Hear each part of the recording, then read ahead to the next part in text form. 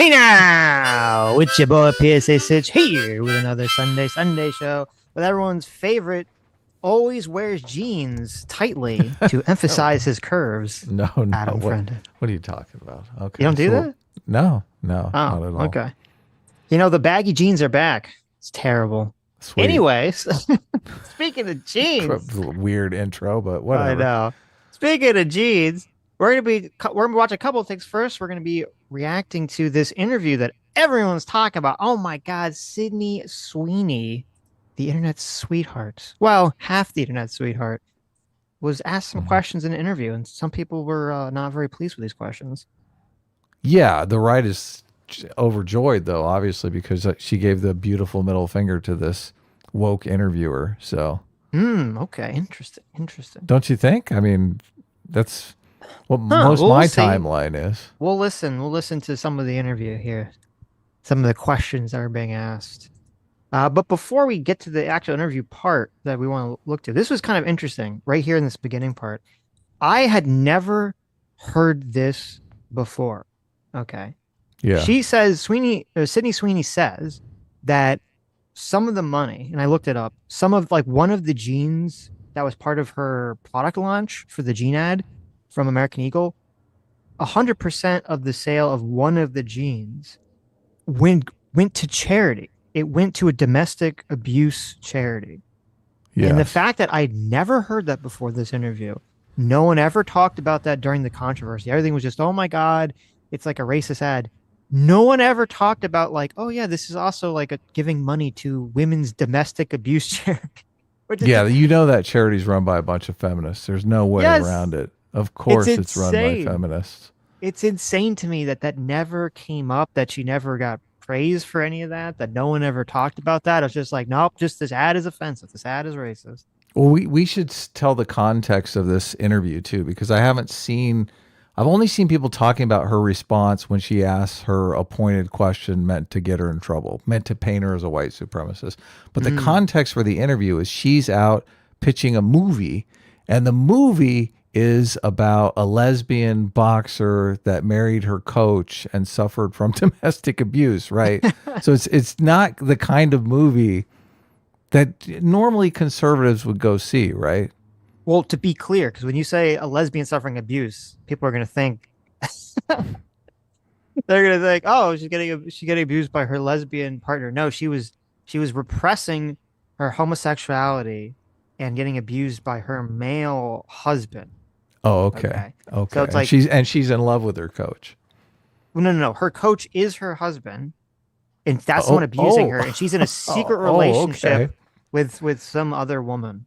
Okay. Okay. Okay, so this movie, so you hear Very this now. progressive. Now, this is based off of, supposedly this is based off of a real person. I don't know anything about this. I've never heard about this person whatsoever. The movie's called Christie. And yeah, like this is the most, like you just hear that and you say, okay, well, that sounds like one of the most progressive movies you've ever heard. So you would think that people on the left would be happy about this. They'd say, okay, it's, very, very ultra, mega progressive movies hitting all the right notes. And yet the movie's doing very poorly right now at a very, it's Right. like it's flopping in the box office. Right. And I saw a lot of, big leftists, big socialist accounts on X that were celebrating this, that were mocking this, that were making fun of like, oh, you put your lot in with the white supremacists.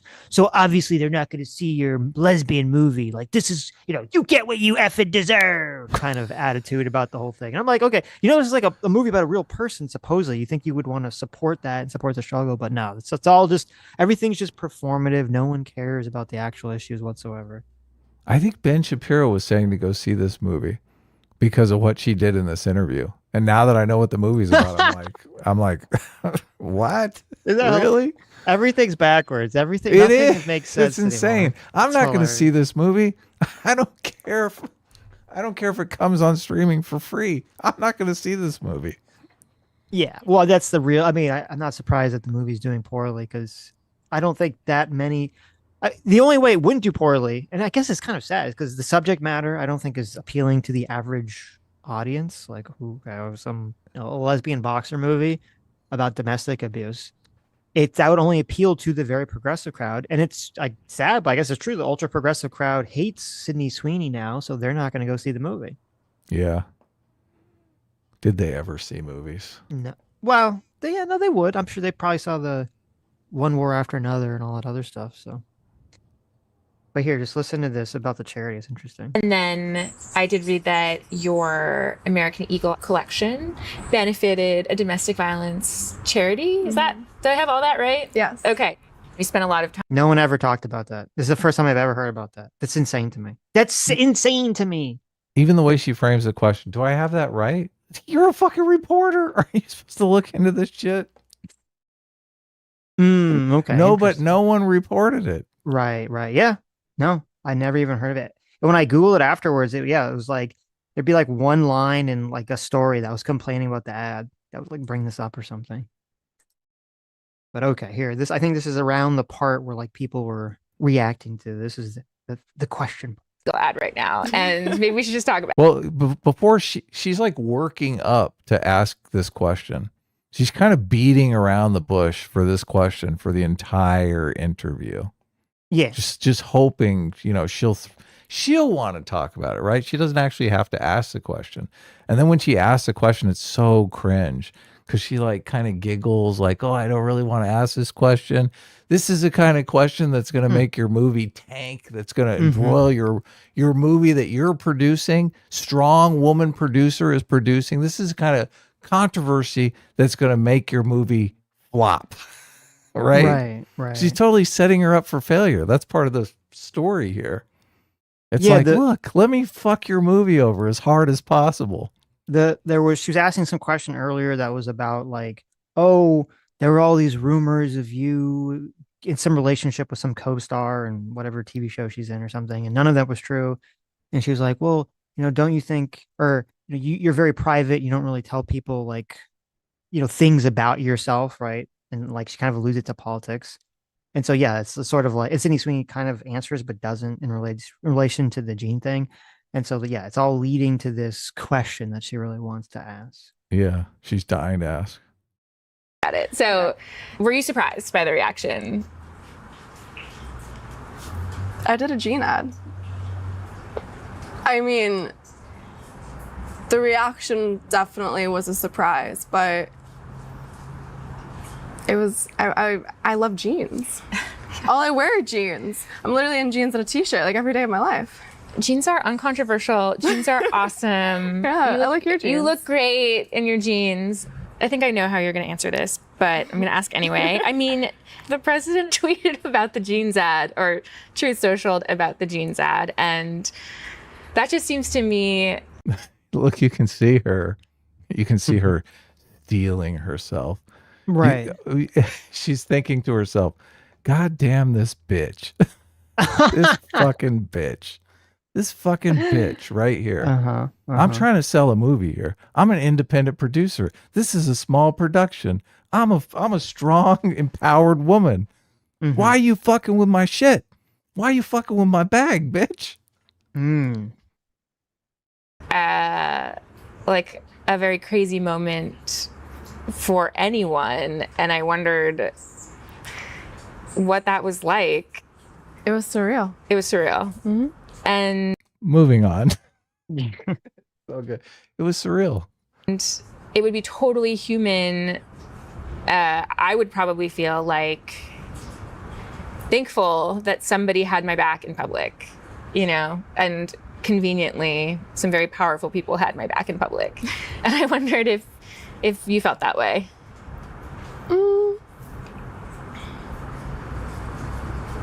I don't think that. It's not that feeling I didn't have that feeling. Okay. Let me go back. She asked that question. So it's this kind of interesting way of framing the question, which is, were you basically saying, or were you happy that Donald Trump defended you in public, right? Yeah. That Donald Trump had your back. Right. Which is it's an interesting way of framing the question, because it's not like necessarily saying like, oh, are you racist, or was there some sort of racist undertone to the gene ad? But obviously if you answer in the affirmative, like that would cause controversy, like because Donald Trump himself is a very controversial person. even though normally you would hope that like in a completely in a more apolitical setting, most people would be happy if the president of the United States, regardless of who they were, defended them in some capacity, right? Right. I mean, I'd rather have him tweet, "Go see my movie," but Well, that's true. everyone would be like, "What? Trump had us go see some lesbian movie?"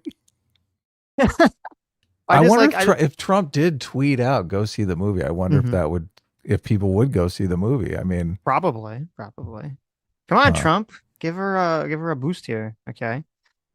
I I mean, do like that would be a good answer because this controversy went everywhere, and Trump might actually tweet, "Go see the movie," if she had answered the way I'm saying she should right. answer. Yeah. Yeah, no, you know what? You're right. That would have been the genius answer. Would have been like, well, I'd be more happy if he tweeted for people to go see my No, movie, right? everyone is talking about this interview. Nobody knows it's about a fucking movie that she's got Yeah, coming you're out. right. You're right. It's it's interesting. A lot of times you see politicians or celebrities and people will be asking them questions and they always will just like pivot back to the same thing. Yes. And people who watch the whole interviews, they go, "Oh, it's like really annoying. It's boring. They don't understand why he's doing it." This is why they're doing it. It's because they know that there's going to be some clip and that maybe will go viral, and they want to make sure that whatever that clip is has the product The in it, has the topic. ad in it. Yeah. Yeah. I just like the listen. I like the long pause here after she asked this question. And conveniently, some very powerful people had my back in public. And I wondered if you felt that way. This is when we need like the anime slow zoom in to like Sydney Sweeney, and you hear like the Death Note music playing, like da, na, na, na, na, na. You hear her Yeah, internal totally. monologue. She's like, okay, if I answer the question in this way, she'll expect this answer. But if I answered it this way, well, then I'll get in trouble with the left. But if I answer it this way, I'll get in trouble with the Trump crowd. I just like hear like all the different like little possible pathways she could go with this. What do you think the chances this GQ interviewer would really like the president to have her back in public? I mean, I don't know anything about the interview at all, but I can assume probably, wouldn't be too happy about it. GQ famously went after Jordan Peterson with that totally bad faith interview. Oh yeah, that's right. I can't remember the interviewer's name, but it's so weird that it's Gentleman's Quarterly and it's completely been taken over by women. Yeah, yeah. No, I mean it's weird, and people pointing this out as weird. You have the Gentleman's Quarterly, so you'd expect it to be like hot babes and everything, and yeah, but no, it's Cucks Quarterly. Gentleman's Cuckerly. Exactly. I don't think that it's not that that feeling I didn't have that feeling, but I wasn't thinking of it like that, or like of any of it. I kind of just put my phone away. I was filming every day. I'm filming Euphoria, so I'm working like 16-hour days, and I don't really bring my phone on set, so I work and then I go home and I go to sleep. So I didn't really see a lot of it. You've made a really good case for keeping your thoughts and your life separate. So she gives a pretty safe answer, right? She's like, I didn't even see nothing. I was busy. I'm not online. I don't know what's going on. Okay, what are you people talking? There was controversy. What controversy? What? I'm filming. What do you mean controversy? What? Now, look, now that I know that she produced this movie, it makes perfectly sense that she went butt naked to these award ceremonies. She's like, baby, I got a film to sell.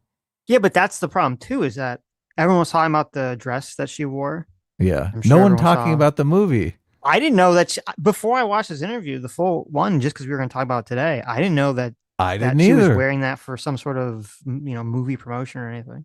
Yep. Nobody knew. So sad. By that. Yeah. You've come here like really willing to talk about this whole discourse that doesn't have that much to do with you, and I'm grateful for that. Is there something that you want to say about the ad itself? The Sydney Sweeney has great genes. Do you have...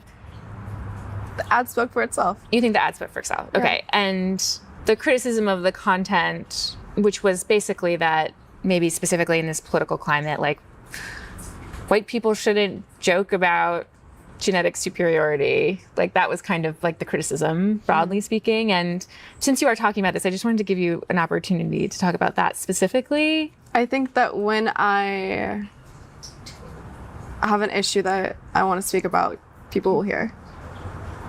We should talk about Cassie. You got back together with Cassie. You spent Okay, that's it. That's it. That's all she says. Right. This is very interesting in terms of this is the kind of answer that I feel you would hear from any celebrity, and it would be the norm like 15 years ago. Oh Any yeah, celebrity totally. in Totally. any controversy, they always give these kind of like, I'm not really going to talk about it. It doesn't matter. I have a project.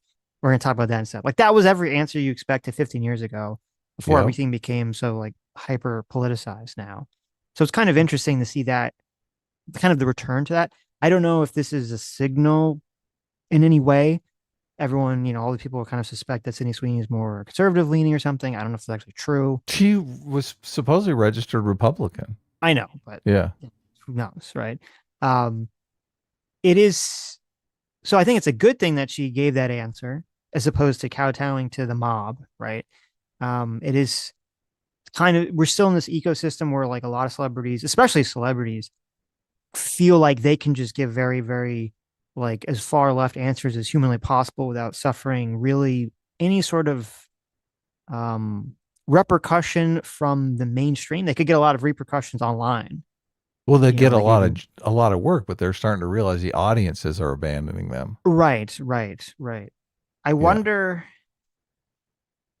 I wonder if it would have been better politically, or not politically, but like for her career to just be like super unapologetically like, no, you guys are crazy. There's nothing like that in this ad. People are just like insane. Like, you think it would have been better for her to just be like really like double down, triple down on it? That's a good question. I'm not sure I know the answer to that. Mm-hmm. The reason that it's a difficult question is because her movie is so left leaning woke Right. progressive. So Right. if she was selling a conservative movie, I'd say hell yeah, of course. And your movie's going to be a blockbuster, and you're going to be the next it girl at the Daily Wire. Mm-hmm. But like I said, the virtue signaling is really about getting the eyes of the industry, right? The producers, the other talent, all of these people, they're in a religion together. It's the progressive religion.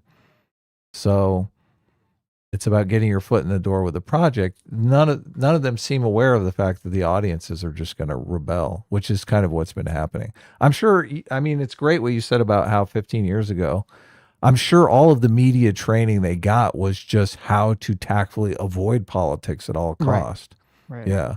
And now it's just, now we're kind of going back in that direction. There was the story going around about Jennifer Lawrence, who had regretted talking about politics so much early in her career because she's starting to think the audiences have turned on her, and now she's trying to avoid politics as well. Mm-hmm. So Yeah, which to me is a stronger signal of like what the future may hold for Hollywood, moving away from all the ultra progressive stuff. right. So basically, what you're saying is that if she had done a movie that was about a female ICE agent stopping a terrorist attack by an illegal immigrant, then she should have doubled down on it. But since she's doing the movie about the closeted lesbian being abused by her husband, it's like, well, maybe not. Well, Maybe it's not so clear. Isn't this movie really a pitch? I mean, the movie itself seems like a giant virtue signal to Hollywood, right? Look, I'm with you guys. I haven't seen the movie. It just sounds like it is, right? Right. It does, as I said, it's supposedly based on like a real person. Yeah. So, but yeah, I mean, it feels like kind of like Oscar bait, I guess. Yes. And Yeah. though Million Dollar Baby famously got an Oscar about a Right. boxer. Yeah, yes, exactly. It feels like, okay, we need to do another $1 Million Baby. I don't think it's going to, just because people don't like Sydney Sweeney. I haven't seen the movie, so I don't even know if it's good or not. So But look, let's take that into account. Let's just say this is total Oscar bait. She's not worried about it doing gangbusters at the box office. She's thinking, well, it'll do gangbusters after it wins an Oscar. So do you think coming out and doubling down on the jeans ad would be a good play for an I Oscar guess win? not. No, I guess it would. it Yeah, would be that would have like been. You're right. flushing Yeah. that down the toilet. Right. So this But would have been the this is why best she's looking at move. her this way about the interview. She's like, listen, Right. I have an Oscar bait movie up here. And Mhm. you're bringing this jeans ad shit up? What the fuck are you doing to me, bitch? She's Yeah. right now. She's hiring a hitman for that woman. I'm telling you. Well, this might be controversial. I actually have mixed feelings about this interview. Mm-hmm. Because on one hand, it's GQ, so who gives a shit, right? Well, I guess I don't know because they did do the Jordan Peterson interview, so I don't know how political GQ is normally. I've never read a GQ magazine in my entire life, so maybe it is something that covers politics. If it is something that covers politics like normally, I actually wouldn't have a problem with them asking this question as long as, like, if they ambush them and like, oh, we're just going to talk about your movie, and then it's like, surprise, we're actually going to talk about this, then that's wrong. But if they're like, oh, we're going to talk about a bunch of things, or maybe we'll talk about the jeans ad or whatever, and she agreed to it, I think it's a fair question. It was a very big thing that happened in the media. A lot of people have a lot of thoughts about it. I would be interested to hear her take on the ad and what she actually thinks about it, and whether it was just, was it supposed to be a little bit like nanny nanny boo boo, we're teasing you, or was it just no one thought of it that way? I'm genuinely curious to the answer to that question. And I think it's totally fair to ask her or anyone involved with it that question in an interview. Was it intended to be provocative? I think is the question. Right. Yeah. Exactly. Yeah. And I think all good advertising is intended to be provocative. So, Mm-hmm. Mm-hmm. So, and I mean, I get the same vibe that I think most people do. We're from the reporter, which again, it's a vibe. It's a mind reading of like, yeah, she seems like she's probably on, kind of progressive and didn't like the ad herself and all this other stuff. what's But up with her trolley posture? She looks like she lives under a bridge. while she's sitting next to the symbol of the generation's female, femininity, Archetyped. so she feels a little, overwhelmed, right? She feels inferior. She feels inferior. She feels a little, overpowered at the moment. She's She shirking looks- down away from She this, looks like she belongs in an SNL skit. Well, it might just be a. Spend some time in Cassie Land. I guess I don't know. Maybe it's just the chairs. Yeah. Well, she's not. Yeah, Sydney's sitting. Well, it's hard to tell with the jacket, but it looks like she's sitting up more upright. Maybe she just has really bad posture. Because you're right. She's like very She's like slunched over. slinking away. Yeah, she's very She's slunched trying to over. make herself look very small. Yeah, maybe. Listen, I was kind of joking, but maybe not. Maybe maybe other women are like, they're uncomfortable in the presence of the Sweeney. They are, yeah. Yes, yes. There's all that intermate competition going on now. Of course. So I think she did a good job, but again, I don't. Who did a good job? The interviewer or the Sydney Sweeney did Yeah. a good job. I don't really feel any ill will towards the questions. I think they were mostly fair questions. Okay. So that might be controversial. That is the controversial part. That's the controversial one. So he asked the question. It was fine. She asked. I mean, she asked it like directly twice, and Sydney, she kind of did a deflection, and then they moved on. I mean, the majority of the interviews. I think that I jeans thought the ad or majority. anything. I thought there was several questions that seemed to be pointed towards this. That were I agree kind with of that. I agree. Go with that. moving in that direction. Right. Yeah. Eh. You're very private about your white supremacy. Why are you so private about that? I don't like that outfit she's wearing though. Sydney Sweeney's wearing. I don't like the big jacket. Okay.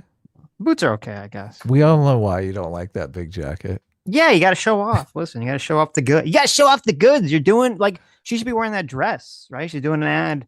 She's trying to do it. There's no Here- mystery left. I've seen her butt naked now. Okay. Here's There's what. absolutely no mystery. Here's what she should have done. Too That much. dress. Too much. Here's how she screwed up. Okay, for the future. If you're listening, Sydney, you wear that something like that dress to the next time you're promoting your movie, but you have to have like right under your tits like the title of the movie. Yeah. Right there. Okay, and it says like coming November 7th, and it's just like the title of the movie right under your tits. So everyone sees it immediately. They know what's going on. Right. Because Yeah. no one knew. Everyone just saw the boobs and then they said, oh, boobs. They I didn't don't know even there's know a the movie name of attached the to those movie. boobs. Yeah. Yeah. I don't know the name of the movie. Christy. Christy. Okay. Yeah. So you can just put Christy right there. That J would Mac, work.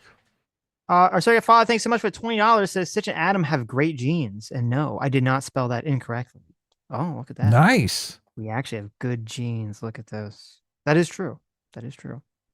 And J Mac for another $20. Thanks so much. The best part about this has been the new meme template that came from it. Sydney's icy stare was perfect, capturing such raw, unbridled contempt in real time. Yes, I It's totally just agree. chef's kiss. That's true. That's true. She And J Mac for embodied another the $20. Thank you, contempt J Mac. most Love, people are love. feeling towards the media. So she did Yes. that well. For another $20, J Mac says, is Sydney Sweeney a lesbian? If not, isn't that kind of a big no-no for the crazy lefties and insane Hollywood types? Didn't ScarJo get capped on for the trans movie she was going to do? Oh, that's a good question. I didn't think about that. I mean, Sydney Sweeney's not a lesbian. She No, had a boyfriend in the past. that she dumped for a woman. Well, we don't know. No, yeah, I don't think so. She It's said she's officially single in this in this interview. Yeah. Yeah, So, but she said she's looking. Well, she said she doesn't have any intention to like jump around between men, but that she, wants to find some man that she loves. And it sounded like she was saying a man, so I don't think she's suddenly become a lesbian or anything. Um, that is interesting that no one really pointed that out. I wonder if there's a difference between playing a lesbian versus playing a trans person.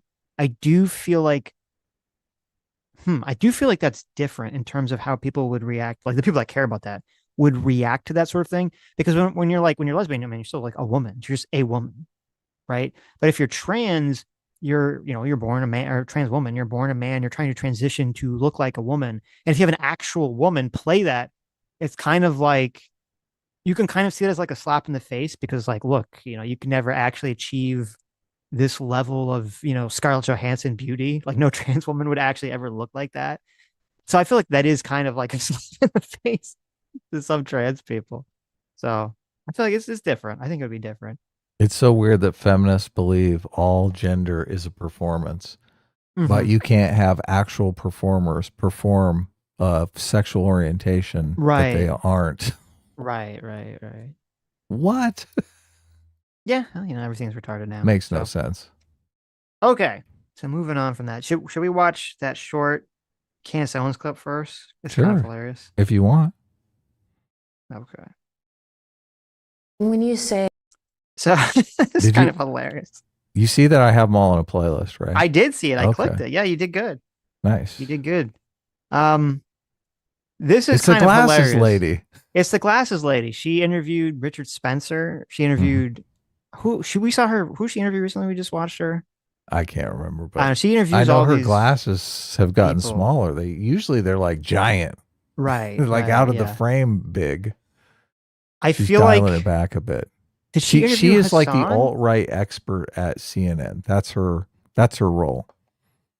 I know that the Hobbit interviewed Hassan, but did this lady interview Hassan? She interviewed someone I thought that was not on the right recently that we watched. Yeah, but it was around the Nazi thing. Okay. She is like the alt-right specialist. She's like Right. the covert Nazi Oh, it was Tim specialist Dillon. at Thank you, CNN. Chad. It was Tim Dillon. Okay, so we We watched it. Yeah, see? Right. So yes, she is we're talking to the right wing person. Get out the Who from Whoville.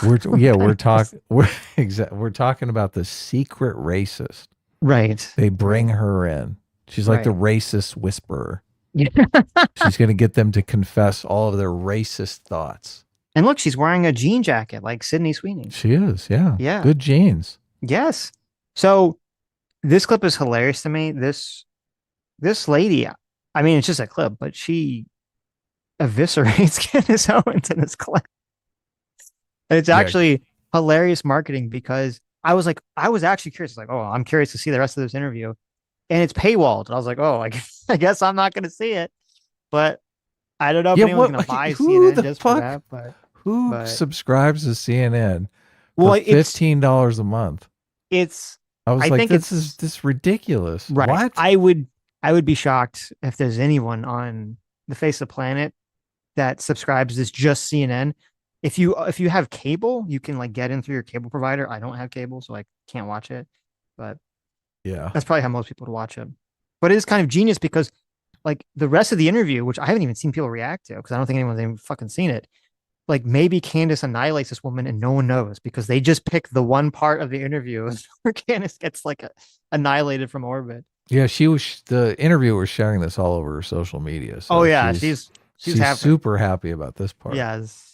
Candace does look like paranoid delusional. She does, and she looks hyper nervous. She looks very uncomfortable. Right. Say you believe that Charlie Kirk was betrayed by someone close to him. What do you mean? What? Okay, I'm sorry to stop. Just look, Candace's. Are we reading this? Like Candace's face is weird. You like the way she's like When you moving her mouth and her eyes.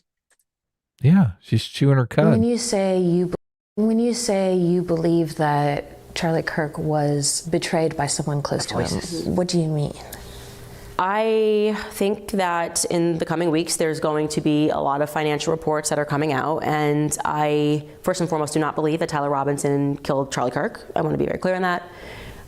Whether he was involved, I think the answer is yes. I think that's obvious. And your basis for saying he... What the fuck? He was involved but didn't kill him? Well, it's obvious. How's that? What? How is it? He How's it stole his obvious? dad's gun. What the fuck? How's it obvious he was involved, but not the shooter? What was, Like, what I was understand his you could say job to that. take his dad's gun to the Yeah. shooter? Was he not on the I don't roof? know. They have like a palm print and shit from him climbing down the roof. Well, she'll have some theory like, well, no, he was there. That all happened, but it was all like that was all the distraction for the real shooter. There was the Israeli agent who popped up from the secret Jew tunnel to Charlie Kirk's like right and then shot him while everyone was distracted by the guy on the roof. You know, there's a detailed autopsy out there for Charlie Kirk. Fucking-teed. There is. He has super bones. Yeah. I do remember now. Come to think of it. Yes, his super bones. Yeah. Didn't act alone is what? I don't know, maybe the weird Fed messages that were concocted out of thin air that had no timestamp and were written like they were speaking in 1822, among other things. Their lack of an ability to answer any basic questions about what took place. But do you have any? This is so dumb. How?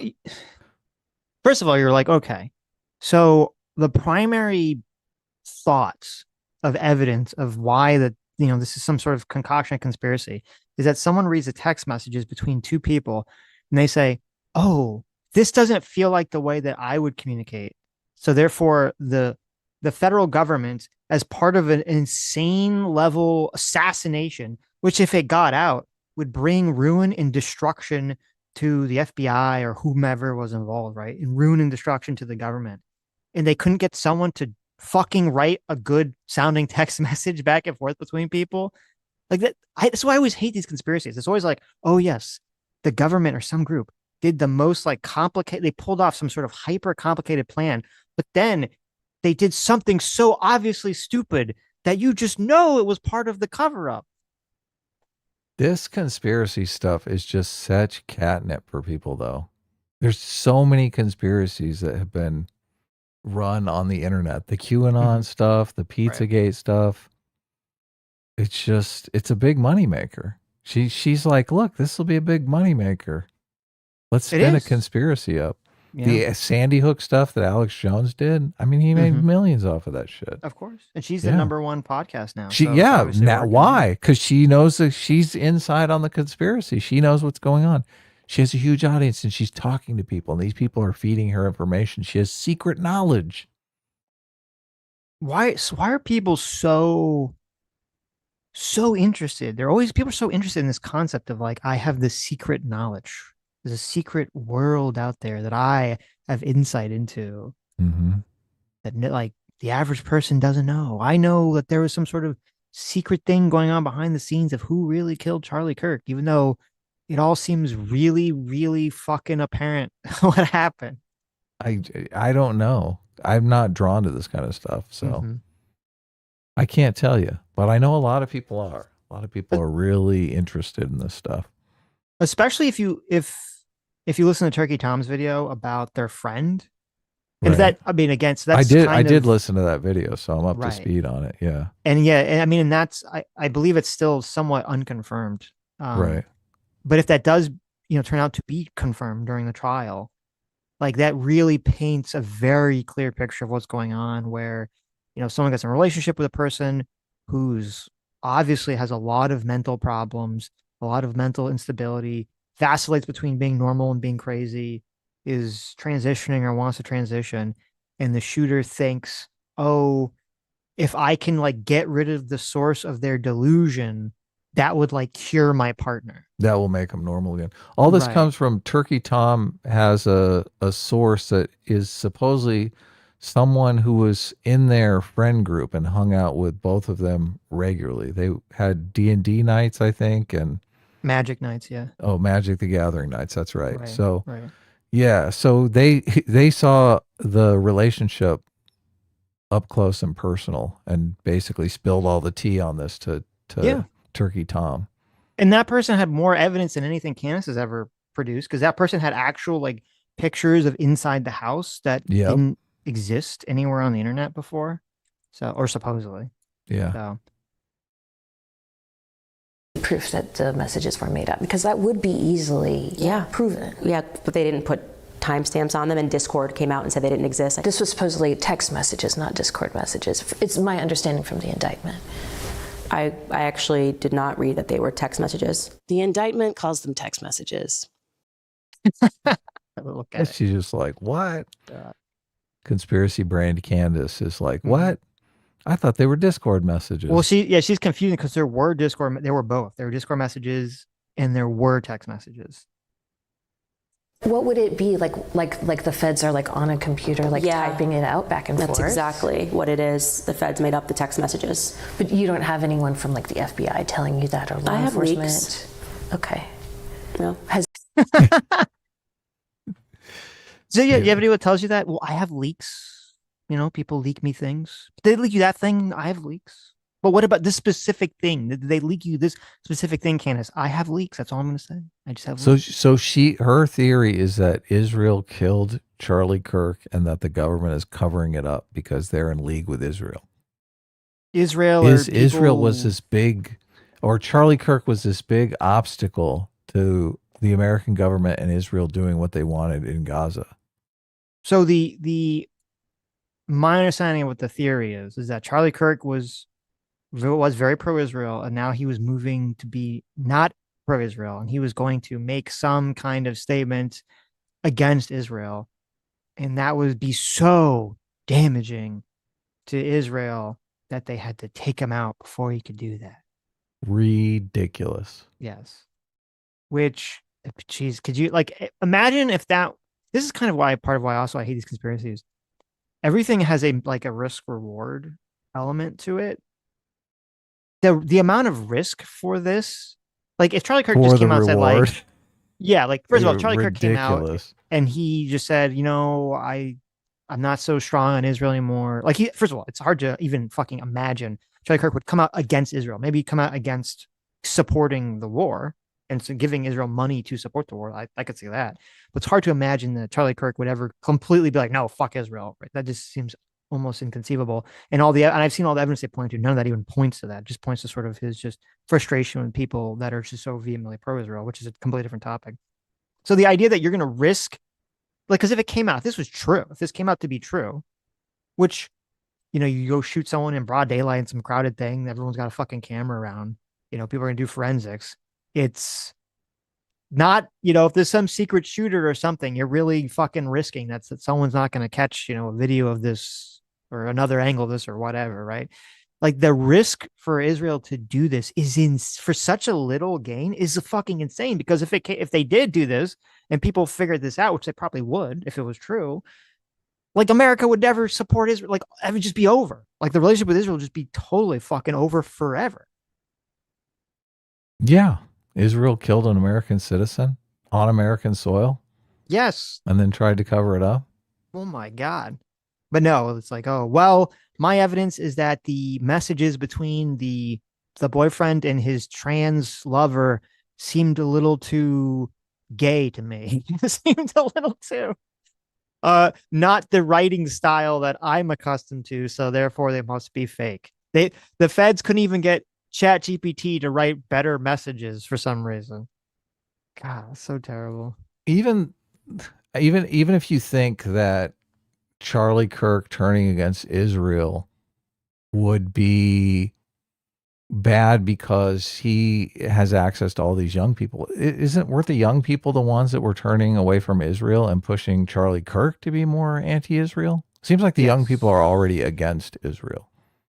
Yeah, I guess their argument would be they would think he would have a broader pull on the mainstream right to be anti-Israel. Would be a broader pull than Tucker Carlson, who is vehemently anti-Israel already. I mean, why isn't they?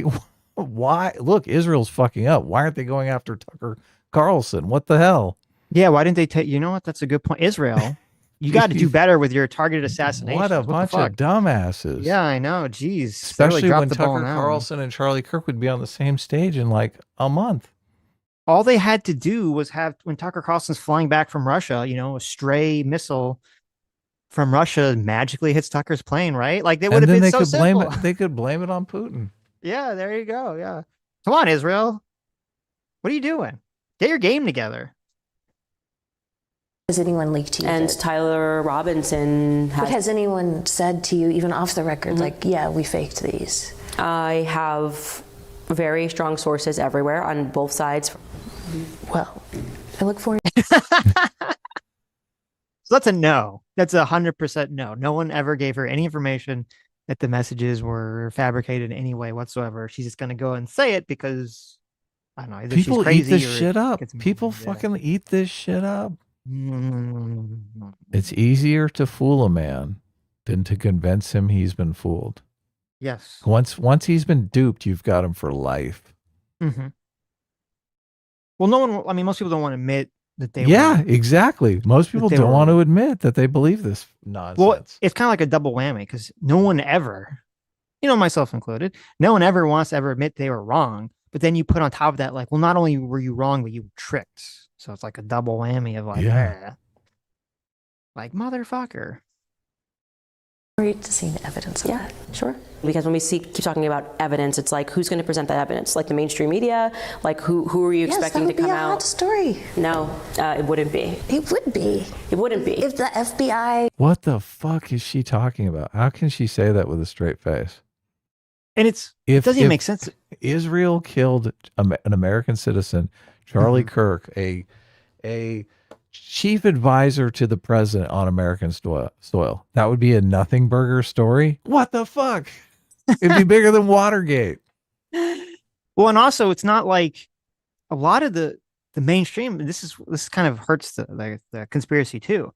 What has people been saying about the mainstream for the last 10 years? Well, it's like very left-wing bias. Well, the left wing doesn't like Israel. No, they hate Israel. Yeah. So you're telling me that all these left-wing biased publications would not be interested in that don't like Israel already, wouldn't be super hungry, super champing at the bit here to like be like, oh yeah, here's a story, here's evidence we found that Israel killed Charlie Kirk. You think oh my God, they'd be like so horny for that. Yeah, they would love it, obviously. Be a giant story. But this is why Candace is milking that story, because it is a giant story. Right. You just have to be an idiot to believe it. Mm-hmm. Mm-hmm. Like if I had a source telling me, like if I had proof that the FBI faked those messages, that would be an enormous story. Yeah, I kind of feel like we live in a post-Epstein world and we know how stories get shut down. And God, what does that even mean? She's just making excuses. The next thing she's going to say is like, I'm worried about my life. If I acknowledge my sources, they're going to kill me. They're Of going to course. Epstein me. Of course. My life is in danger. How's They're her gonna how's her court case going against the woman she said was trans? See, I wonder if that's part of what's going on here is that maybe that case is going very poorly. And so she's kind of in this frantic, like, I have to generate as much money as like humanly possible before I get slammed with some sort of damages against me for this case that she's probably going to lose tremendously. Yeah. Wow. It's so crazy because she's doing it on the grave of her so-called bestie, Charlie Kirk. Yes. I mean, And she's that's completely shitting all over his legacy. well, I think we're really seeing who in like the internet pundit sphere is afraid of their audience, who's selling out, and um who has actual integrity. Yeah. Because you have like, and this was I was very pleasantly surprised to see Crowder so hard against this because it's true. It is, as you're saying, it is very disgusting to be attacking Charlie Kirk's friends and family in such a way, and his wife in such a way about this situation when you really have no evidence whatsoever. She has some theories, just some vibes based on some text messages. She's like, "Oh, well, these text messages seem off, so I'm going to concoct this whole theory." It's ridiculous. Yeah, it's totally ridiculous. And look, she's got to know that this is horrible for Republicans. I mean, this does not make Republicans look good because obviously the narrative that Charlie Kirk was killed by a person in a relationship with a trans person. I mean, that's their bread and butter. They're always making those charts about all the trans shooters and whatnot. So they want to draw this correlation between transness and mental illness. Mm-hmm. And this case reeks of that. And then she's going around undermining that narrative for the Republican Party just so that she can make some money off of a conspiracy theory. I mean, that doesn't really make her seem like a team player in the Republican endeavor. No. Yeah. Well, she's not. Yeah, she could care less about whether Yeah. Republicans win the next election. No. Yeah. And keep the Democrats who want to trans everyone's kids at bay. Well, that's why I'm kind of interested in seeing a lot of people's reactions to this is that it does destroy. There was such a strong narrative. Obviously, we talked about it a lot right after he was killed of, the left has the left gone too far? The left has gone too far with calling Trump and Charlie Kirk, all these people racist, fascist, neo-Nazis, and all these other things, and sort of cultivating this concept or this potential of violence, right, against Charlie Kirk or people like that. And that was such a prominent topic. And now it's interesting to see so many people on the right basically get suckered away from that 100%. Because all that talk just completely disappears. If you buy this narrative that it was all Israel and all that other stuff, like then all that conversation is just gone. None of that matters because none of it was true. It had no influence whatsoever on anyone involved in the killing. Did you see Ye going to the Jewish priests and asking for forgiveness? What do they call Jewish priests? A rabbi? Rabbis. That's it. Did you see that clip going around? I did see the clip. Yeah, it looked kind of funny and surreal. Yeah. It's funny. I remember Sam showed me this clip, and I was like, "Oh, that's weird." And she's like, "Who is this?" Like, and she's talking about the rabbi, and I'm like, "I don't know. I don't know who that is." And she's like, "What? That's not like the Jewish Pope?" I'm like, "There is no Jewish Pope." And she's like, "What do you mean? There's no head Jew?" And I'm like, "No, there is no head Jew."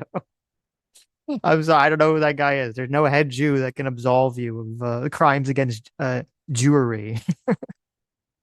Is Candace Owens currently MAGA? Was she ever MAGA? I don't know. I just looked. I think she was. I assume she was.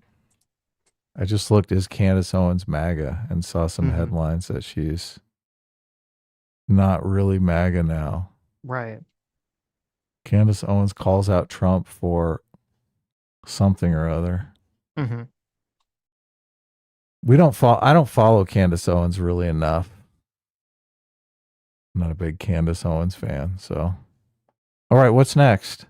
Okay, so this is a pretty interesting conversation. This is Megyn Kelly had all the Daily Wire hosts on, and they all talked about kind of like I didn't think it was very interesting, except when Ben Shapiro comes on, because then they talk almost exclusively about all the drama that's been going on right now that everyone seems to be so plugged into and talking about all the time. And Ben, I think, does a fantastic job at really verbalizing what the issue is, especially when I think it was the day before or a couple days before, Megyn Kelly talked to Tucker Carlson, and he gave the NPC response, which was, "Well, how dare you tell me how to conduct an interview?" Which is the NPC response because everyone that would agree with that has also complained about some other interviewer giving a bad interview to someone they didn't like, right? No one actually believes that at all. It's that's a kind of excuse that's only exist to further sort of a tribal defense, because as soon as CNN interviews Hassan, like, and they don't talk about the terrorism, or like imagine if someone interviewed Hassan about the dog collar thing, and Hassan, they're like, oh, you're in this controversy right now, and people are saying you shocked your dog. And then he's like, well, I showed the collar and it wasn't a shock collar. And I held it up and you could see there's no prongs. And if instead of the interviewer, giving a fuck, What was like, that well, tape? yeah, but like, did you put, tape on it? Why would you put tape on it? What was that about? If they just said, oh, okay, and then they moved on. So from someone watching the interview, if they didn't know anything about the story, they'd think, oh, well, he showed, and then say they even showed the clip of him showing them the collar, and they just said, oh, well, look, he showed it. It's obviously fake, right? That people would just think, oh, well, then he's innocent. He's People are innocent. crazy, right? And everyone would have a problem with that, as they should have a problem with that. But then, you get these like, oh, well, now that it's my team or my side, or I don't like this. And it's like, how dare you? You get sort of this Greta Thunberg mixed with Dave Smith. How dare you tell someone else how to do an interview? Oh, Yeah, exactly. Bunch of fainting couches. yes. Candace Owens comes up in this, which I'm assuming we're going to watch the bulk of this, right? Yeah. We're going to watch I think it's like about 40 minutes or so. And you watched the interview she had with Tucker the night before, where Tucker was just saying, oh, I did great. I was trying to talk Nick Fuentes off the Holocaust denial ledge. That's basically the story that's going around. Which I knew he was going to use that as the excuse. I really feel like he only even threw in his slight pushback in the conversation just so he could give that defense. And then he lied because he says, well, oh, the only thing I care about is I care about what I think, what my family and children think, and what God thinks. I'm like, oh, you don't care what your viewers think? Really? You don't care? Really? You don't have a single thought in your mind about your viewership whatsoever? Oh, that's very interesting. It's hard to believe, but yeah, right. So, but there is something that's kind of interesting. But before this clip, Megyn Kelly told this story that I had no idea about this, that when Megyn Kelly got fired, if you remember, she got fired from, was it MSNBC? She made some comment. They were having some conversation about like blackface during Halloween. Yes, I remember. And she made some comment, and she made a completely innocuous comment about how, well, what if you're dressing up as some famous like black celebrity? I think it was Diana Ross. She said, I'm a huge Diana Ross fan. What if I dressed up like Diana Ross? Right. And she meant like didn't wear the Diana Ross outfit. Yeah. Right. Yeah. She's like, if I was a child and I really like Diana Ross and I dressed up as her, is it really that bad if I put, shoe polish, if I put, black paint on my face? And just for asking that question, not, she didn't do it. She didn't show up, which would have been pretty hilarious. Just for asking that question, they fired her, which was completely She's supposed to know the answer to that question, right. Stitch. Right. Of course she should be fired. Well, that was in the height. What year was that? Because that must have been like in the height of the cancel culture craze. peak Which it does insane woke. match my definition of cancel culture, because obviously there wasn't a racist reason to ask that whatsoever. No, no. So it was 2018. So I guess it was actually before, I would say peak woke was like BLM 2020. So it was actually a little bit before people, but it was definitely during, the woke season 2018 that happened. 2017 is like when it really started ramping up. Yes, right. Although So 2016, I guess 2017 was when the Charlottesville thing happened, right at the beginning of Trump's presidency. yeah, well, I mean, it starts in like 2014, 2015, and then slowly it starts, getting stronger, obviously. A lot of people Um, mark the campus outburst with Christakis on the Harvard campus, where the girl is just yelling in his face about the email about the Halloween costumes. She's like, "What the fuck?" That was like the first big video that everyone's like, "Whoa." Yeah, but wasn't that was, I thought guess that was 2017. Oh, that was 2015. Oh, okay. Yeah. So I guess that would be a good like Nicholas starting point. Christakis. Yeah. That's Right. the when I listen to these talks, and read books and whatnot, that tends to be like the first outbreak that people point to, because the professors were completely caught off guard. Like they just figured, we'll just send this email out, everything will be done, the adults have spoken, and we'll move on. And Yeah, they didn't expect a mob to gather, a lynch No. mob to gather in the quad and basically try to lynch this professor. If you don't remember, there was it Harvard, right? There was some notice or something about like whether about like people, should they be wearing like culturally insensitive Halloween costumes on campus, whatever that means. And some professor pushed back and saying like, this is ridiculous. Everyone's an adult here, or they're supposed to be an adult here. People can wear, costumes within reason, obviously. And, if it bothers them, they can have a conversation about it. And that led to kind of one of the first big sort of Jordan Peterson-esque moments, even though he was involved, where like there was a crowd of college kids yelling at a professor. Yeah. And it was filmed and uploaded. And I think because I remember when that came out, it seemed like it was early enough that most people were against the kids in that situation that saw that video. They were like, these kids are crazy. These kids are snowflakes. Yeah, a lot of people said that it would just pass. They'd grow up. College is a troubling time, and they would grow out of this. They didn't realize they would take that attitude to Hollywood and Wall Street. Yeah, or that all same attitude. That so much of Hollywood and the media and all these other institutions would bow down to that mentality, to that mob. Yeah. There's a clip that I think we'll watch after this that I think is fantastic. That was from Bill Maher the other day. I don't think it was from this week. I think it was from a few weeks ago, where he was basically talking about something that is so important right now, where he was saying adults need to tell children to shut the fuck up, because that was the big problem that was going on with the left, is that the adults in the room didn't tell the children to fuck off. They allowed the children, who were stupid and naive and insane, to dictate the direction of politics. And that's a horrible place to ever be, because children don't know shit about anything. Yeah. Yeah. But anyway, so the whole point is that before this, she was saying this story, which I never heard of, which was interesting, is that when she got fired from NBC, she was like really depressed and down. And she actually got a phone call from Ben Shapiro, who invited her out, or had this long conversation with her about like picking herself up and starting her own thing. And he was like super kind to her in not being like, oh, you should come work for the Daily Wire, but just in terms of like explaining to her like what it would actually cost and like the logistics of her going and doing her own thing, and how in her mind that was always such a like an amazing thing that he just reached out to her to do this once she got fired.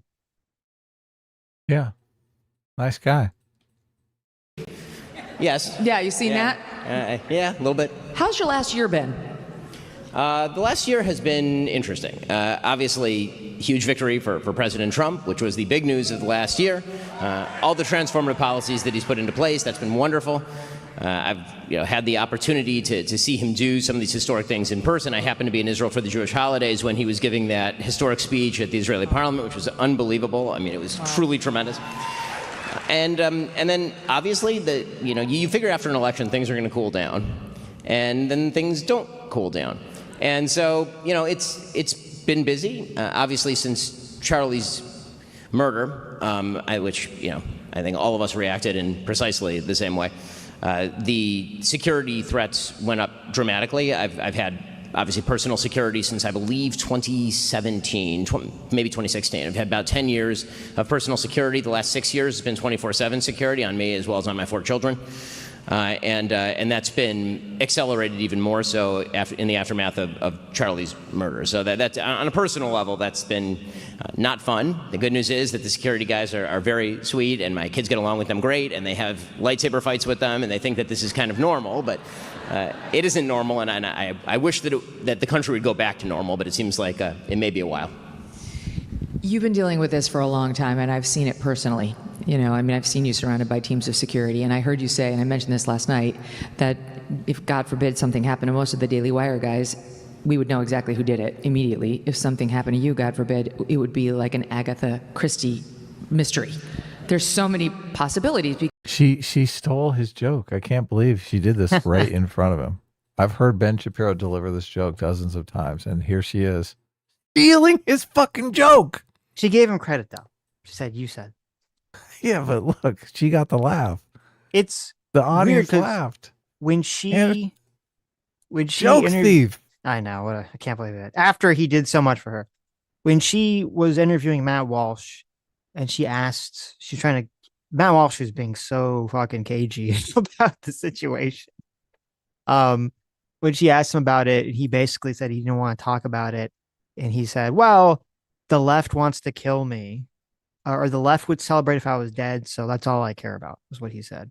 And I'm thinking, like, okay, but aren't you friends with Ben Shapiro? Like, does that bother you that there is this contingency of people on the right that would be a large contingency of people on the right that would be cheering if Ben Shapiro was killed?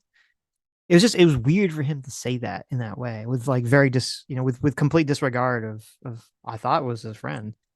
Yeah. Maybe they're just colleagues. Maybe they aren't really friends. Maybe it's like Ben Shapiro's standing in Matt's way. He can move up at the Daily Wire.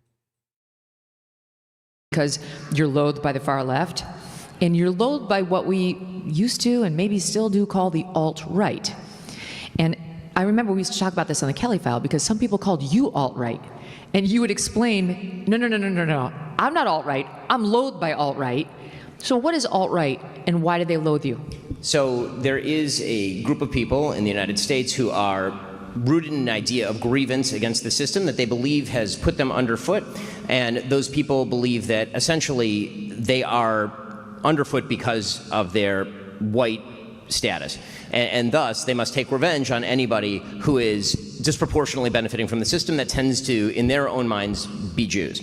And you see this mostly refracted right now through a young man named Nick Fuentes. He's 27 years old. He is the leader of a movement called the Groypers.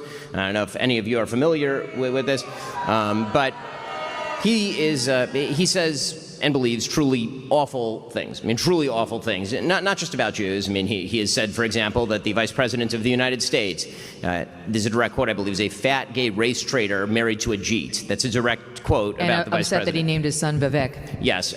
He also has suggested and spent years trying to destroy Charlie Kirk's organization. Charlie, in texts that have now been revealed, called him vermin for exactly this reason and had banned him and his followers from TPUSA because he believed that Nick Fuentes and the Groypers and white supremacy didn't belong as part of the conservative movement. And so the alt-right became this, or they're two sides of the same coin, or they're parts of the same sort of broad movement. And unfortunately, I think that they've gained a foothold in sort of the internet subsystem. I don't think they have a foothold in mainstream America at all.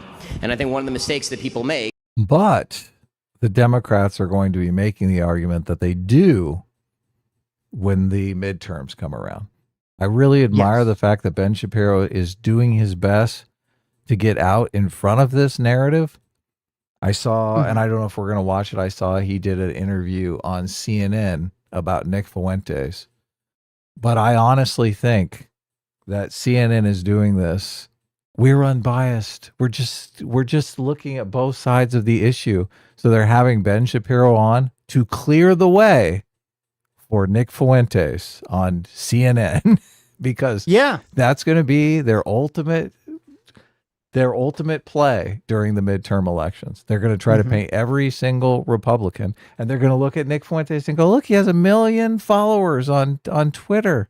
He's huge. Yeah. Which is, it's fascinating to me that we're in this game over this whole interaction. So Nick is very popular, it seems. So the right keeps saying this over and over again. We have to listen to Nick because he's popular. when the left keeps saying, we keep trying to tell you that all conservatives are Nazis. Like both parties are now making that argument. Sitch, what's going on here?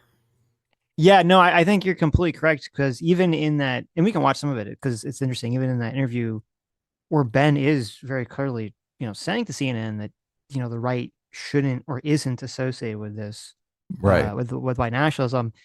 He's talking to Jake Tapper, and Jake Tapper is like, he makes some comment about, how the first thing he says is how Nick Fuentes had that dinner with Donald Trump. Oh yeah, that is in every single story I've read about this. Yes. They don't leave it out anywhere. And they flash some picture. I think that was a picture of them at the dinner or something. Trump standing near Nick Fuentes. Yeah. So, you're 100% correct. The Republicans should be thanking their fucking stars that this is happening now instead of closer to the midterms.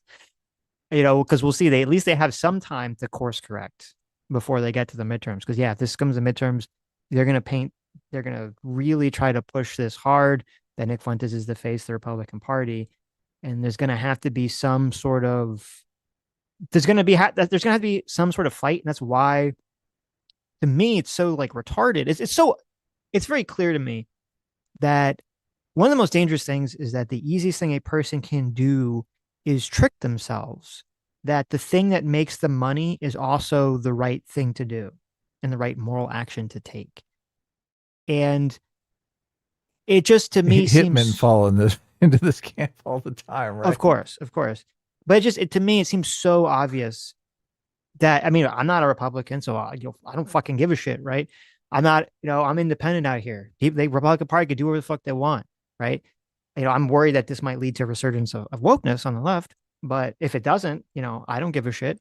But the Republican Party do whatever you want. But I see all these right-wing commentators who I assume supposedly they care about the right and they care about getting political candidates to win elections. Theoretically, yeah, based on that idea.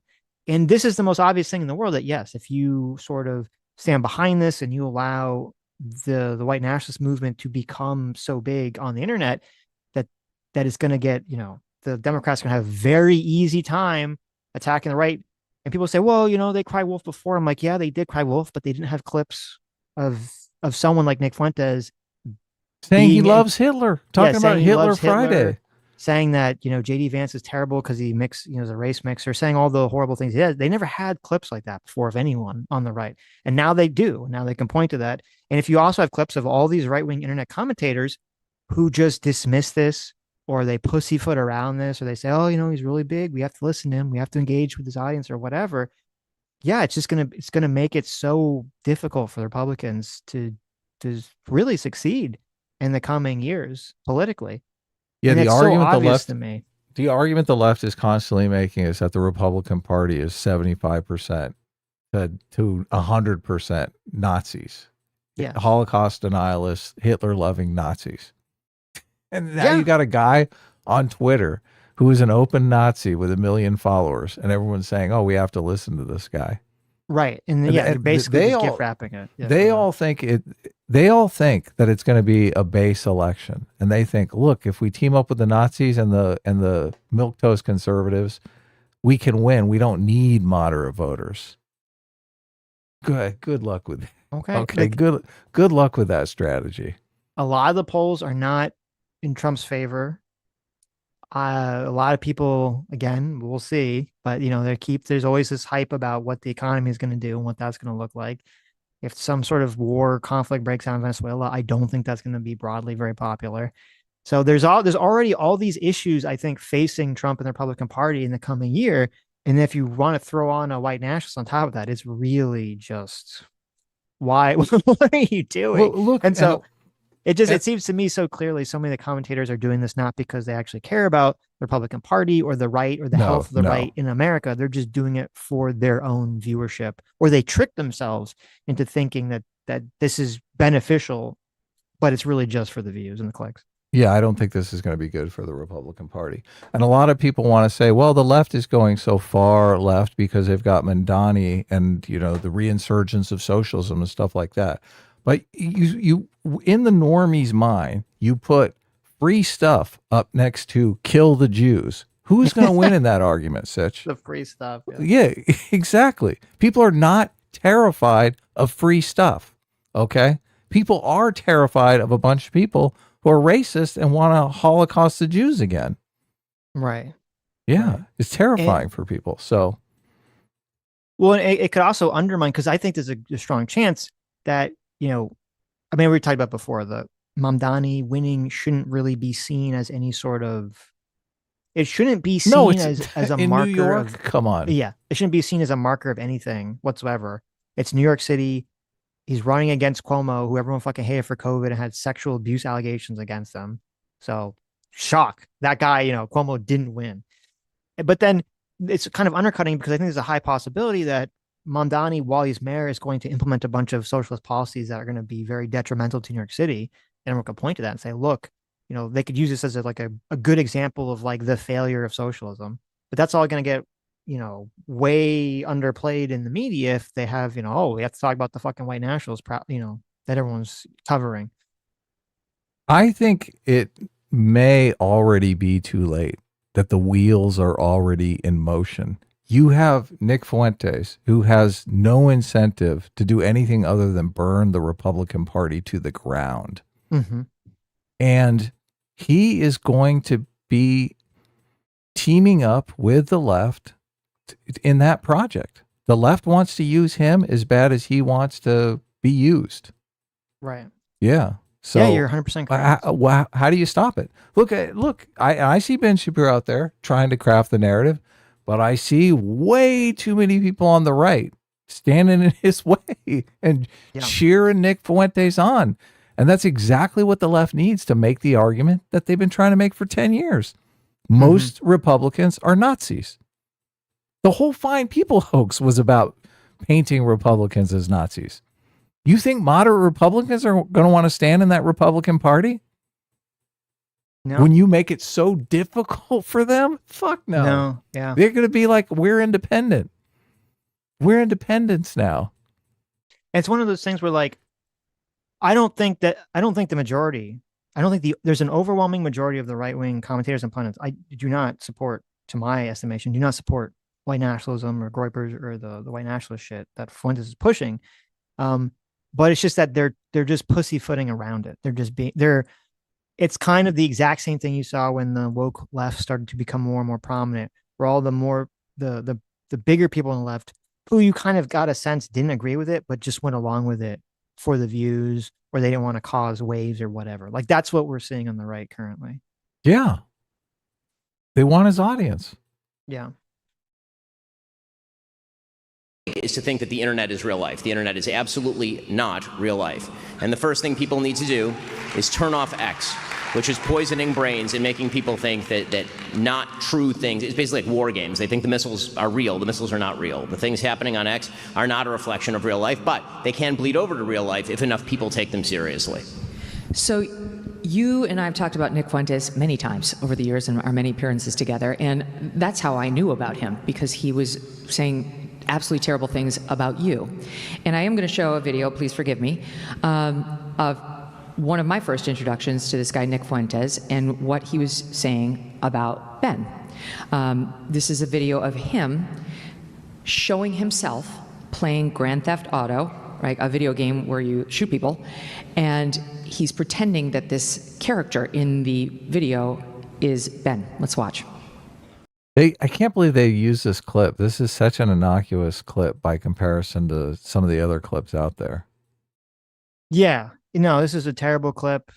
It is baffling that you use it. It's just, I mean, we don't even have to play it because it goes on for way too long. It's just, It does, yeah. he's playing GTA or something and he shoots someone. And then afterwards he makes some comment that's like, oh, he thought that that person looked like Ben Shapiro. Or like, he didn't Right. say that, but that's the implication of what the No, statement he says, I just had a run-in with Ben Shapiro. or something. Yeah, right. Yeah. Which, and Ben's response is perfect because he's like, you can tell he's annoyed that that was the clip that they chose too. Yeah, he's like, I teed you up. We Right. have the guy talking about how he loves Hitler, and that's a clip you're going to play? Yeah, exactly. And it goes on. It goes on. I mean, I would hate for people to believe that the Nick Fuentes sort of, my problems with Nick Fuentes are about me, because they really are not. They are about the fact that Nick Fuentes... Yeah, reducing it to a personal beef when this is the thing that's going to destroy the Republican Party. Like, Ben Shapiro is a Cassandra right now saying, look, Right. we are about to throw away the J.D. Vance presidency over this. They are. Right. They are. Well, Yeah. I don't know. J.D. Vance being in an interracial marriage might be helpful in beating back these claims.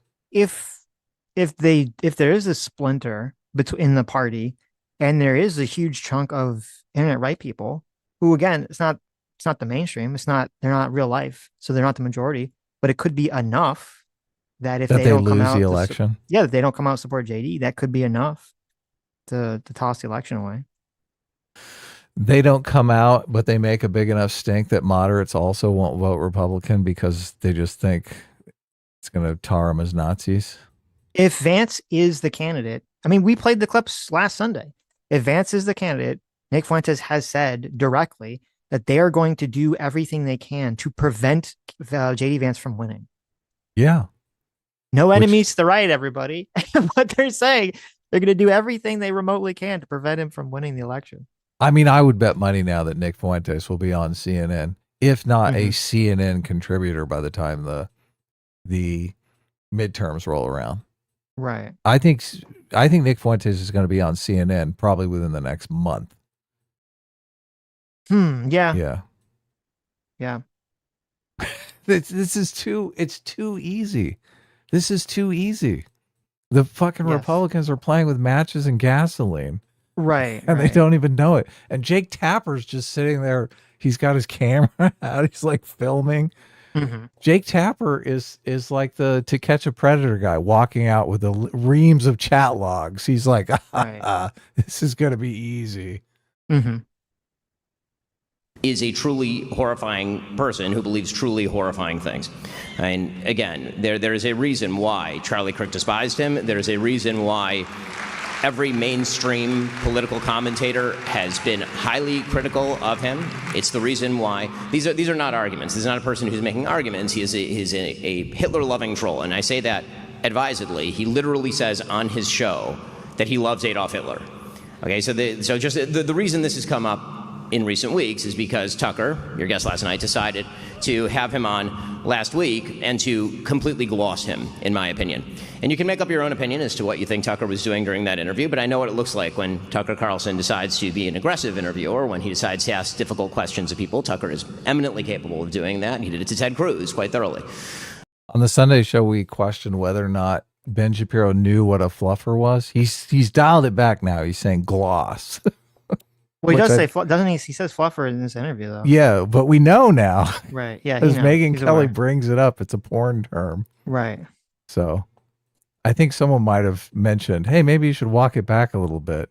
Look, she's trying to end the war between Tucker and Ben. Because she knows it's bad for the Republican Party. Megyn Kelly's the one trying to save the Republican Party here.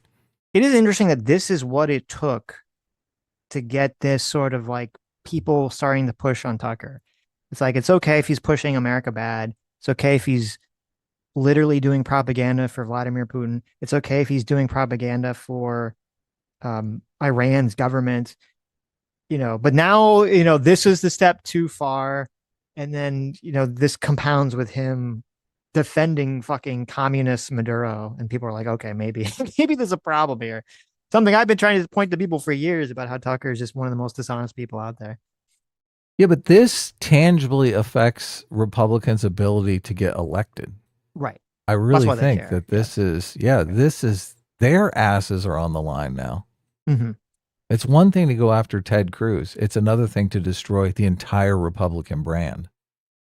I mean, Yeah. Well, a lot of people don't like neocons anymore. So that's, it's safe to go after Ted Cruz, especially on the internet, where the internet really doesn't like neocons and really isn't like the whole Israel issue. So, yes. Yeah. But he decided for any number of reasons, and I try not to attribute motivations to people, that he was going to treat Fuentes with kid gloves, that he was going to not ask him about any of the things that I've just mentioned, literally any of them, and to essentially normalize Fuentes, act as a sort of gateway drug, or as and what I've called Tucker, as an ideological launderer of bad ideas over the last couple of years. And this is not coming from a place of animus for Tucker on a personal level. I've known Tucker for a very long time. Tucker and I, whenever we're in personal situations, we get along great. I think I saw that Tucker talked about how we were at Charlie's memorial in the vice president's box together, and he's correct. I mean, we saw each other, we said hello, we talked, it was very friendly, and all of that. And it's also true that a couple of days after Charlie's murder, he reached out and he called me and he said, listen, I know that we're at odds, and we've been at odds for a number of reasons, mainly political. I mean, again, on a personal level, I'd go fishing with Tucker anytime. The real question is, for me, I got into this business because I care about the ideas and I care about the ideals. And so when you're determining what is conservatism, what should the future of America look like, and where do you draw the lines, those are the questions that I need to answer in my job. For me, my business is really not about friendship. I have lots of friends, people who I love, with whom I disagree on politics and don't believe they should be leaders in the conservative movement, for example. And that to me is the real question. In any case, Tucker reached out. He said, we've had a bunch of disagreements, and what if we could put those aside and align toward the DSA in particular, is what he mentioned. And I said, Tucker, you're totally right. Let's do that. That would be great. In fact, the TSA? The DSA, the Democratic Socialists of Why America. the TSA? How did that bring you together? The Democratic Socialists of America. And the reason I know. How is someone in the chat said this? How is asking for pushback or saying that someone gave an interview where they did no pushback whatsoever? How is that woke? What does that even mean? So I said an example: if Hassan gets interviewed by CNN or somebody, and they ask him about the dog collar, and he just gives his his lie about it, where he says, "Oh, I showed it. There was nothing wrong with it. There's no prongs, blah blah blah," and they give no pushback.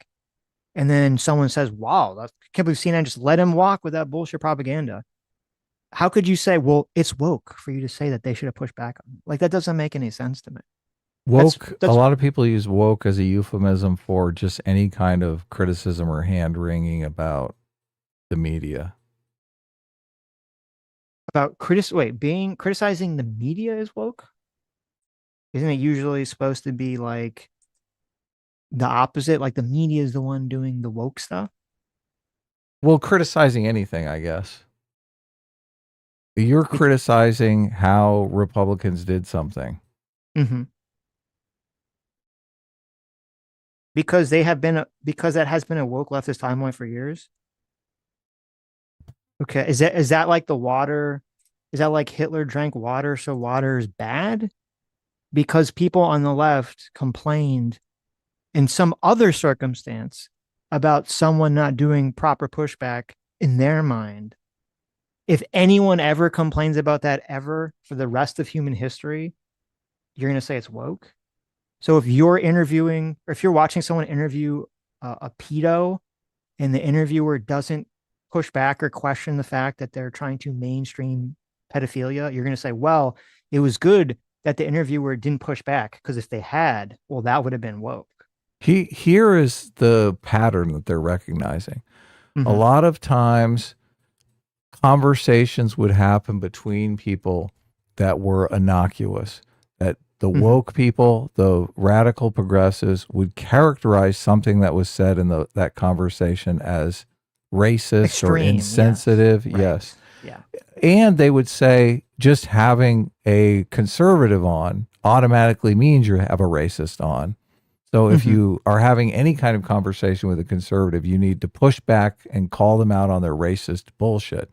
So you could be having an innocent, innocuous conversation about anything, and they would say, okay, you are bad. We want to cancel you because you didn't push back. I think Sam Harris obviously had the talk with Charles Murray, and they kind of did this with him. And Sam Harris was making the case that Charles Murray was wrongly maligned and that he wasn't a racist at all. I mean, they did talk a lot. Yeah, but he did talk a lot about, the whole race IQ thing. It's not like he didn't bring it up. It's just part of the conversation. Yeah. But you understand what I'm saying. I understand. No, I understand exactly. Far left progressives would frame innocuous conversations as a conversation with a racist and force you to push back. Right. The problem now is that you're having a conversation with a legitimate Hitler-loving racist, right? Right. And they're seeing the same pattern. They're saying, look, you're doing the same thing as they were doing. Well, this is why I think my distinction of what wokeness was prophetic, because sooner or later I realized you were going to be in this situation, right? And you couldn't just say, well, anytime someone needed to be held accountable for some kind of indiscretion, you can't call that cancel culture. Yeah, cancel culture for me was very specifically trying to paint Sam Harris as a racist for having a conversation with Charles Murray.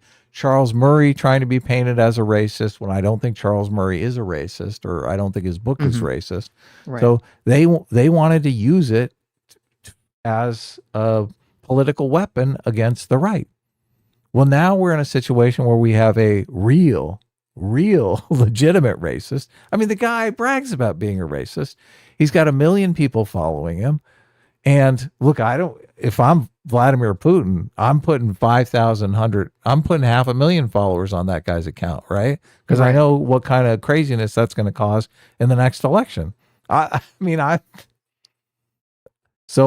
know how many of those followers are real, but now the left has a legitimate argument for the case that they've been wanting to make all this time. It's going to be horrible because they're going to be saying "I told you so" to everyone forever. Yeah. So, but that's what they mean when they're calling you woke. They're saying, "Look, you're doing the same thing the woke people did. You're telling them to push back on the racists." That's what the woke people said. Right. Yeah. No, I get it completely. I get exactly what you're saying. Right. And what I'm saying is that that is like the lowest resolution way of like looking at the issue. Look at this. That's why I said it's like the Nazis drank water, so water must be bad. It's like, okay, well, the left did this thing, so automatically forever in the future, that thing must be bad. When if you think about it, you say, well, it doesn't really make any sense, because just as like a country can't exist without borders, a movement or an ideology can't exist without borders either. And you need to police what those borders are. And if you ever say, oh, well, we're not allowed to police those borders because that's woke, then you're just setting yourself up for failure down the road. Jay Davis in the chat. Look, I hope you're joking here, because Jay Davis says canceling actual racists is okay so long as Adam gets to define them. Okay. Look, this is the argument that I'm making. Obviously, the left would define everyone as racist. They would define innocuous statements as racist because it was politically advantageous for them. They're in a political battle with the Republicans. And I think a lot of them actually see every Republican as racist. Okay. I'm not the one trying to define Nick Fuentes as a racist. Nick Fuentes has come out and defined himself as a racist. Are we still on the Nick Fuentes is not a racist meme sitch? Well, it's interesting because when in one of the Asmongold videos, which we can watch a little bit of, there were people in his chat, a lot of people in his chat, who were saying, Nick's not a racist, Nick's not a racist. So there are still people that push that like meme, and they're trying to do this weird, I saw some of them say, well, he's not racist, he's a racialist, right? They're trying to do some sort of weird like shell game kind of, it's interesting, a far left shell game move of like, we're playing with word games here, even though everyone understands the concept that's being described. Right. So I don't know, maybe this is why it's difficult with people. It's always difficult when you interact with people about the topic, because there are there are people that are just basically so burned out by 10 years of like woke left calling people racist that I don't think, like, it's almost like they just can't move past that. They're just so burned down on that they can't move past that. No, And I completely agree. right. The left, That's the a left real, made it okay yes, for people on the left to be racist. right. Yes. But Yeah. so there are people definitely like that. And then there also are people who just lie to an insane degree because they're Fuentes fans. And it's, I mean, the only way you can really tell is if you really sit down and just talk to someone for like 20 minutes to try to get to the bottom of it. So it can always be very difficult to figure out what exactly is the motivation. But yeah, obviously, there's even the clip of Fuentes talking to Candace Owens where he kind of makes it a joke, but he does that with everything. So people kind of dismiss it. But he even says like, well, I used to call myself racialist, but now I'm just fine with racist. He did, Like, didn't he? He called yeah, he himself did. a racist. We watched it on Sunday. So it's kind of like, well, what's going on here? Right? I'm not calling you a racist, right? but he calls himself a racist. What am I supposed to do here? Yeah, like what does a person have to do exactly to get to that point where you feel comfortable and say like, oh, okay, well maybe this guy actually is a racist. Like, it seems like it's impossible for some people to ever even reach that bar. Well, look, if you're a anymore. Nick Fuentes fan and you're telling yourself you like him because he's funny and he's not really a racist, and you've told your whole family, oh, he's great, he's not really a racist, everyone's just making that up. Right. There's a lot of evidence out there because they've frankly been calling Ben Shapiro a racist for 10 years now. So it's easy to convince people that they are lying about the individual. So, but I do think once Nick Fuentes is a regular on CNN and the Republican Party is in flames, I think I'm ultimately going to be proven right. So look, maybe you're right. Maybe Nick isn't a racist. We'll see how this plays out. Well, it's funny because I watched a video. There's a guy we've covered a long time in the past who's a socialist called the Carnavacle. I don't know how to say his name, but he's some mid-sized socialist streamer, and he made a video on this whole controversy, and he was complaining because he's like, how dare how dare Ben Shapiro complain about racism and all this other stuff, because that's what Ben Shapiro is. Ben Shapiro is a big racist. He loves all this stuff. So there are already people that are throwing that allegation or that accusation at Ben Shapiro, as they always have, when they call them alt-right and all this other stuff. We covered Vosh for years, and all Vosh would do was talk about how racist Ben Shapiro was. Right. Yeah. Right. Oh my God. We got to look in on Vosh, because Vosh has got to be having a field day with this Nick Fuentes shit. I'm sure he's loving it. Yeah. The Good Wife for $20 says, what is the pro-Trump argument for refusing to pay SNAP benefits during the shutdown? I don't actually know. I don't know what their, and I don't know if you heard, I don't know what their rationale for doing that was. If it's just to try to pressure the Democrats into ending the shutdown, or if it's, I mean, I know that a lot of people have been very down on SNAP, complaining about it for multiple reasons. So maybe they just feel like it's just a good idea to do politically. I don't think it's necessarily a good idea to do politically, but I don't know what their actual rationale for it is. I know just from Dictator's Handbook, I know the logic behind it, the political logic behind it. They believe that most of the people on SNAP benefits are Democrats and vote Democrat. So it's an opportunity for them to stick it to the Democratic coalition who didn't vote for them in the last election. So I don't think that's true. It's a vindictive move more than anything. Right. But I don't think that's true if you look at the stats in terms of who gets SNAP benefits. Well, they could hurt some of their own, but I do think they believe 90% of the hurt will go towards Democrats. And, obviously there might be some collateral damage, but for them, they think it's worth it. So I think that's the political logic behind it. Someone brought up a good point. I wish I could remember who it was. Someone brought up a good point about the whole government shutdown in terms of, because whenever there's a government shutdown, the game is always both sides try to pin the blame on the other side. And at least historically, the Democrats have always been far more successful at pinning the blame on Republicans, because Republicans are generally the party that talks about. Well, they're the ones that are wanting something, though. In this situation, the Democrats want something. Well, no, the Democrats, I don't remember what it was, but the Democrats wanted something in the first Trump term where they did the shutdown too. I don't Did remember they? what. I'm assuming they did a shutdown. They must have wanted something Oh, from it. well, I no, don't remember what I it was think though, but I always, it seems like the Republicans are more the hostage takers, right? They're going to shut the government down if they don't get X. right. Well, I'm not saying what is true. I'm just saying how people perceive it, because Right. obviously, whatever side is the side out of power is the hostage taker side during the Well, shutdown. I'm saying right? people perceive the hostage taker as the one responsible. And Yes. it's clearly the Democrats that are a hostage taker in this case. Yeah, Because well, no, they're it's, the ones yeah, asking for the benefits. right. Well, whoever's the party that's not in power is the hostage taker. Mhm. So if the Democrats shut down the government when the Republicans have power, then it's the Democrats. If the Republicans do when the Democrats have power, it's the Republicans. Like that's just the way in which it works logistically, right? But then the game is that they all try to blame the other side. Mhm. But someone brought up the good point, which I do think is going to be very difficult, and I think has been difficult for the Republicans to push back, is that so far Trump's presidency has been all about how he will just do things. And then the left says, oh, you can't just do things because you're doing them in some improper way. And it's just Trump just doing things, whether it's the Doge cuts, whether it's the deportations, whether it's the tariffs. It's just Trump just doing things. And it's kind of hard, I think, psychologically to go from the position of, well, Trump is the president who has all this control of just doing things to, well, him just throwing his hands up in the air and saying, well, it's not I have no power over the shutdown. It's not my fault.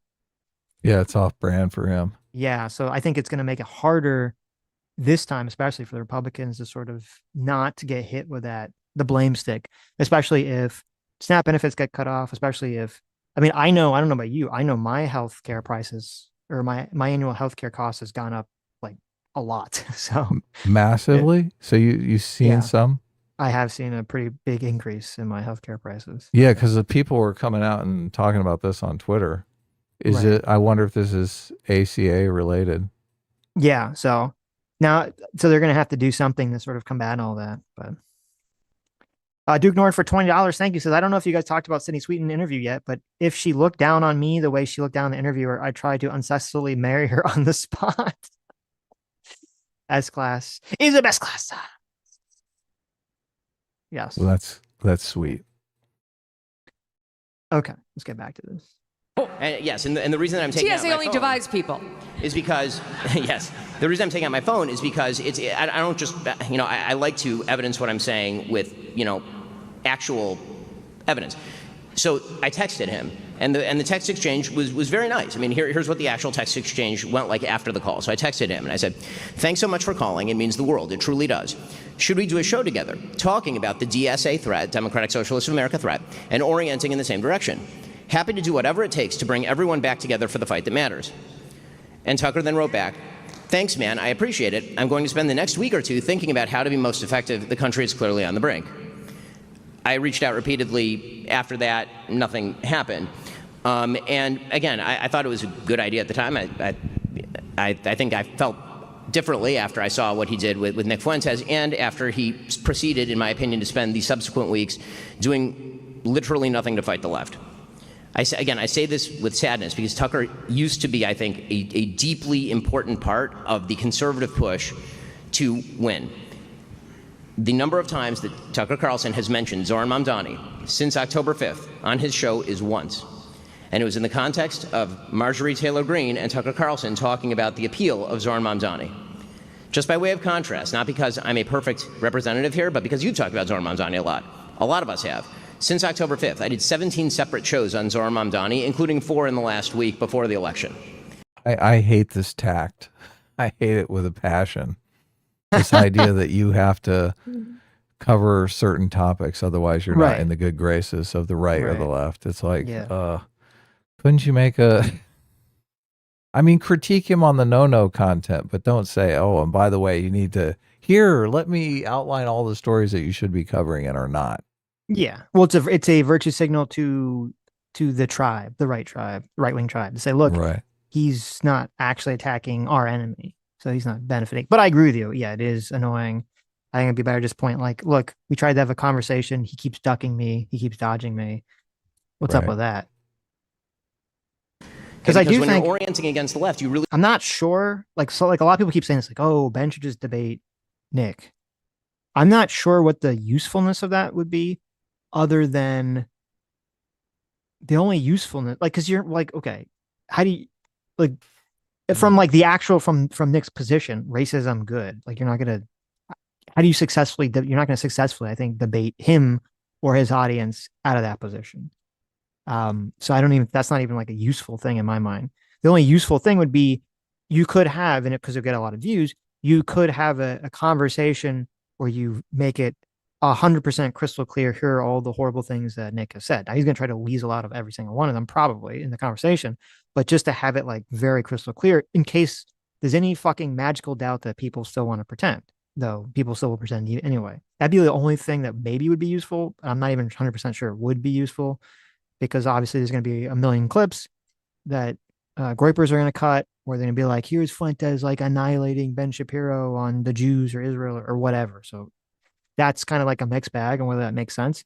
I do think it would be completely useful for Ben Shapiro, now for Tucker, for him to have a conversation with Tucker where he forces him to answer some of these questions about why is he sort of Tucker's engaging. never going to do that. Tucker does not want to be held feet to the fire.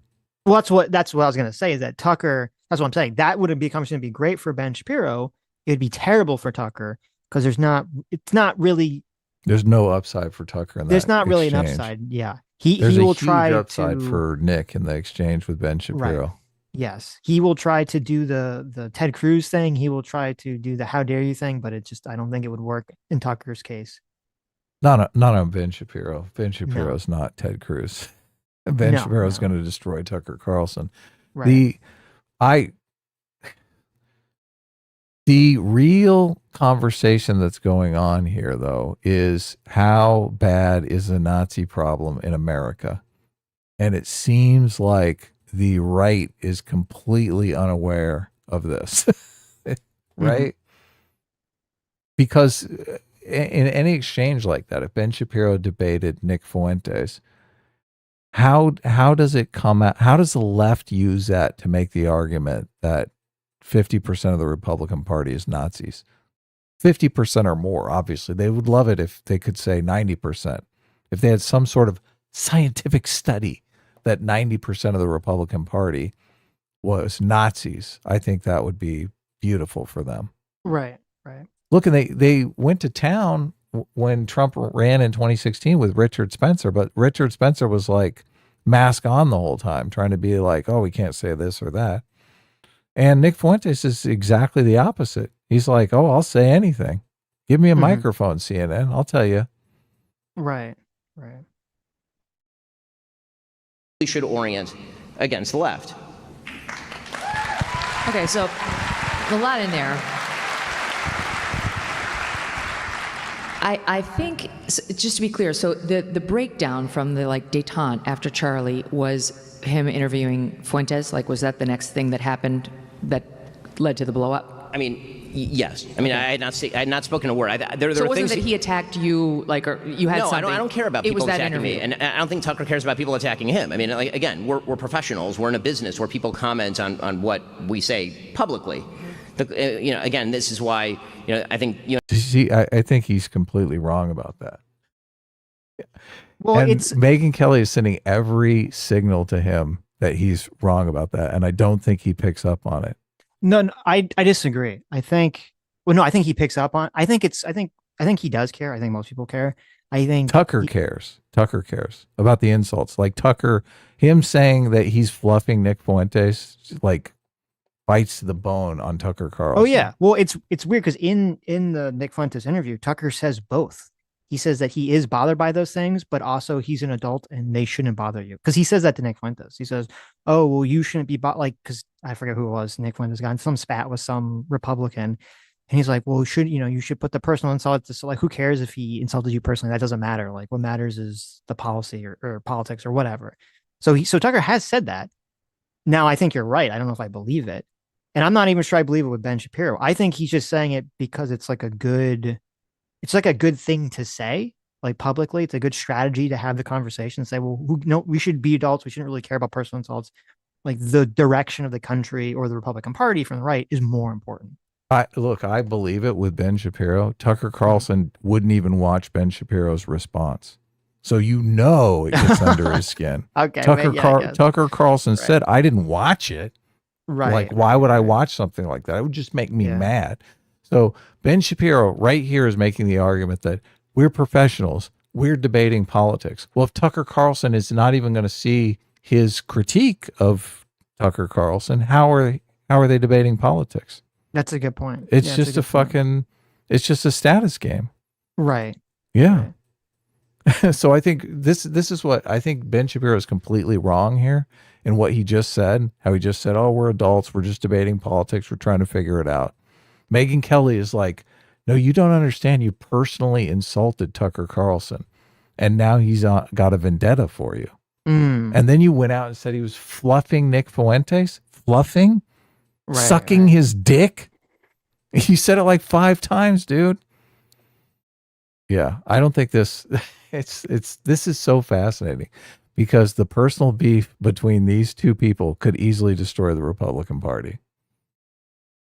I differ very well on our angle with regard to, for example, Candace Owens. I think that what Candace Owens is doing right now is evil.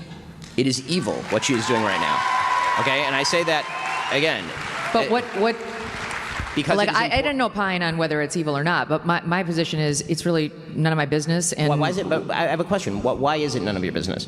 I mean, you comment on these things for a living. I'm not mother of the internet. No, but if this were on the left and somebody were accusing Charlie Kirk of his wife having murdered him, I assume that you would be talking about it. Is that what Candace is accusing Erica of? Yes. Of murdering her own husband? She's accusing. Look at this. She doesn't even know. She doesn't even know.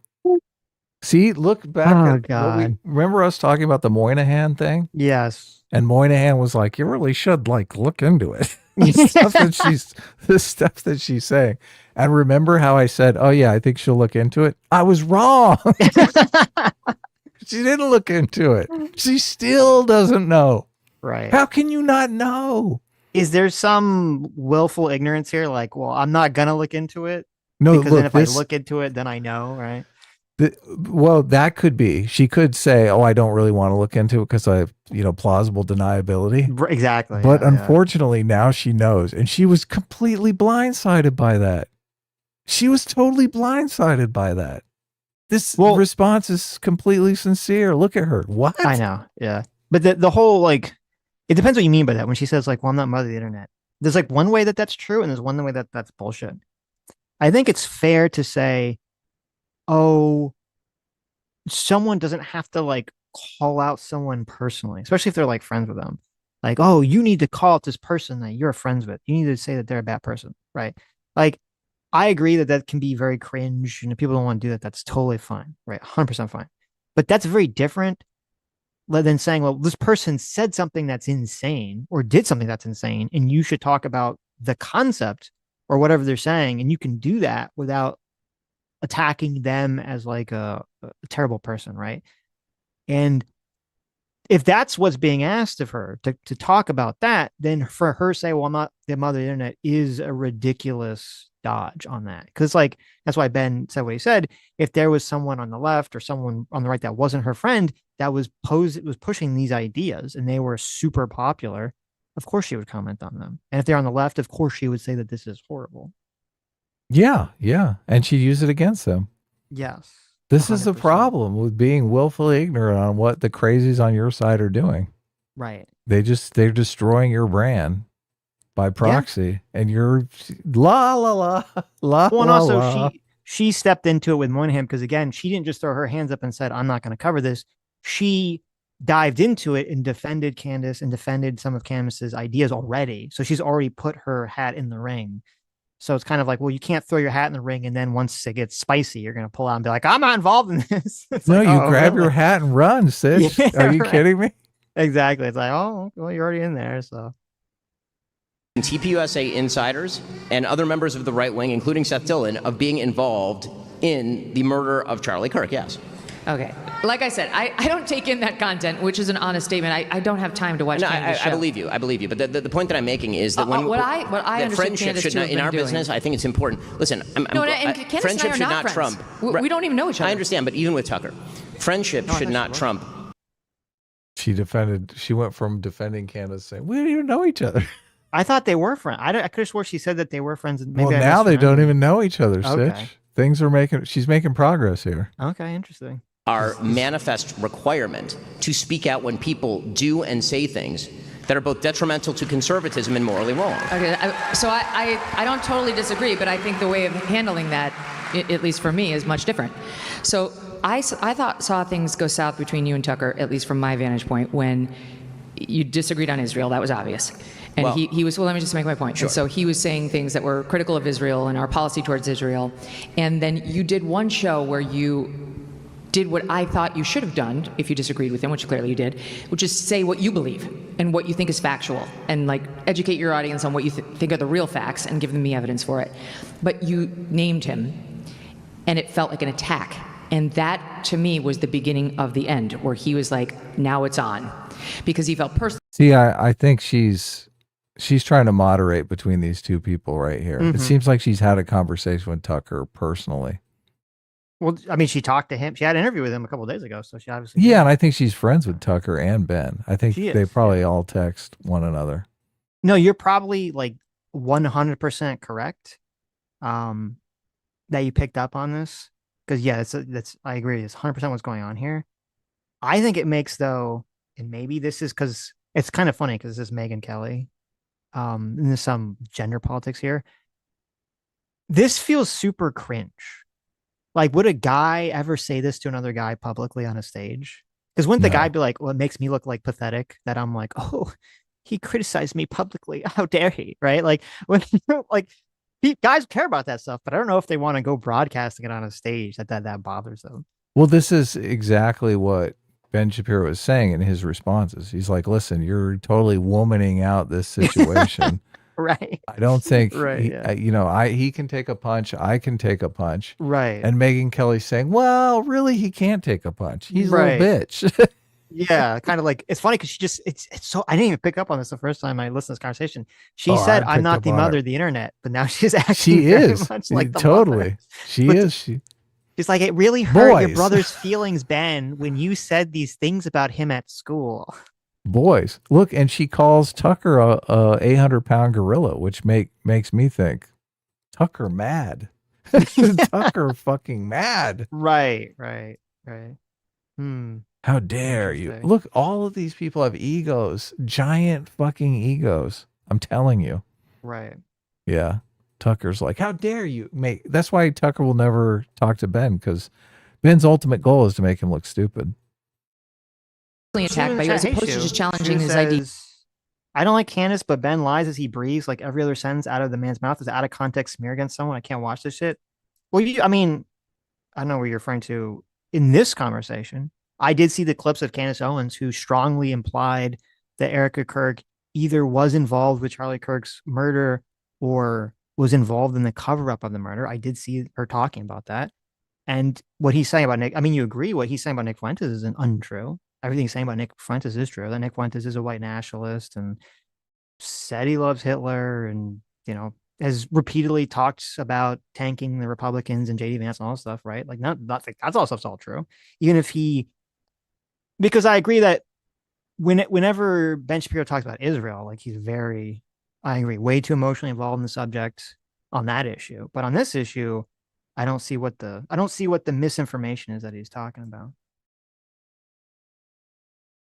Yeah, I think you named him and you kind of diminished him. And, he's an 800-pound gorilla. And if you mess with a gorilla, he's going to fight.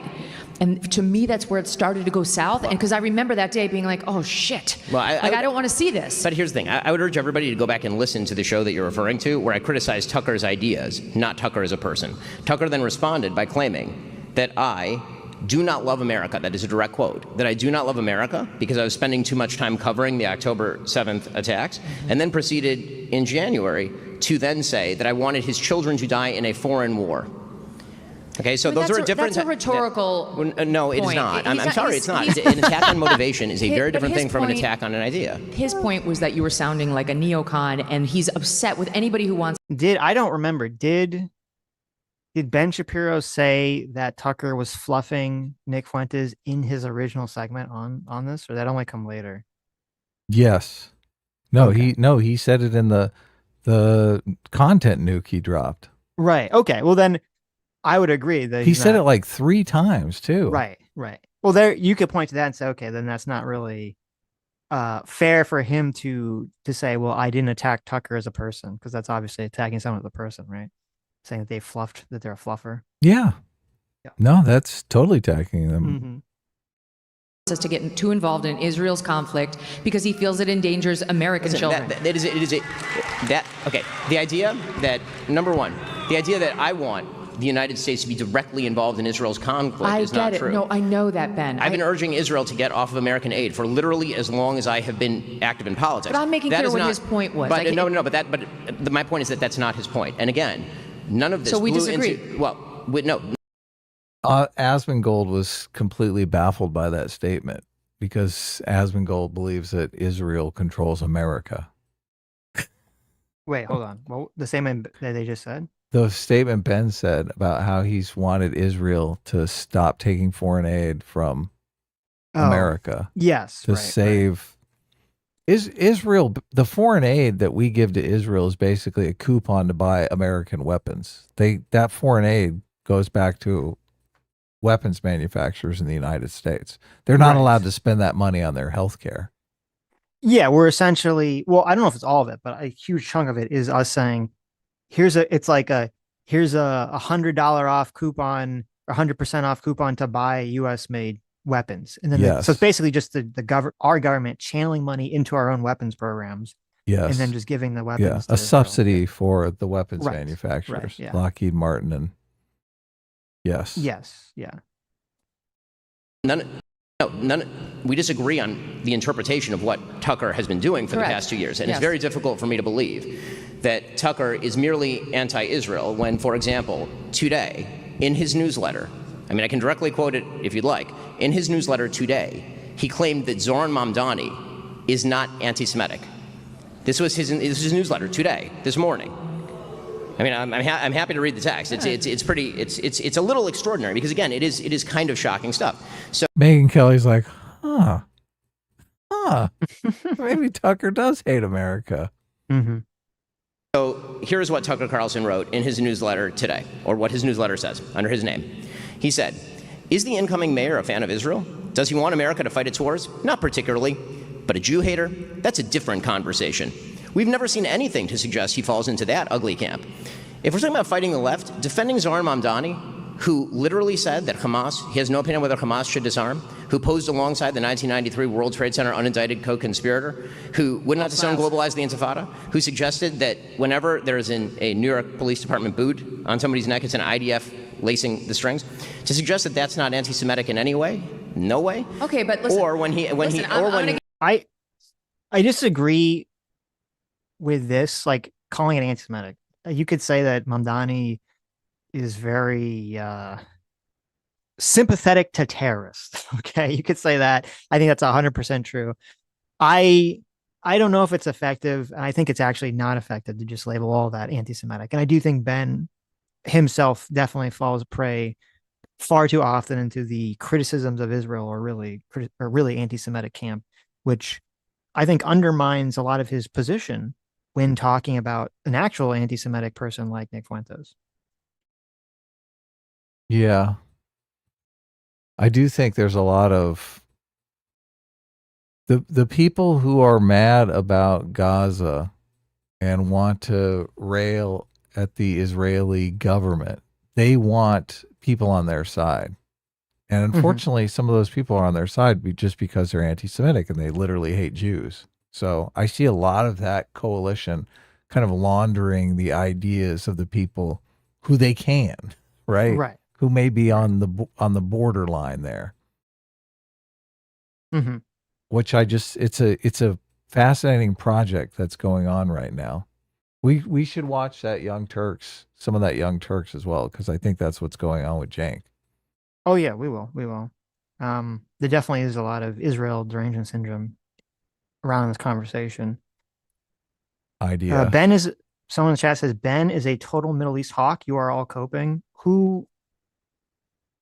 It's so weird when you say the exact thing and then someone says you didn't say the exact thing. Who here is claiming Ben Shapiro is in a Middle East talk? He's totally a Middle East talk. Yeah, of course he is. No one ever said that. I even said that I think he's too biased on the conversation of Israel. Yeah, that's literally what you said. Right. It's He's biased towards Israel, which is the same claim that Tucker's making. right. There's like this weird thing. Well, it's not, I guess it's not weird. It's very common. Some people are unable to, if they don't like a person on some topic, they have some emotional strong feeling towards them. They're like completely unable to divest that topic from a different topic and just be like, okay, but yeah, I don't like him on this topic, but on this other topic, like he's right. Yeah. So I don't know. No one here is denying this about Ben Shapiro, but okay. I understand. People in the chat were saying that. Oh, okay, fair enough. I thought you were talking about me or Adam, but okay, fair enough. You're talking about the chat. I understand his perspective. I mean, if I was, I mean, at one time I was a very devoted Christian.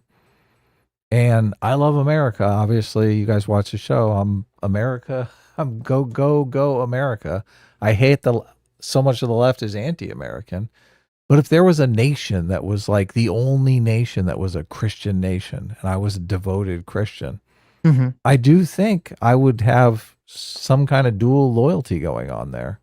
It would be impossible for me to deny my affection towards some state that was completely represented by my faith. I don't think you should use the word dual loyalty because that's a very loaded term. I think you could say they say dual citizenship. What's wrong with dual? Well, no, it's I mean literally called dual citizenship. If people have dual citizenship, yes, but most people, the overwhelming majority of Jews are not citizens of Israel. They don't have dual citizenship, right? So I assume you have dual loyalty. I do not have dual loyalty. You like your mom and you like your dad, right? Isn't that dual loyalty? Right, but I'm just saying the term is used in a very negative way when talking about Israel. I think a better way to frame it is, because I understand what you're saying, and I think it's true, is that yes, it makes sense psychologically, emotionally, logistically, that a lot of Jewish people are going to have an affinity, this is the word I would use, an affinity to the only Jewish country in the world. Like that makes sense to me. It's kind of the same way that when, you saw a lot of people were talking about the white South Africans, that people would be like, oh, they had this affinity for the white South Africans and helping them, from, racism and being attacked by black South Africans and the government and all this other stuff, even though those people, they weren't South African. They didn't have any connection to people whatsoever, other than that they shared some affinity, for them on some sort of ethnic level. So I understand the concept of that, but I think you should use the word affinity as opposed to dual loyalty. I think that's a loaded term. You don't like the term dual loyalty. They do use the term dual citizenship. I understand people often have a problem with dual citizenship. I think you have said you have a problem with dual citizenship. I don't like dual citizenship. I think those people are making the argument that you can't have dual loyalty, that dual loyalty doesn't exist. I think that's the argument that they're making with Ben Shapiro. They're saying, look, there's no such thing as dual loyalty, and you love Israel. Israel is first to you.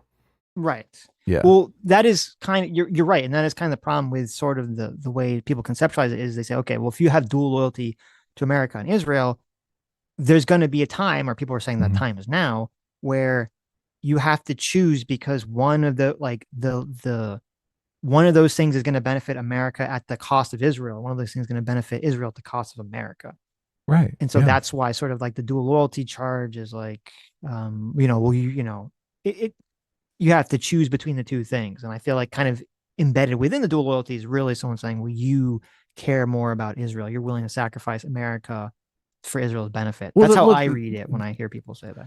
There's some truth to the fact that if push comes to shove, you're going to have to, and you have to pick one over the other. Who are you going to pick?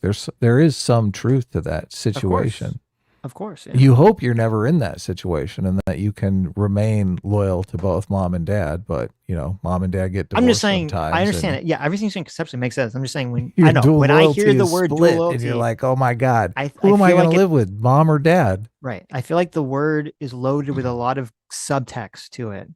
That so isn't what you mean exactly. So we just can't say dual loyalty. You could say it. I think it's going to put an image in people's minds that not dual affinity.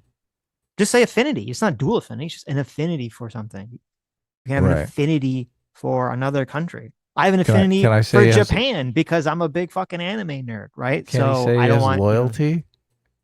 Hmm? Loyalty is the tricky word. loyalty is the tricky Loyalty. word, yeah. Yeah. Right. Because loyalty, there's a subtext that's kind of like, I think when people hear that, that's like, oh, well, you're like a foot soldier, you're a spy, like you have some sort of loyalty to this country, So as opposed we have to just an affinity for it. we have almost 1,000 live viewers right now. We're going to be reviewing the Predator Badlands movie on Tuesday on our new media channel, and we are going to be talking extensively about the topic of loyalty because it definitely comes into play in the movie. So Right. it's very fascinating. Loyalty is one of the moral foundations. So it's interesting that people get their hackles up about loyalty. So, all right. Give you a defense of Tucker He has here, dual loyalty. and I don't need to defend Tucker because I'm not Tucker. Tucker can But perfectly I'll well just defend say, I himself. think in general, because I know him and I listen to him and I understand. Is that anti-Semitic for me to say that?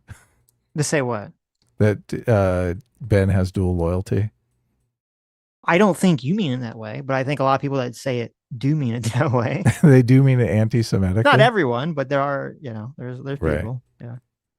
Generally where he's coming from, he would say his problems are with Israel, and he would say that shot that Mamdani laid against the IDF is a shot against the IDF and Israel, and how he thinks they're pro-war, not against Jews. Okay. And I think all I can say is Wait, when let Tucker me just say Carlson this, let me finds say this, himself Ben. in complete alignment with Zoran Mamdani, it is very difficult for me to believe that he does not agree I with think Zoran Tucker Mamdani. is in a place right now of the same place that Charlie was getting to toward the end of his life, the same place that some people had tried to drive me, which is you're under withering, nonstop accusations of being something you know you're not. Well- but from some people who you love and who you've been protecting, at least in my case and Charlie's case, for 2 years, who you've been completely defensive of. Megan, and Charlie and I both felt, and because we talked about this on my show, like, what's happening here? Why are they dropping charges of anti-Semitism against us when we love Jews and we're both open Semites? We're Zionists. So Megan, you may know. Asmongold freaked out when she said she's a Zionist. He's like, oh my God.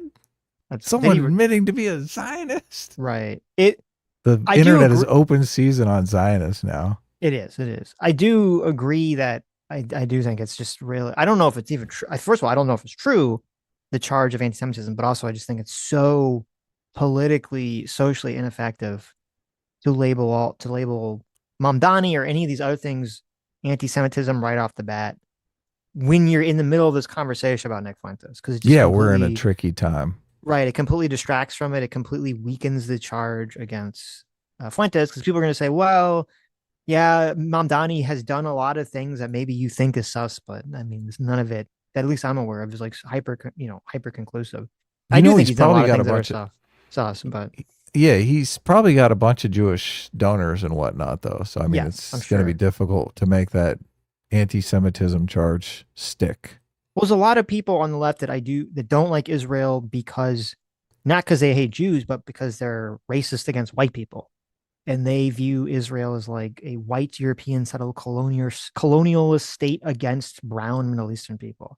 And that's really the motivating factor. So they're like, yeah, I'm fine with Jews, but the whites, they got to go. So that's why I'm just kind of always like, you could just call it what it is. He's, kind of pro-terrorist in a weird fucking way. Yeah, I agree. At this time, you really need to focus on the people who it's unquestionable. Right. Yeah. Right. I'm just talking about me here. Are there people who are overzealous? Sure. Have I ever attacked you? No, never. Did I ever attack Charlie publicly about any of this? No. Okay, he and I had disagreements behind the scenes. Did I ever? You're like, you get defensive, and I think Tucker's feeling defensive. By the way, I waited to attack Tucker until he glossed Nick Fuentes, that has nothing to do with Israel. Nick Fuentes hates Jews. I'm not saying Tucker you didn't have a right to go after him. I mean, I think you did what you thought was right, and you felt, and he mentioned you a few times in his interview with Nick Fuentes. He did, but again, I don't think it's about that, because if he had not mentioned me in that interview with Nick Fuentes, I still would have said something about it, because again, glossing people who are white supremacists is bad electorally on a pragmatic level. A right wing that embraces its own fringes will end up in the same position as a left wing that has embraced its fringes. Okay, so that's why I want to get into it. We got to clip that. That's going to be super relevant in 2 years. Yeah. 2 years from now, that's going to be super relevant. Yeah. embraces. Yes. So now, having spoken to Tucker, I actually see that interview very differently. And I did listen to the interview, and I knew what Nick Fuentes was. And I think he did show himself to be who he is. It wasn't his most vile stuff, but you got the feel for what this guy was. But I really think Tucker was talking to him, Ben, to put like a bumper on this guy. Because what Tucker was urging him the whole time was to understand that collective punishment for any one group of people is wrong. It's deeply immoral, and it's anti-Christian, which this guy is supposed to be, and reminding him of how deeply immoral that is, that you should not be looking at a group of people, whomever it is. The left does it to everyone, whites mostly, but like this collective shame, white men in particular. And there's a group of people like Nick Fuentes that does it to groups of Jews.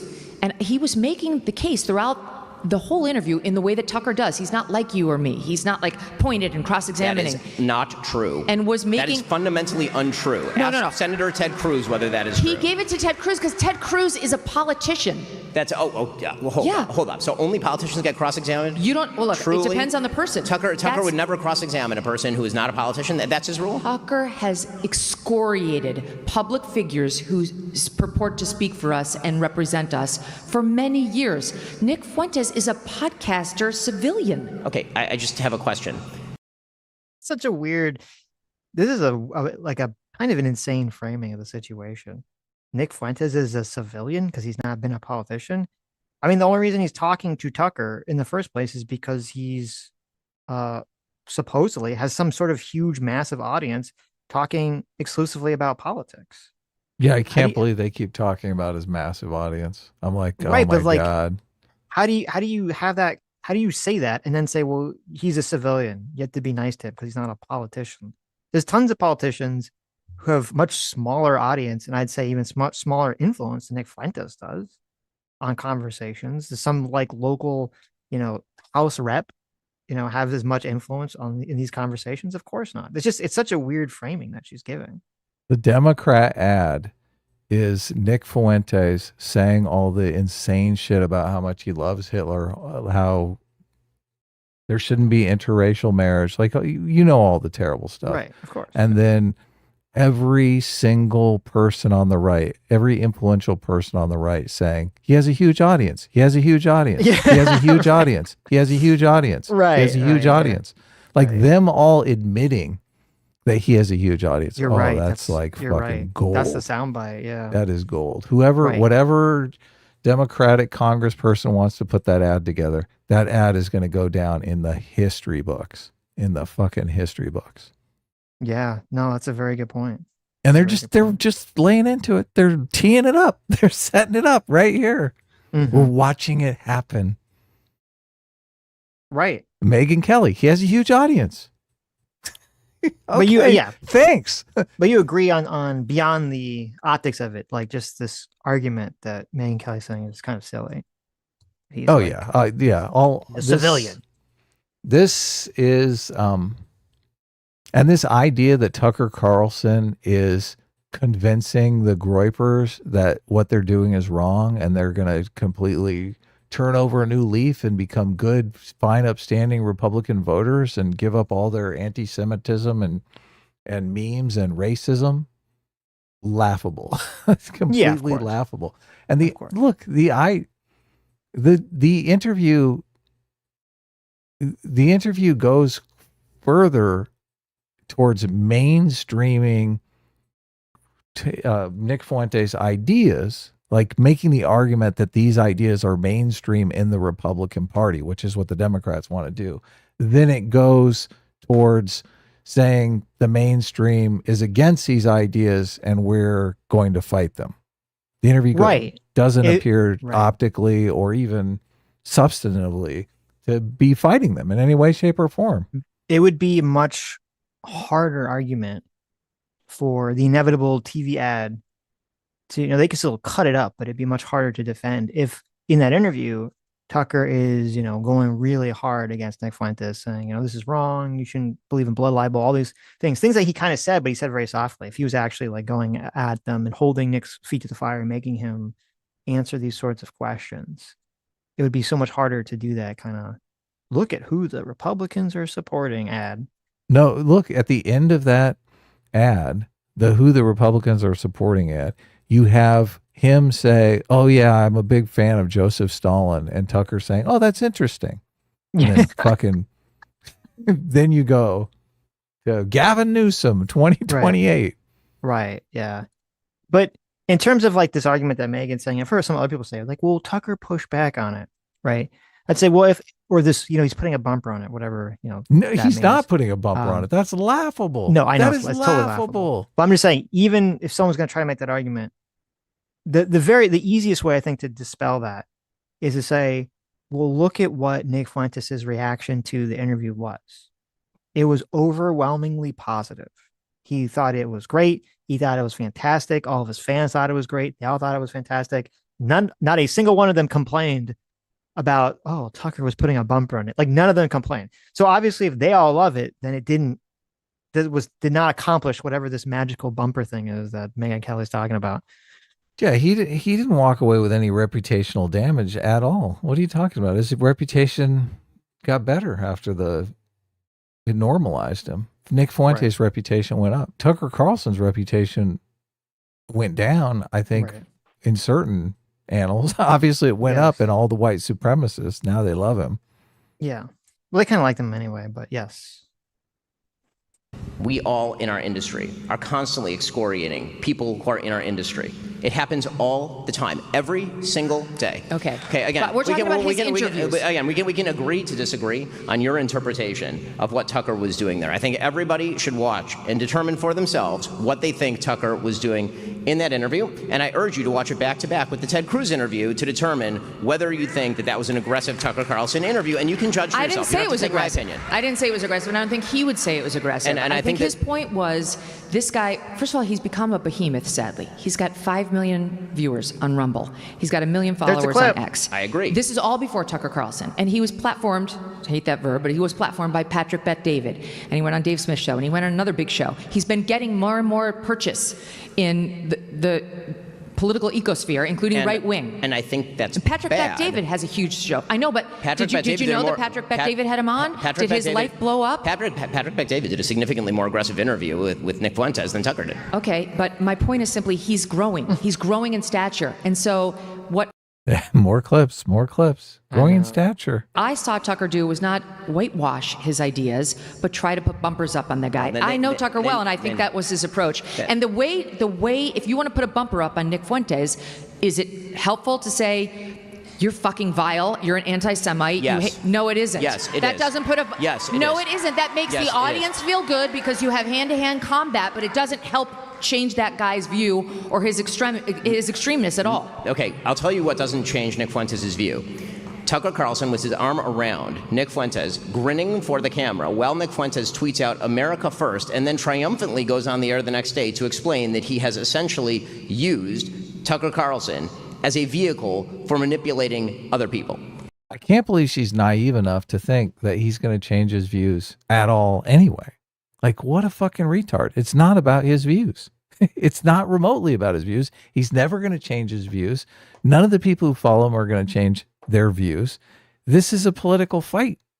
The Democrats want to paint you, Megyn Kelly, as a Hitler-loving Nazi. And you're giving them all the fucking ammunition they need. You're destroying your own brand. Right. I can't. These people are so fucking dumb. This is the kind of shit we've been calling out on the left for them being idiots. And now the Republicans are going down the same road. Well, this is a lot of, I don't know, it's not quite confirmation bias, but this is a lot of like, Megyn Kelly's entered into the situation where she already has an answer she wants. And the answer that she wants is she wants to defend Tucker because Tucker's her friend, right? Yeah, of course. Yeah, that's exactly what's going on. So she's entered into this whole situation with an answer already in her mind. Defend Tucker. It's like, okay, well, how do you do that? Well, one of the ways you do that is you kind of make these arguments that she's making. Well, he did push back. Well, maybe he's pushing back because he's trying to convince him otherwise, blah, blah, blah. Because you're right. And I don't think Megyn Kelly is stupid, but our emotions. This is making her stupid. Yeah. Right. But our emotions, our confirmation bias, it makes fools of us all. And that's sort of one of the difficulties that you always have to be kind of aware of to prevent yourself from falling in that trap. Because you would have to be actually stupid to, if you like really To stopped and think thought you're going about to it. talk Nick Right. Fuentes To out of his think, beliefs right. You have in this one guy, interview? you have this guy who his entire adult career has been based around making money and gathering fame and infamy based around hating the Jews and being a white nationalist and all this other stuff.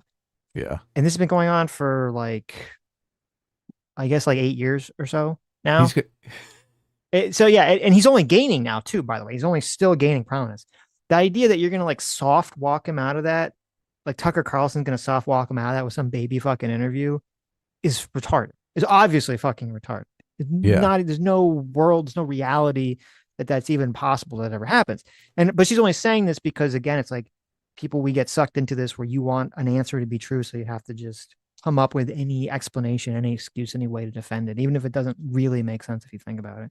And it's rule one: no man rules alone. You think he's going to go to his 5 million Rumble followers and say, "Oh, I had an interview with Tucker Carlson, and guess what, guys? I think we're wrong about the Jews." Right. Yeah, right. Right. Yeah, right. Okay. Good luck with that. Zach Anderson for $20 says Megyn Kelly is either one of the dumbest commentators ever or just willfully ignorant at this point.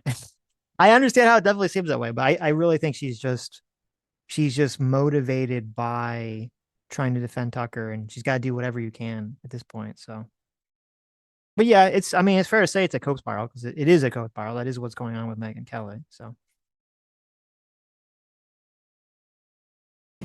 Okay, that's what Nick Fuentes is saying, not me, Nick Fuentes. Okay, and Nick Fuentes, and by the way, I will again say that Tucker Carlson, when you say to somebody in an interview, do you condemn anti-Semitism?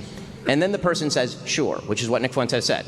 He said, I'm not an anti-Semite, which is blatantly untrue. Yeah.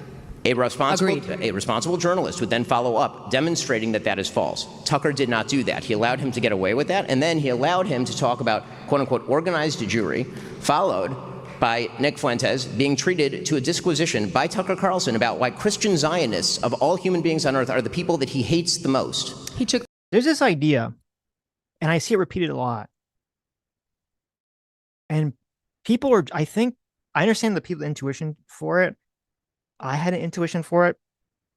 But when I saw that kind of the clip of Bill Maher talking, it completely changed my thinking on this. People have this idea like you can't just denounce Nick Fuentes, that's only going to help him and all this other stuff. I see this like repeated like constantly, like everyone. This is like one of the most common talking points I see about this. That's not really true though. The only reason that that's not true is because right now on the internet, and this is true, I guess in any political situation, everyone's in this sort of this prisoner's dilemma game. Because if every person who wasn't a white nationalist turned on Nick Fuentes and said like, yes, what he's saying is fucking disgusting and despicable, fuck off. Yeah, those people would lose some amount of white nationalists and the people would leave their audience, but they would just be kind of siloed off in Nick's audience. When people do this sort of tiptoeing, around this kind of weak, limp-wristed thing, like people sense that, they feel that, they understand what's going on. And a lot of people are just attracted to strength. I think it's part of why people like Trump so much is that Trump is just very much, he's very strong in what he's saying. He just says whatever he's thinking generally at the moment.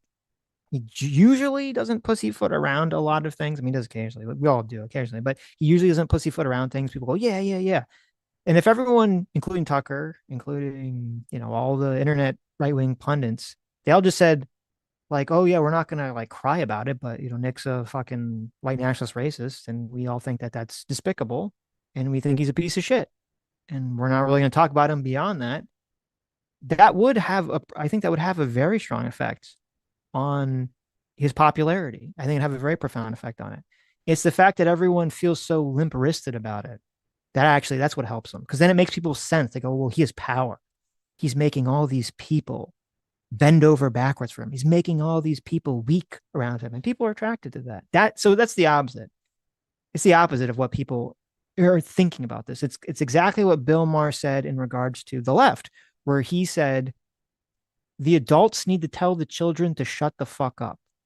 When the children are waving Palestinian flags and saying from the river to the sea, the adults need to come in the room and say, shut the fuck up.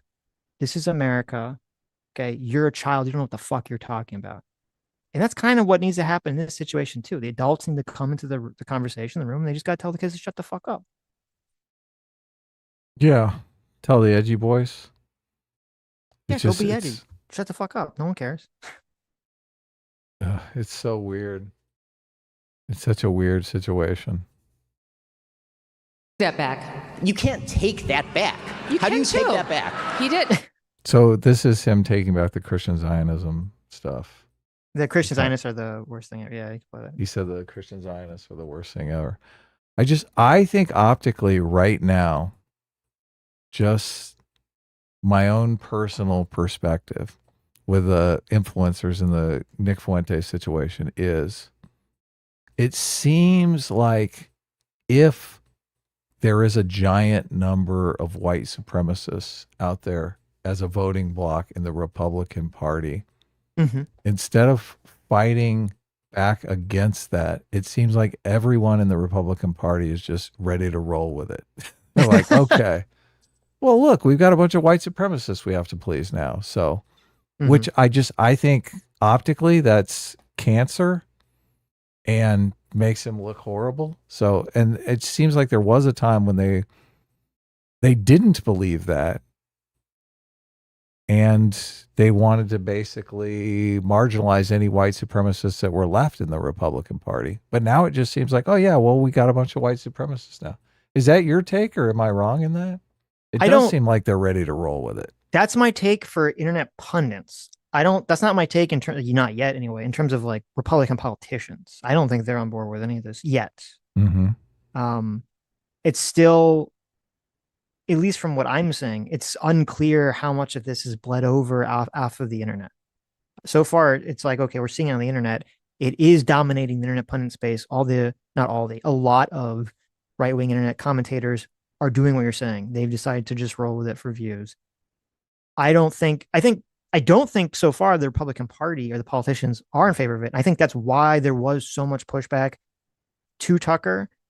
I think there's a lot of things going on behind the scenes we're not seeing. I think that's why there was so much pressure on the Heritage Foundation when the president of the Heritage Foundation came out and made that statement. And then like he got annihilated by his own people in that conference or that meeting that he had, because the adults in the room, the adults outside of the internet are not in favor of this. And kind of in terms of the voting base, I do think it's kind of like the same thing with like a lot of the woke shit.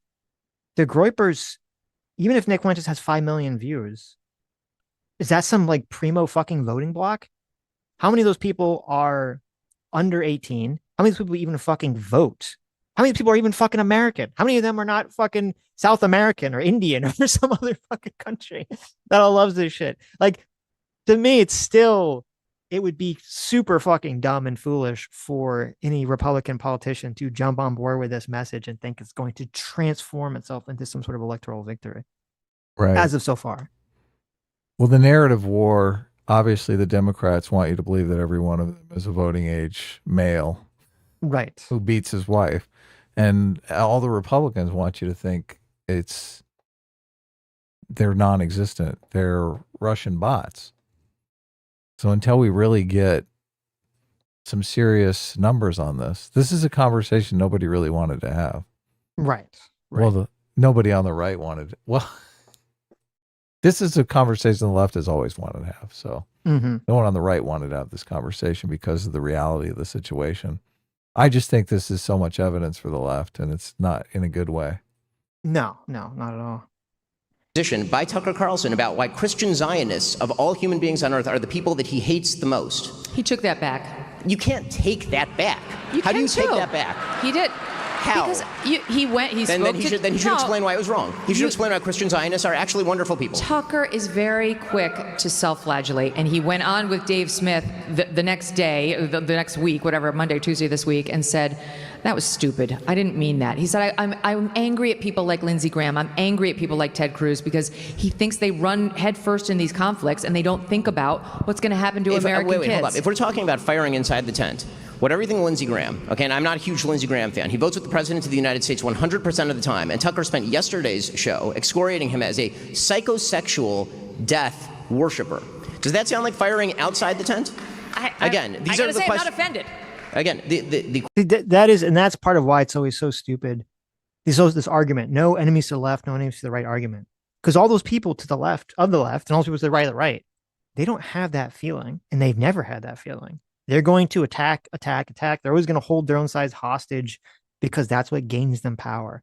So if you're more the center of those extremists, you have to be a fucking idiot. You're doing an appeasement strategy in World War II. You're like, well, if we appease the dictator, if we appease the people that keep attacking us, well, then they'll play nice. They never fucking play nice. They have no reason to play nice.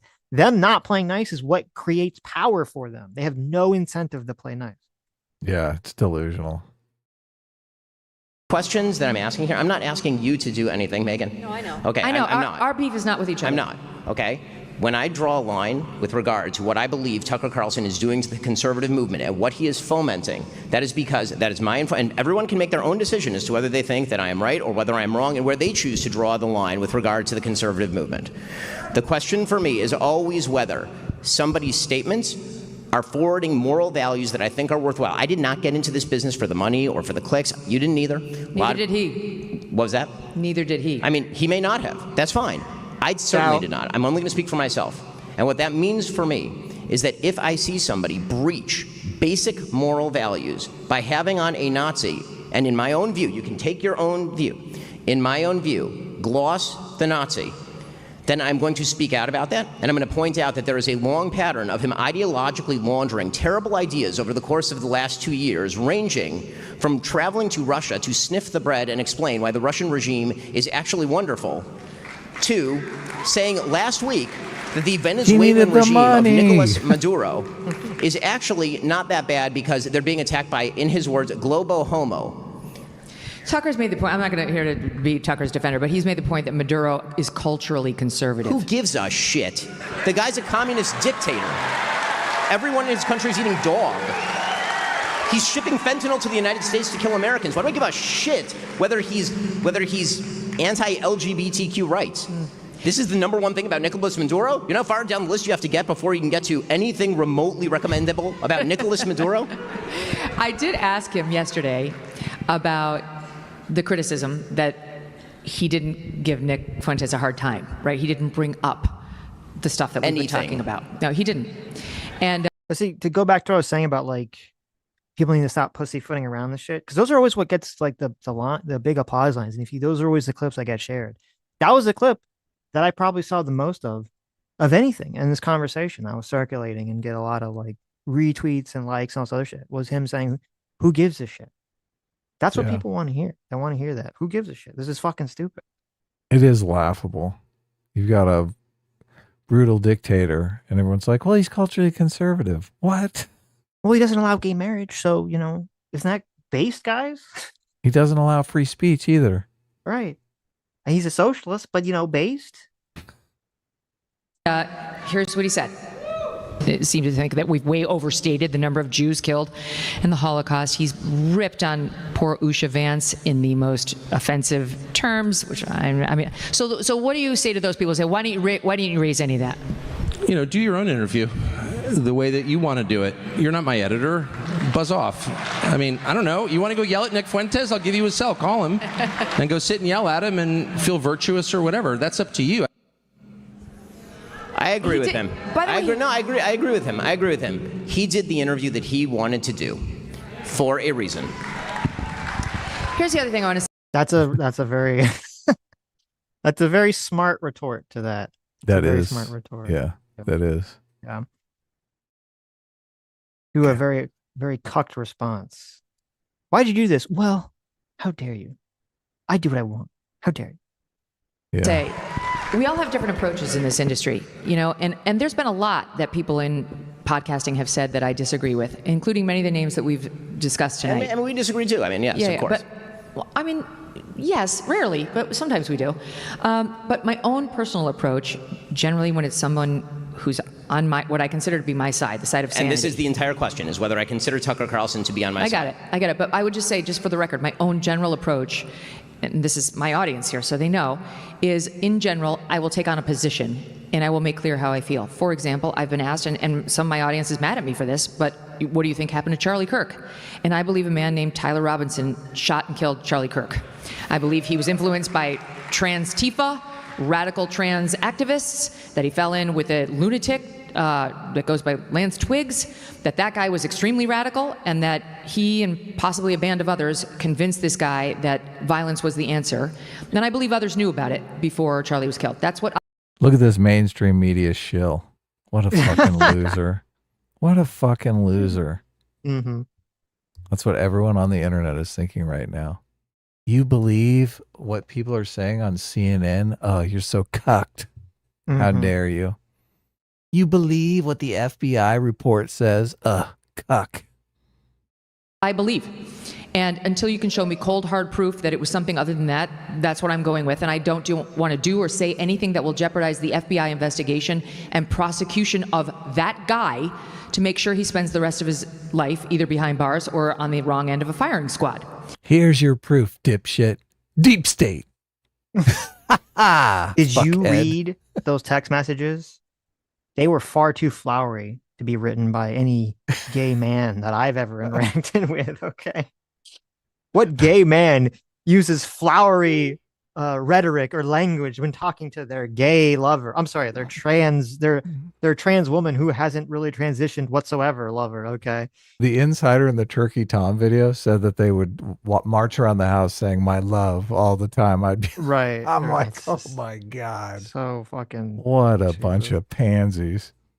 Can you imagine? Look, I don't want to see a straight couple march around my house. Your roommates are marching around saying "my love, my love."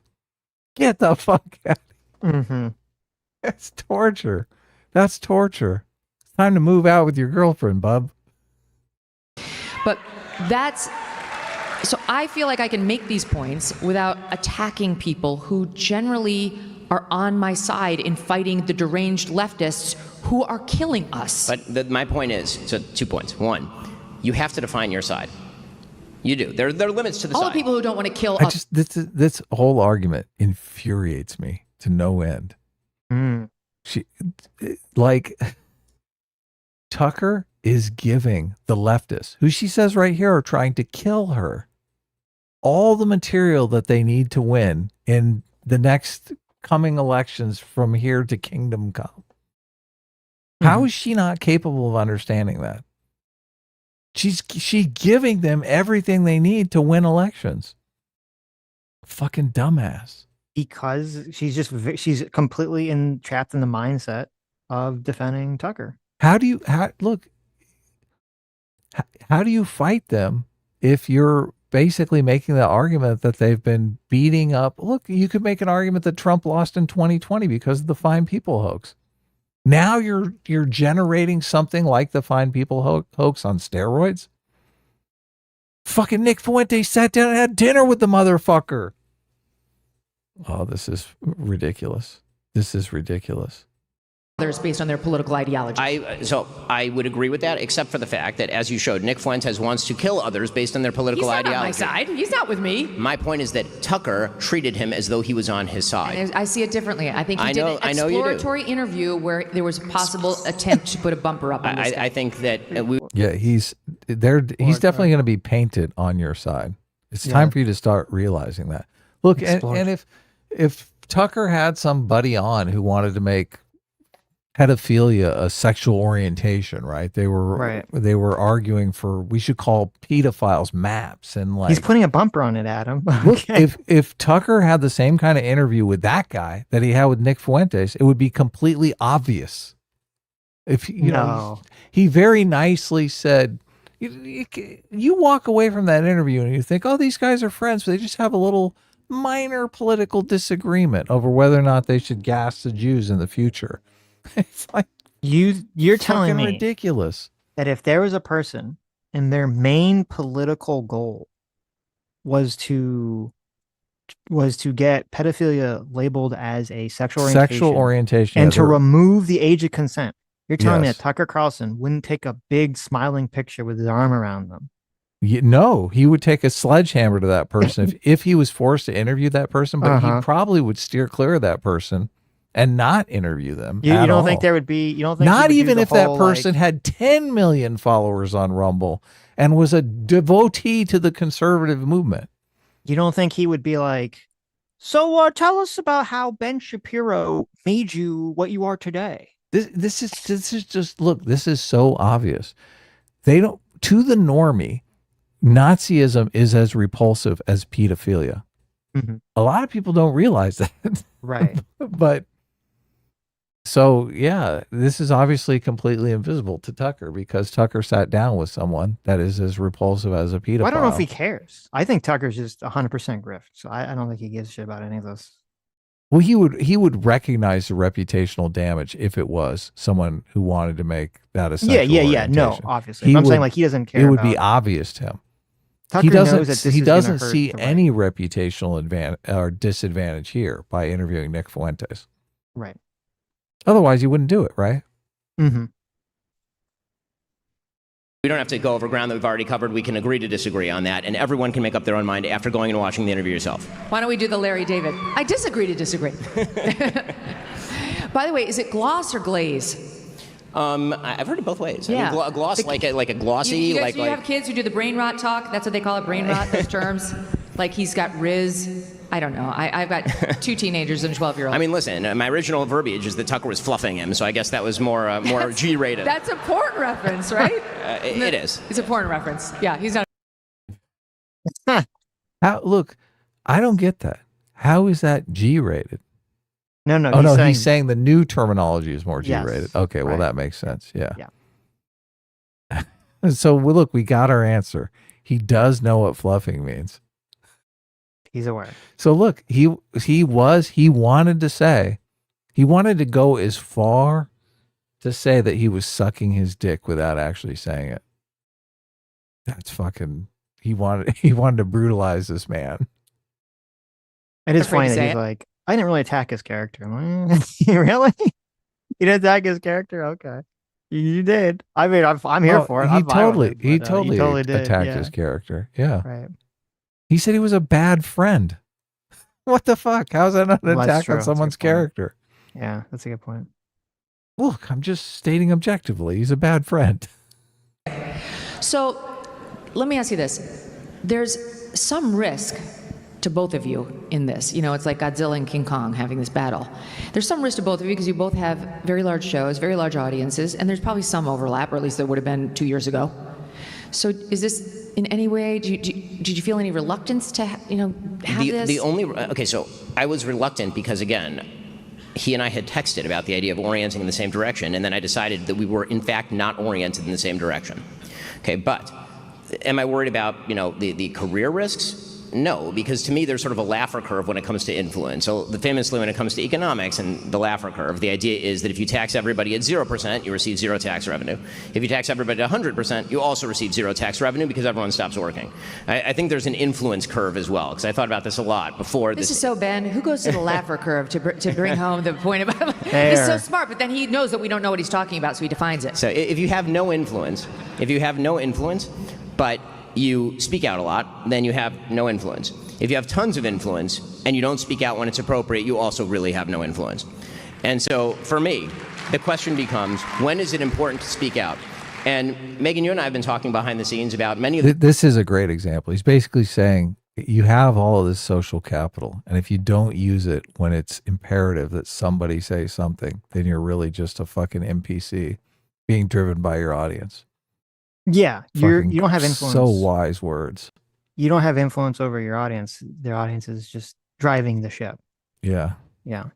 Though there's my only periodic contention hate for Ben Shapiro in the chat that I don't understand. I don't get why there's a lot so of people much hate on don't Ben like Shapiro. they just The don't like the finger idea wagging? of being bogged down in conflicts in the Middle East or sending money to Israel or whatever. They don't like that, I guess. Right. I think that's the I think a lot of it's just a vibe. A lot of it is a vibe that, because Ben is not at all a populist economically. He is not an economic populist at all. He is much more in the classical Republican for the last 50 years. Dreaded, I hate these words. No one knows what it means. He's a neoliberal Republican that has been the dominant political ideology of the Republican Party since 1980 and has only changed with Donald Trump. Right. And so a lot of people Well, don't that like makes that. sense. Yeah. Yeah. He's not going to help you find an affordable housing. Right. Yeah. I He wants you to go fight in the Middle East. I don't agree with like probably most of Ben Shapiro's politics. I'm not a huge Ben Shapiro fan, even remotely, but I have to give him a lot of credit for taking up the charge on this one. I mean, I wish there was another person that take up the charge that wasn't so pro-Israel, so they could kind of divorce themselves from that issue and not allow that straw man to kind of be created around about this. But I haven't seen anyone else do that. I mean, I guess Crowder is sort of doing it, but he doesn't. I don't think he really has the people juice. people don't look at him seriously because he's kind of like a funny Because he's character. a comedian. Yeah, he's a comedian, so he doesn't have. I guess they say like he doesn't have necessarily the gravitas that someone like Ben Shapiro might have in these kind of conversations. Yeah. Yeah. The whole thing for me, that what's interesting is just Republican brand, dangerously close to the fire pit. Yes. Yeah. Yeah. So we'll see what happens. These same issues for a very long time. And so you know that you've known me for a very long time. I'm pretty good at conflict, but I don't like conflict. Yeah. I really don't. You've been trying to put this one behind you guys for a long time. A very, very long time. Consistently for a very long time. In fact, for 2 years, I mean, I can read older text messages. After that initial blow up where Tucker was suggesting I have dual loyalty and all of this, I literally texted him and I said, Tucker, we seem to have gotten crossways somehow. I would love for you to come on my show. I'd be happy to come on your show. We'll do it. And he proceeded to ghost me for 2 years. Okay, so he was not in a headspace. I didn't talk to him about this, but my assumption is he was not in the right headspace to. For have 2 a years detente. is a long time to be not in the right headspace. Well, but you look know, at the 2 years we've had, right? Look at the 2 years. It's all related to Israel. It's all related to Israel. I do not agree. I disagree. I fundamentally disagree. He wasn't picking fights with you before the Israeli conflict. It wasn't about picking fights over Israel. Okay, again, you're trying to turn it into he picked a fight with me or I picked a fight with him. No, For me, the question is the principles. It blew up over the past 2 years. I don't think that it's a coincidence that obviously anti-Semitism simultaneously blew up with the war of October 7th. Yes, that's but also true. so has conflict and controversy involving feelings over Israel. Of course. And now the war has been over for several weeks, and Tucker Carlson is writing newsletters about how Zoran Mamdani is not an anti-Semite. What does that have to do with Israel? I think that's a hangover from being called an anti-Semite at every turn and feeling angry about it. You know what? I'm a little tired of the excuse that if you are called something enough, that justifies all of the subsequent activity. I've been called every goddamn name in the book. Every name in the book, and I have not. But I have not shifted my positions because people call me names. That is a childish thing to do. Ben, with all due respect, and pardon the language, you did not have an entire country call you a Nazi for the past week. I think he's in a defensive place right now on charges of anti-Semitism. I'm not interested in his psychotherapy, Megan. I am. I love. Mommy. Oh my God. She sounds like mommy to these two. Maybe not mommy to the internet, but she's definitely. He's been attacked. The whole country's attacking him. Oh, this is such a weird. This is again like the cognitive dissonance happening, the cope spiral happening on Megan. I guess maybe it's laudable to say she probably scores very high on the loyalty matrix. Mm-hmm. On the moral foundations test here, but it's really clouding her judgment because it's making her lose about 30 IQ points in this conversation. Well, she cares more about the relationships between these two people than she does the Republican Party. Sure, that's true. That's true. But even this logic that the only reason that Tucker is defending Maduro and defending Zoran Mamdani is because people are attacking him now. First of all, people have been attacking Ben Shapiro and calling him a Nazi for the last 10 years. So that's, he's right about that. But if you actually been watching Tucker for the last 2 years and following his politics, him defending Maduro and defending Mamdani shouldn't be remotely surprising. It makes perfect sense. Now, maybe Megyn Kelly's too much of a boomer to see because I understand from the boomer's perspective, if you haven't really been following the internet politics, it would be super confusing. You'd be like, how is a person who's on the right defending a socialist? That doesn't make any sense to you. But if you have following the internet politics, you see, okay, well, there's a large dividing line on the internet between not just populism, but like America badism. And that's how you get the weird, the Dave Smiths, teaming up with some of the Glenn Greenwalds when they should be on literally opposite sides of the political fucking spectrums and all this other shit, is that they're united by this America bad This ideology. hatred for America. Right. And that's the most obviously clear thing that's been the guiding principle for everything that Tucker has been doing.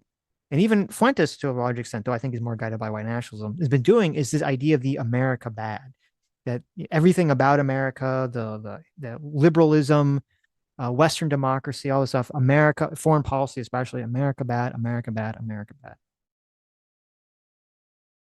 I love him as I love you. Well, it's, you know what? And that's why I started this off by saying you're empathetic and you're a wonderful person and you're a good friend. And I think that, there's a reason why in the medical industry you don't operate on your friends or your relatives. But you're telling me I need to. I'm not telling you. No, That's what I'm trying not to do. No, Megan, actually, I haven't said that one time here. Well, I said that's why I'm doing it. I know, but there are many people and you're who urging are me like, not to. And I'm saying that is not a move that I can make because Tucker has already closed the door to the idea that we are on the same side. But he hasn't closed the door to détente. Let me show you another soundbite. Let me just show you one more. But is there any way that you and Ben Shapiro can actually find your way to détente? I'm not against Ben Shapiro. He did like a 40-minute thing yesterday calling me dangerous and all this stuff. It's like, I didn't watch it because why? But I got a lot of texts about it, and it's like, I don't think Ben Shapiro is driving a lot of this stuff. I don't consider him like the world's greatest force for evil. I don't feel that way at all. I don't actually think about him ever. So I don't want to have a war with Ben Shapiro. I don't know does he really think that me doing an interview in which I explain that anti-Semitism is wrong to one of the lead purveyors of anti-Semitism, that somehow makes me a Nazi? Like, what is the argument here? I'm going to ask him tomorrow night. No, but I don't even understand what the argument is. All I know is that the right, and I've been on the right since before Ben was born, is acting like the left in such an amazingly precise way that I'm like, what the hell is going on? I agree with Tucker that the right is in fact acting like the left by, again, massaging its radicals in the name of some sort of faux unity. That does not sound détente. Because can again, I'm not, trying to turn this personal is a mistake. I know, but can it happen? If you, like that person who sent those texts from your end, is that person still willing to sit with him and work something out? When Tucker changes his positions, then sure. Yeah, so if he does not change his positions, then no, because I'm not in politics to be friends with people. I have children, I have a wife, I have a dog, I have an extended family, and I have friends outside of this. He doesn't want to be friends with you either, Ben. It's about uniting the right so that we can fight the right enemy on the left. And Tucker is of the right. And Tucker has been fighting for a lot of these ideas for a long time. So ironic. Unite the Right rally was what they called the thing in Charlottesville. Good luck with that. There's this really important thing to understand psychologically, where if there's two people in conflict or there's factions, groups of people that are in conflict, and you probably experience this if you work at a job where there's like a lot of people you have to interact with. Unfortunately, the most unreasonable person usually gets their way. Yeah. And the Super unfortunate. Right. And the reason for that is because like there's, the unreasonable person will be in conflict with the reasonable person and someone has to mediate it. And they know on some level, I don't know how conscious this is. Maybe it is if they're more cynical, but on some level they know like, okay, well, there's nothing I can do that can convince the unreasonable person. They're just going to be obstinate forever. I need to go convince the reasonable person essentially to back down because I know logic and reason will have some effect on them essentially.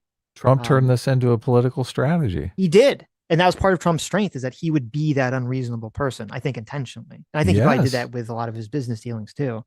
That's probably like the same strategy. Yes. Yeah. And that's kind of how this interaction feels with Megan sort of trying to meet this between Tucker and Ben. Like when she's having this like, oh, you need to like, there's all this détente, all this other stuff. And it's like, why are you not saying any of this to Tucker? You asked him this question and he gave this incredibly flippant answer. Like he doesn't give a fuck. So why are you trying to sell this so hard to Ben Shapiro now all of a sudden? Like he's the one. Well, Tucker tried to play it like there was no problem. There is no What beef? But she knows that that's not true, or she at least intuits it because, as you pointed out, she keeps saying you insulted Tucker and that hurt his feelings. So she feels that that's not the case. She knows that on some level that when Tucker says it doesn't bother him, or at least she thinks that when Tucker says it doesn't bother him, that it does bother him. Right. I don't.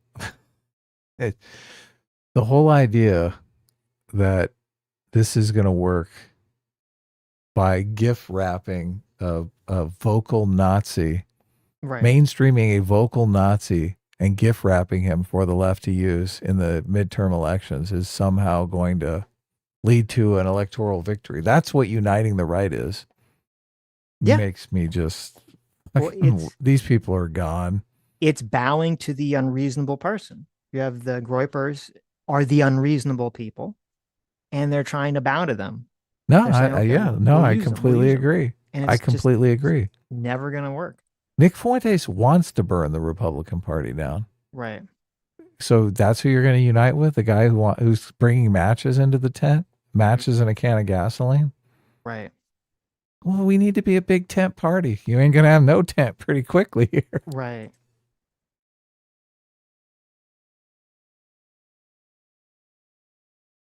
He's changed this country fundamentally for I'm the not better. saying Tucker has never been a wonderful advocate for anything on the right, because I don't think that's true. I think in the past, he was a great advocate for many things on the right, particularly on the immigration issue, for sure. I'm saying that's not what he is doing now. I do not think he is advocating for right-wing positions. He is not conservative than I am by any stretch of the imagination on any possible issue. And when it comes to the question as to whether he is actually making the conservative movement more likely to lose by attacking inside the tent significantly more often than anyone else on the right, while simultaneously massaging, again, watch the interview, massaging the nation's leading white supremacist, I'm sorry, there's no détente with those positions. Forget about the person, there's no détente with those positions. Fair enough. Fair enough. Was this a good discussion? Yeah, isn't Tucker's whole political strategy appeasement? Isn't that just what he wants to do? Appeasement, appeasement, appeasement. Well, appeasement. How is that conservative? It's appeasement too of the America bad people. He doesn't appease to the Putin or anyone, really, right? Fucking anyone. He's like, well, I'm saying Putin is part of the America bad crowd, but he doesn't appease to the neocons like Ted Cruz. Right. I guess you're right. They all are kind of. Nick Fuentes, Putin, they're all America bad. Right. Yeah. He's appeasing a very specific side that is popular on the internet at the moment. Dave Smith. I think Tucker went on Dave Smith's podcast. Dave Smith is loving this. He's like, oh my God. My life is complete now. The only people Sitch wants to talk about are Israel critics. Can Adam ever pick a topic? What? If you buy that. First of all, Sitch does like 99% of the research on the show. So I'm not going to like pick a topic and go, Sitch, research the shit out of this. Sitch has to agree with the topic. I'll obviously suggest topics, but yeah. If you buy into the propaganda that this trying not to mainstream Nick Fuentes has anything to do with Israel, then you've already lost. You've already fallen directly into the NPC hole at that point whatsoever. Yeah. So. Okay.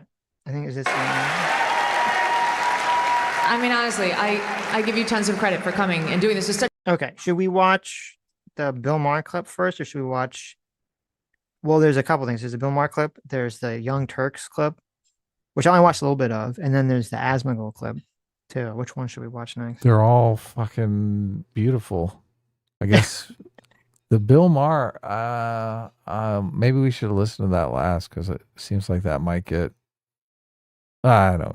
Well, I know it's in another YouTube. It's in a Dave Rubin video, so I was assuming it was like they didn't get hit, right? Bill Maher usually gets claimed. Okay, well we can say it for the. But it's end okay. Part. No, we'll save it at the end part just in case. Okay. Let's go Asmongold. What do you think? Okay. Although Asmongold is, I mean, I think he's reacting to what we just watched. So let's listen to the Young Turks instead. Okay. How about that? You have, cool? I didn't actually. I only watched. What do you mean we don't? I don't know if you have. I started getting good, I think, around 7 minutes in. Okay. Now, Access Story did a video kind of on this topic, and I thought he brought he brought 2 points I thought were really good, which is that Mark Levin is a fucking retard in terms of that the way that he's talking about this is so stupid that it's just giving like an easy layup to the other side, essentially. The Groypers and all people want to defend it because he's such a fucking idiot. But then also that he was saying, and I never heard this before, that he was saying that basically something kind of like this happened, a few decades ago, where David Duke, who was a KKK guy, was really pushing the concept. He's really gaining traction by saying that we need to get rid of affirmative action. And the Republicans did this maneuver. They basically stole the issue of getting rid of affirmative action, but then they like kicked David Duke out of the conversation. And he was saying that that's what they should do with Nick Fuentes which I mean, I guess they kind of already are. So I don't know if it's going to work, but steal the issue of immigration and then kick Nick Fuentes out of the conversation, which I think they should do that. The problem is, I think they already have done that. I mean, Trump. Yeah, Trump has been fuck? so anti-immigration. That's what's going on right now. There's so much of the immigration conversation going on right now. He was never part of the conversation, right? That he wasn't. Yeah, that he didn't. I don't think Nick Fuentes is the one who kind of started that conversation in the first place. Trump started it. Nazis are bad. The director of Heritage's Economic Policy Institute and Federal Budget Center responded to that post saying, evidently a truth that is never more than one generation away from being forgotten. As for Fuentes himself, he responded to Robert's video as well, writing, I don't know what exactly you abhor about my views, but we can all agree that free speech, Christ, and America first should be the pillars of our movement. Thank you for your courage in standing up for open discourse and defending Tucker against the Israel first woke right. And I don't want to speak for Kevin, but I assume it's the part where he said all the perfidy. My God, they used woke right in the opposite way that James Lindsay was trying to get it used. They've all been doing that. All the Israel bad people have been using it the opposite way. Just to say, okay, God, the fight over that is hilarious. Jews must be executed, that Hitler had aura, or his downplay of the Holocaust. But Cenk, what do you think of the Heritage Foundation's stance in wading into this conversation overall? Yeah, I think this is fascinating. So let's deal with what happened first, and then I will talk about the ramifications for Republicans, conservatives, MAGA, etc. Is Nick Fuentes an anti-Semite? Well, of course he is. I mean, look at the quotes that Jordan just read you. There's no question about it. And before he didn't even hide it, he's now beginning to halfway say, well, not exactly. No, that's not anywhere near good enough. Okay, so then is Tucker an anti-Semite because he didn't? Well, that's good, right? I mean, they're not whitewashing any of the Nick Fuentes shit. No, not at all. But look, you're gonna laugh your ass off at the Tucker Carlson show. Oh, okay, I'm ready. Halfway say, well, not exactly. No, that's not anywhere near good enough. Okay, so then is Tucker an anti-Semite because he didn't challenge him? Why do they keep saying he didn't challenge him when we just showed you the tape of him challenging him? And oh no, is he making the Megyn Kelly argument? He is. That's why I wanted you to see this. So look, I like I said, left and right are united. He argued against Nick Fuentes about saying it's about the Jews, but like literally no one is mentioning that. So you like that? He's defending Tucker Carlson. Yeah. This is the picture too. Like I've seen everyone's been circulating this picture. You got Nick with the big Trump flag behind him, right? Oh, Why do you think no, people like that picture? No, this is They want to destroy MAGA. They want to say this is what MAGA is. MAGA is a bunch of Nazis. Well, it's funny because I know so many people hate James Lindsay. This is what he's been saying for the last year and a half. Mm-hmm. is that he was saying this is now I think he thinks it's like a conspiracy from the left. I don't know if I believe that, but he's been saying like, yes, this is just a movement that is going to be propped up, that is going to be used to destroy and attack MAGA. The Jews, but like literally no one is mentioning that. So you can say this thing that Jordan said, hey, but in other parts he didn't challenge him enough. Okay, that gives you some context, and that's a fair point. But he made a defense of Tucker Carlson made a defense of Jewish people, and they're making it sound like he said, oh, Nick, you're so right, I hate the Jews too. But you saw it with your own eyes, you heard it with your own ears. So I don't think Tucker Carlson is anti-Semitic at all. My whole argument about all this is that you're gonna destroy the Republican brand. So it's just you're strategically what you're doing is idiotic, right? Very little upside, lots of downside here. Right. So, okay, now Schumer uses the words must disavow, right? But McConnell and Ted Cruz, all of a sudden they all agree. They all have AIPAC donors, but I'm sure that that's a coincidence. Oh God! I know the Republicans and Democrats never agree. Oh, that's funny. In this case, they do agree. We should all bow our heads to Israel. I knew you'd love this. God, I knew you'd love this. Isn't this is like the best commentary ever? It's so bad. The Israel derangement syndrome is so strong. It's so strong. Jesus. Yeah. Look, see, normally the normal play here, and I think most of the people on the left are going to do this play. Tucker sat down with a Nazi, therefore he is a Nazi. Right. But since Tucker is on Cenk's side in this, Israel is controlling America, they're really driving the ship. He's got to defend Tucker. Tucker's not anti-Semite. Well, yeah, he sees Tucker as very, very useful. Yes. He's like, okay, Tucker is pushing the right away from Israel. So that's an incredibly useful thing. Yes. Yeah. It's all about the policy. Well, and also, I mean, Cenk doesn't give a shit if the Republicans get labeled Nazis. Right. He's not going to vote fucking Republican. He doesn't care. That'd probably benefit him completely. Well, you're going to love his co-host's response to all this. Okay. Look, overall, I'm with the Tucker distinction that we showed on tape here earlier in this video, which is, to me, it's not close and it's super easy. It's definitely not the Jews. There is no such thing as the Jews because Jewish people are an enormous variety of human beings like all the rest of us. Some are plumbers, some are dentists, some are physicists. And no, the Mossad and Netanyahu does not call all of them and get their permission and involve them in their plots, right? On the other hand, is Israel a government? Of course, right? Does a government look out for its own interests? Well, America doesn't because our politicians are bought. But normally, yes, a government looks out for its own interest and Israel is looking out for its own interest. And so as it does that, does it have allies here in America that give money to 90% of Congress? Yes. Does that include Ted Cruz, Chuck Schumer, Mitch McConnell? Yes. Does that include almost everyone, both in politics and media, that are now going, this is outrageous. Everyone must be disavowed. Everyone must be eliminated that opposes Israel. I mean Jews. So the problem with this, and I think I've heard Cenk say something like this in the past. He agrees with this notion that all these people on the right are already racist, so they don't care about racism, so they're only denouncing it because of Israel. And that's what's sort of shaping, I think, this argument here. Okay. It's an interesting perspective. So we've been through this and you've seen me in debates on this show and other shows.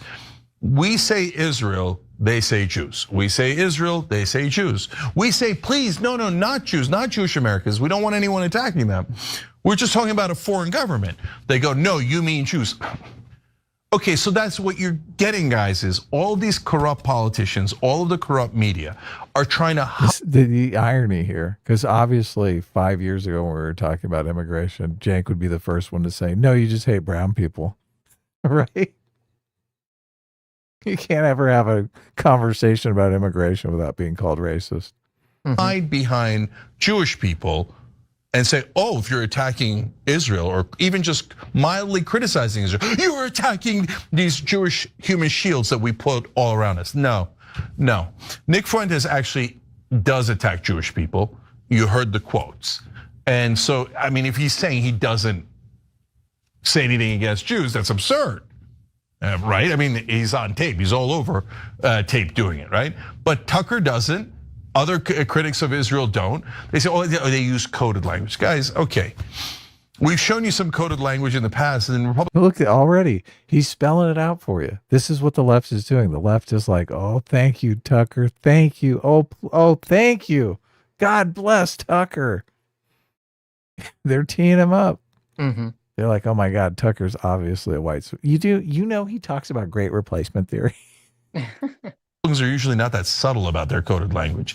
But now we're at coded language that we think might be about Jewish people, even though he never said it, and he's criticizing Israel. So, okay, can any of these guys, Jordan, do the simple thing that we're doing, which is to say, hey, you know what, Tucker's critique of Israel's perfectly fine. We get it, of course, right? And you know, here's our opinion on Israel, and some things we like, dislike, etc. But hey, we're a little worried he didn't challenge Fuentes enough in other parts of the interview. No, literally no one has done that in power. They all just make it seem like Tucker Carlson agrees with Fuentes. They all hate Jews. And the only reason they're criticizing beloved Israel is because they're such terrible, evil, hateful people, right? So I'm tired of it. Okay, to me now the most important part, Jordan, is, okay, but who's gonna go on which sides? So because Heritage Foundation is a monster, right? In a couple of meanings of the word. I mean, they did Project 2025. We can't stand them, right? Therefore, money in politics, can't stand it, etc. But they're a giant within the conservative circles. And so now you have Tucker and Candace and Heritage Foundation and a whole heap of other people, right? On one side. And on the other side, you have all of the official people in mainstream media and politics, etc. I don't think this one's close. I think that the people in Washington have no idea what's about to hit them. No, the base is gonna go with Tucker. They're not gonna go with Mitch frickin' McConnell. They're not gonna go with Ted Cancun Cruz. So I think these guys are in la la land, Jordan. I don't think they have any idea what's going on to their base. I mean, I agree, but for a different reason. I think what's dangerous here, because Tucker let in not just this interview, but many interviews on his show, and then also on his show on Fox, he has explicitly himself pushed anti-Semitic conspiracy theories. He blamed Jews for Afghan refugee resettlement in 2018 after the Tree of Life synagogue shooting, which was explicitly the motive there. He has pushed and name-checked the Great Replacement anti-Semitic conspiracy theory. In this interview, Fuentes said that Jewish types, quote, were behind the Iraq war. Tucker said nothing in July of this year. He had a historian on his show to say that the US was on the wrong side of World War II, and actually Churchill was the great villain of World War II and downplayed the Holocaust. I mean, I think for me, it's, yes, he's not pushing back on this, but also as someone who's watched his career and watched and listened to the things he said for a very long time, unfortunately, to the detriment of my mental health, I know what he's about. And he does this kind of wink and nod, and he code switches depending on who he's talking to. He can dabble in it when he's with a historian and hype this guy up. But when he knows the situation that Fuentes is in and Nick Fuentes' public persona, he'll give him a little bit, but when it gets a little bit too far, then all of a sudden it's his Christian faith. He's had no problem blaming Jewish people for other problems in society for years. He just knows, juxtaposed with Fuentes, he's in a position to make himself look better. The question for me is, why even bother having him on? This is someone who called for the extermination of Jews, who when talking about the Holocaust said that 6 million cookies, I'm not buying it, who has repeatedly said, I'm just like Hitler. Hitler had aura. He said blacks need to be imprisoned for the most part. He said Jim Crow was better for them, it's better for us. In March March 28th of this year said that Jews are running society. This is Fuentes. Women need to shut the F up. Blacks need to be imprisoned and we would live in paradise. That's not somebody I care about. That's not somebody whose opinions I want to learn more about. The only reason he's doing this is because it's going to piss people off and it'll get him views. And if that's how you're engaging in the public arena, you just are looking for hate views and ultimately monetizing on that hate. To me, that's a reflection of your moral character and not somebody who's really curious about someone's viewpoint or ideology. Okay, this is super interesting because this guy's opinion is going to change over the next few months. Oh, you think so? Oh, yeah. Oh, yeah. Well, he's not openly making the argument that the Republican Party is full of Nazis right now. Right. He's basically saying Tucker's doing this for hate clicks. The message will be Tucker Carlson is a Nazi and that the entire Republican Party is Nazis. Yeah, you're correct. And he's inviting Tucker Carlson on because he knows that and he wants to court those Nazis as voters. Mm-hmm. That is going to be the politically effective strategy for the Democrats. And this guy's definitely going to adopt it. We're early in the game here. This says this was recorded on October 31st. Mm-hmm. So I think this is like 7 days behind. He might have adopted his position already. He might have changed his position already. So Well, I got to give Jen credit for, the host feel totally comfortable to completely disagree with him to his face on air. So totally. Great. Yeah. He's like, what are you talking about, Jake? Tucker is a Nazi. Right. Yeah. I agree with you. I don't think Tucker is anti-Semitic. I think it's all just a grift. I agree. But the Democratic Party wants to drill this narrative in. And all the Democrats are going to get oriented towards that narrative once they see how politically effective it is. It's the same thing as the CNN constantly having on people saying that Trump praised neo-Nazis. I don't know how it's going to be synthesized down to a meme. Maybe the Republican Party is Nick Fuentes, something like that. Well, I think that's the problem, is that a lot of people are probably operating under this like, well, that didn't work against Trump, so it's not going to work against this. And that's the thought process. It did work against Trump. He lost in 2020. What are you talking about? It totally worked against Trump. Right, but they'll say, well, he won the second time, or the third time, I guess I should say. So they're going to say it didn't work. And it's like, okay, they didn't have a clip of Donald Trump saying that he loves Hitler. So try again. Yeah. Try again. It's going to be different this time. It's going to be way more successful with Nick Fuentes than it ever was with the Trump praised neo-Nazis thing.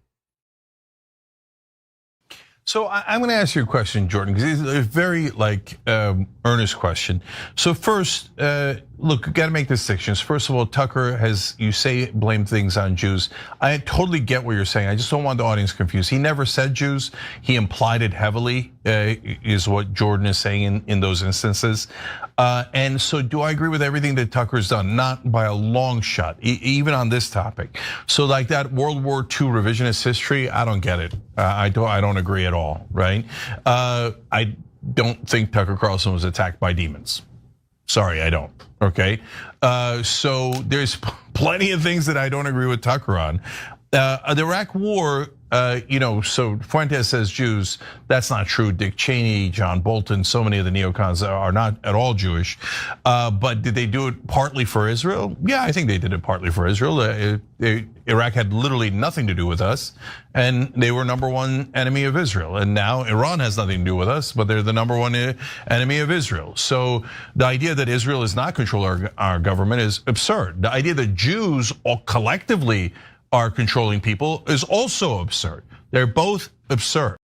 So if you watch the Coleman Hughes, Dave Smith debate, or our coverage of it, that came up a lot. And what Cenk is saying here is not factually correct. No. Is Israel has always considered Iran to be its enemy. They were against America going to war with Iraq, and they said this to America. and the Bush administration said, fuck you, we're going to go through with it anyway. And once the Bush administration had said, well, after Iraq, then we'll go do Iran. Then all of a sudden Israel was like, oh, okay, I guess we'll, verbally support you and say we're on board now. So the idea that America was influenced to go into Iraq because of Israel there's not strong evidence or really any evidence for that whatsoever. Right? So then my question is, we see Israel dogs, paid lackeys, which is almost an entire establishment, but you can call them any name you like, trying to eliminate opponents of Israel one by one. And that is clear, and they do it to people on the right, they do it to people on the left.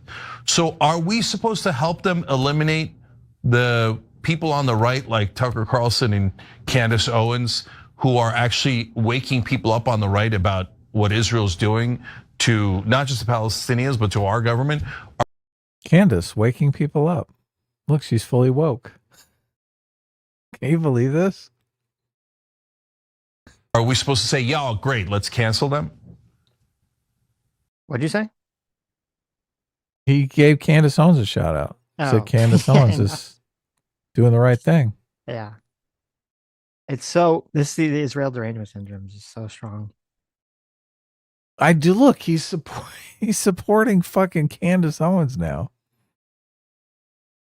Yeah, it's all just, again, they're pushing the right against Israel, so that's good. Which, I mean, if you really don't like Israel, I get it, but there's other topics besides that they're pushing for. And I'd say it's very short-sighted too, because the Israel thing is probably going to wrap up in, this year, next year. So it's like, okay, well, do you want to keep giving free space and leverage power to people like Candace and Tucker?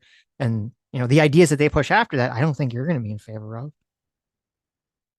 No, not at all. Well, Candace, it's just conspiracy theory, so. Right. Is that a question to me? Yeah, sure. I mean, I don't think that we should dismiss the risks when they're talking about Israel, which we happen to agree with. Yes, this government is bad, but then, oh, hey, here's a Holocaust denier. Oh, hey, here's another Holocaust denier.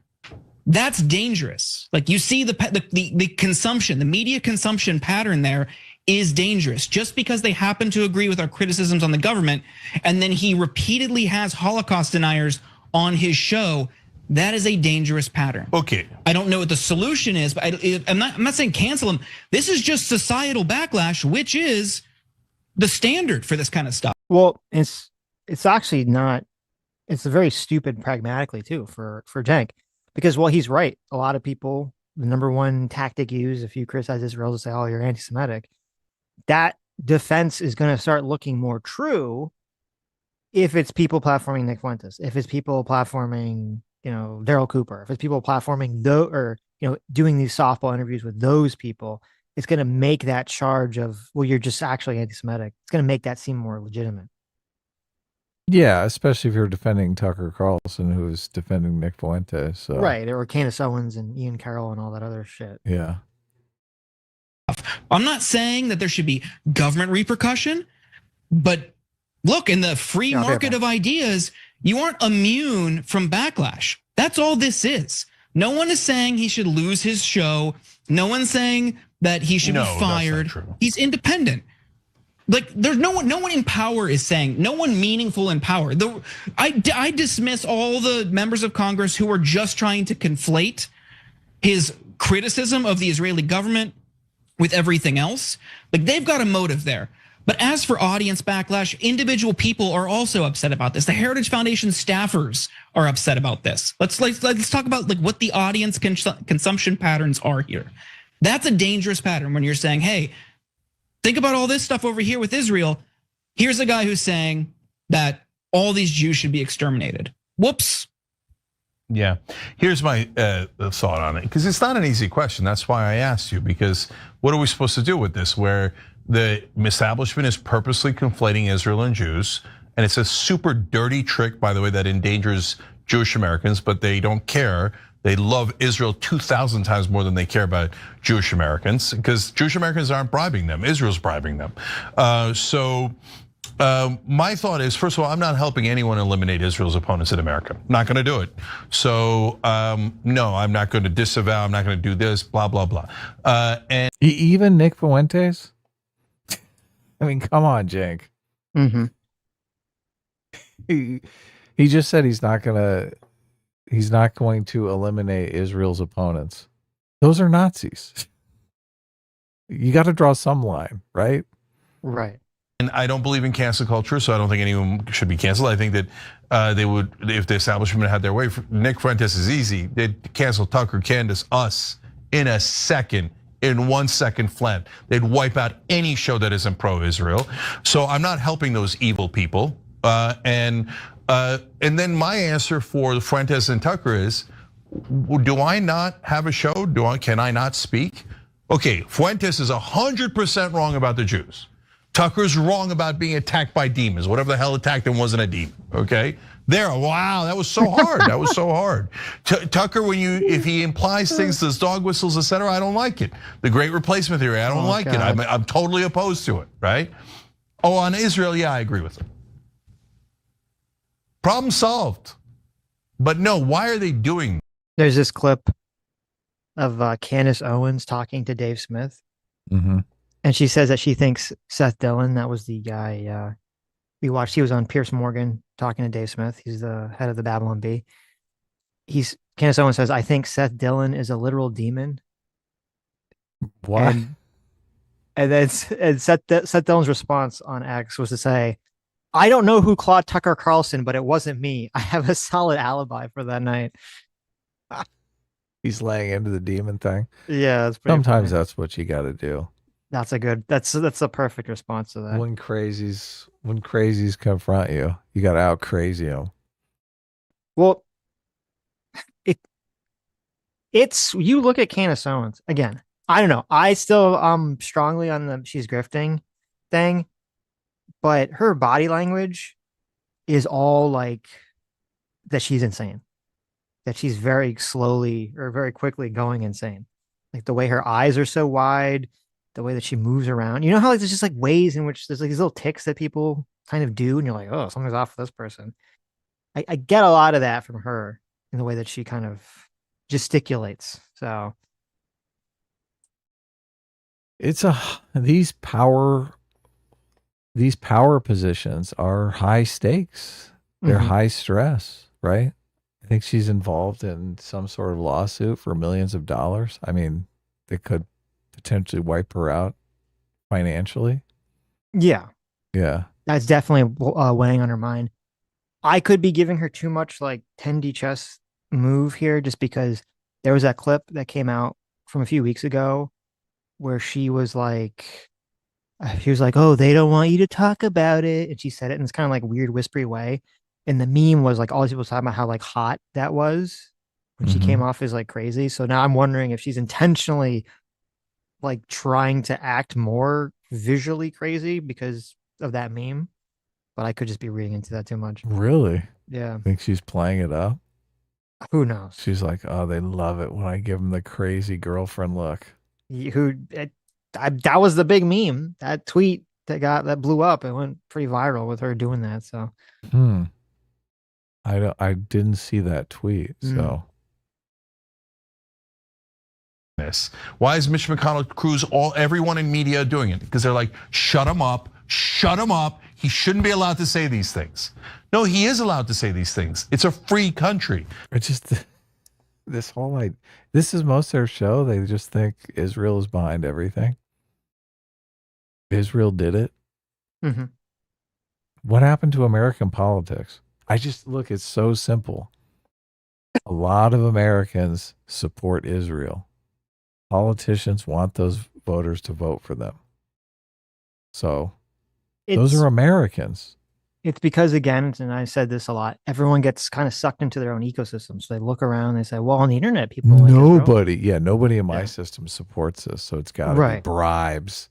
Right. Yeah. They don't see any of the people that support them.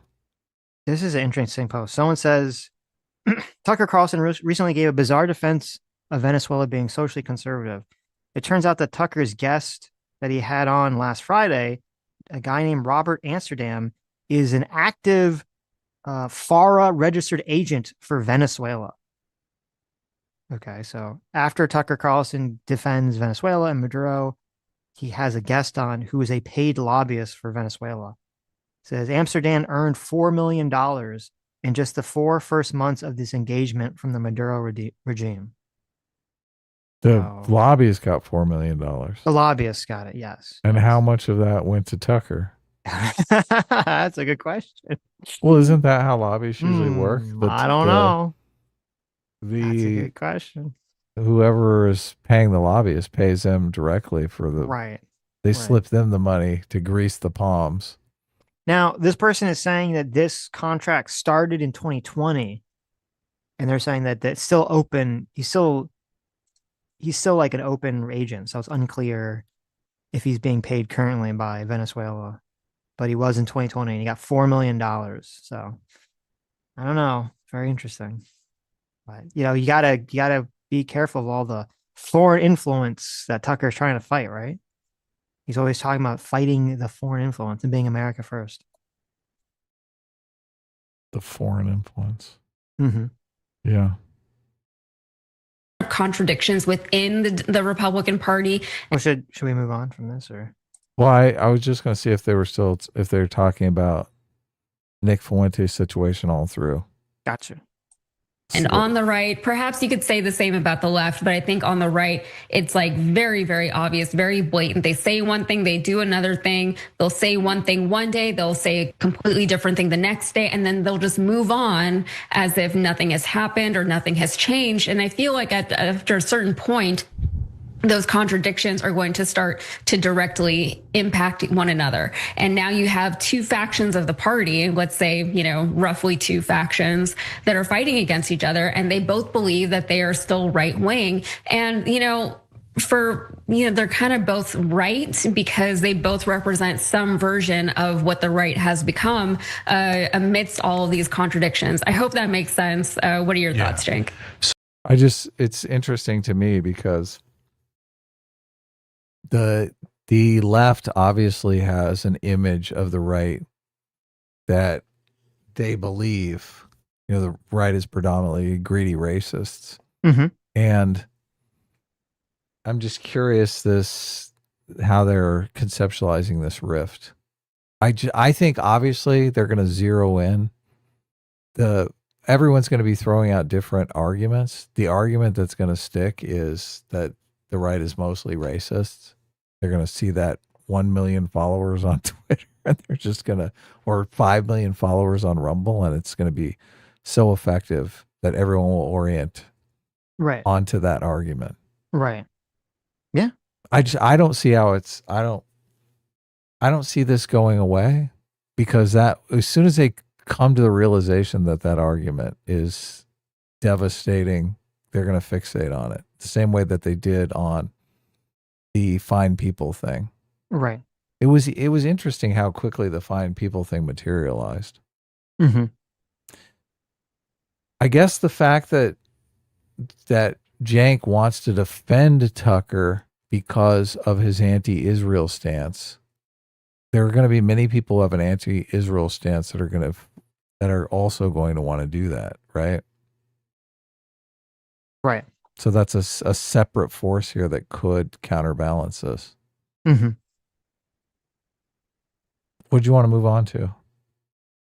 This video. I don't think anything particular she said was. So, I don't know if you saw this video. I think you saw the second video. Did you see this one?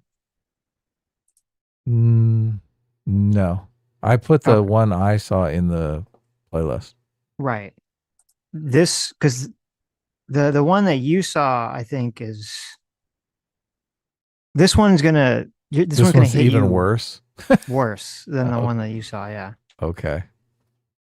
Asmongold is another anti-Israel person. It's very simple he's for me.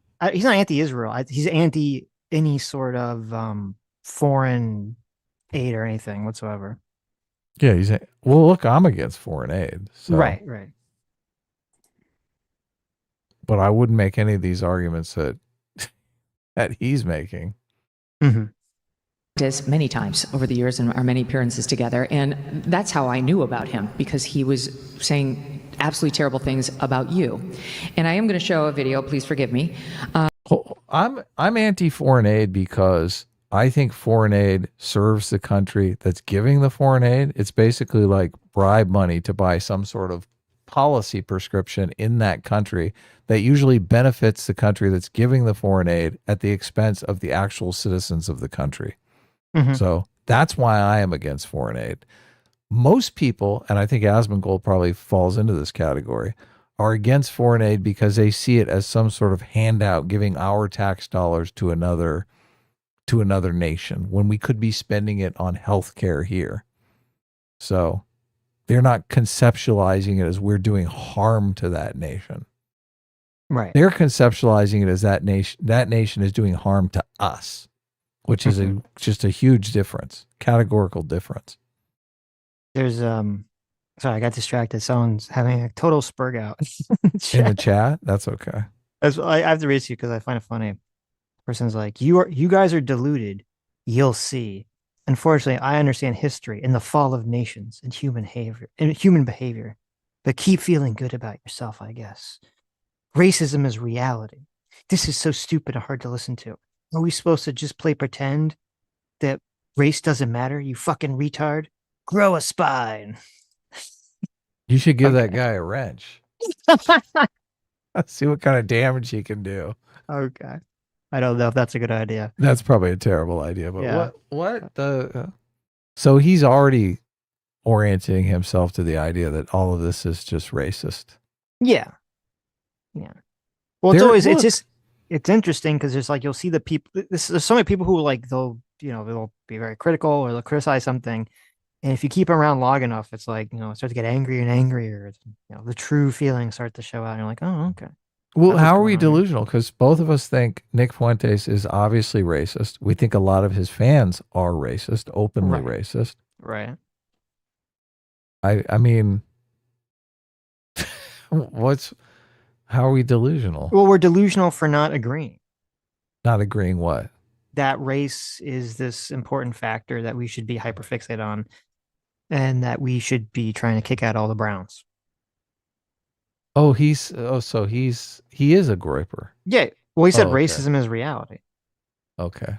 I thought that whole thing you read, I heard it as a woke progressive. No. You saw the exact opposite. Well, maybe it's not the exact opposite. The fact that you can read it, and it can read as a woke progressive talking about, oh, you guys don't think racism is real.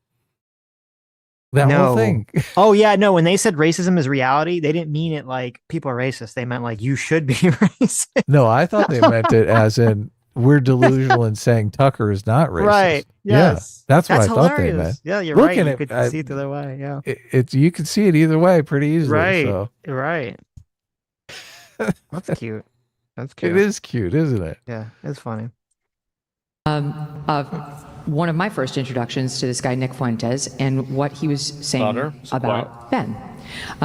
This is a video of him showing himself playing Grand Theft Auto, right? A video game where you shoot people, and he's So she just plays that clip. So here, let me just kind of zip through this here. Yeah, we want Asmongold. So he does say and Asmongold points out that was a terrible clip for her to use. That there's much better. Clips. Good. He agrees with us. He does agree with it. Yeah. You can show that are like. Yeah. Here. Counter that was. I think I just saw Ben Shapiro. And it goes on. I feel like there's like 50 Nick Fuentes clips that you can show that are like a lot worse than that. Like him killing a guy in Grand Theft Auto. I mean, I really, I mean, obviously like saying his name, it's definitely kind of weird. But, like, I wouldn't have used that clip, okay? Let me just say that. It goes on. I mean, I would hate for people to believe that the Nick Fuentes sort of, my problems with Nick Fuentes are about me, because they really are not. They are about the fact that Nick Fuentes is a truly horrifying person who believes truly horrifying things. And again, there is a reason why Charlie Kirk despised him. There's a reason why every mainstream political commentator has been highly critical of him. It's the reason why. These are not arguments. This is not a person who's making arguments. He is a Hitler-loving troll, and I say that advisedly. He literally says on his show that he loves Adolf Hitler. Okay, so the reason this has come up in recent weeks is because Tucker, your guest last night, decided to have him on last week and to... I don't think it's a problem bringing people on the show. I don't think it's a big deal. I think you can criticize Tucker not pushing back against people, but I think that he applies that pretty evenly. I mean, he did the same thing. I would say that one thing that would make Tucker seem less reliable as a impartial person who's interviewing is the way that he treated Ted Cruz versus Vladimir Putin, which, I mean, obviously there's going to be a difference there. I wonder why. But, and also Nick Fuentes, right?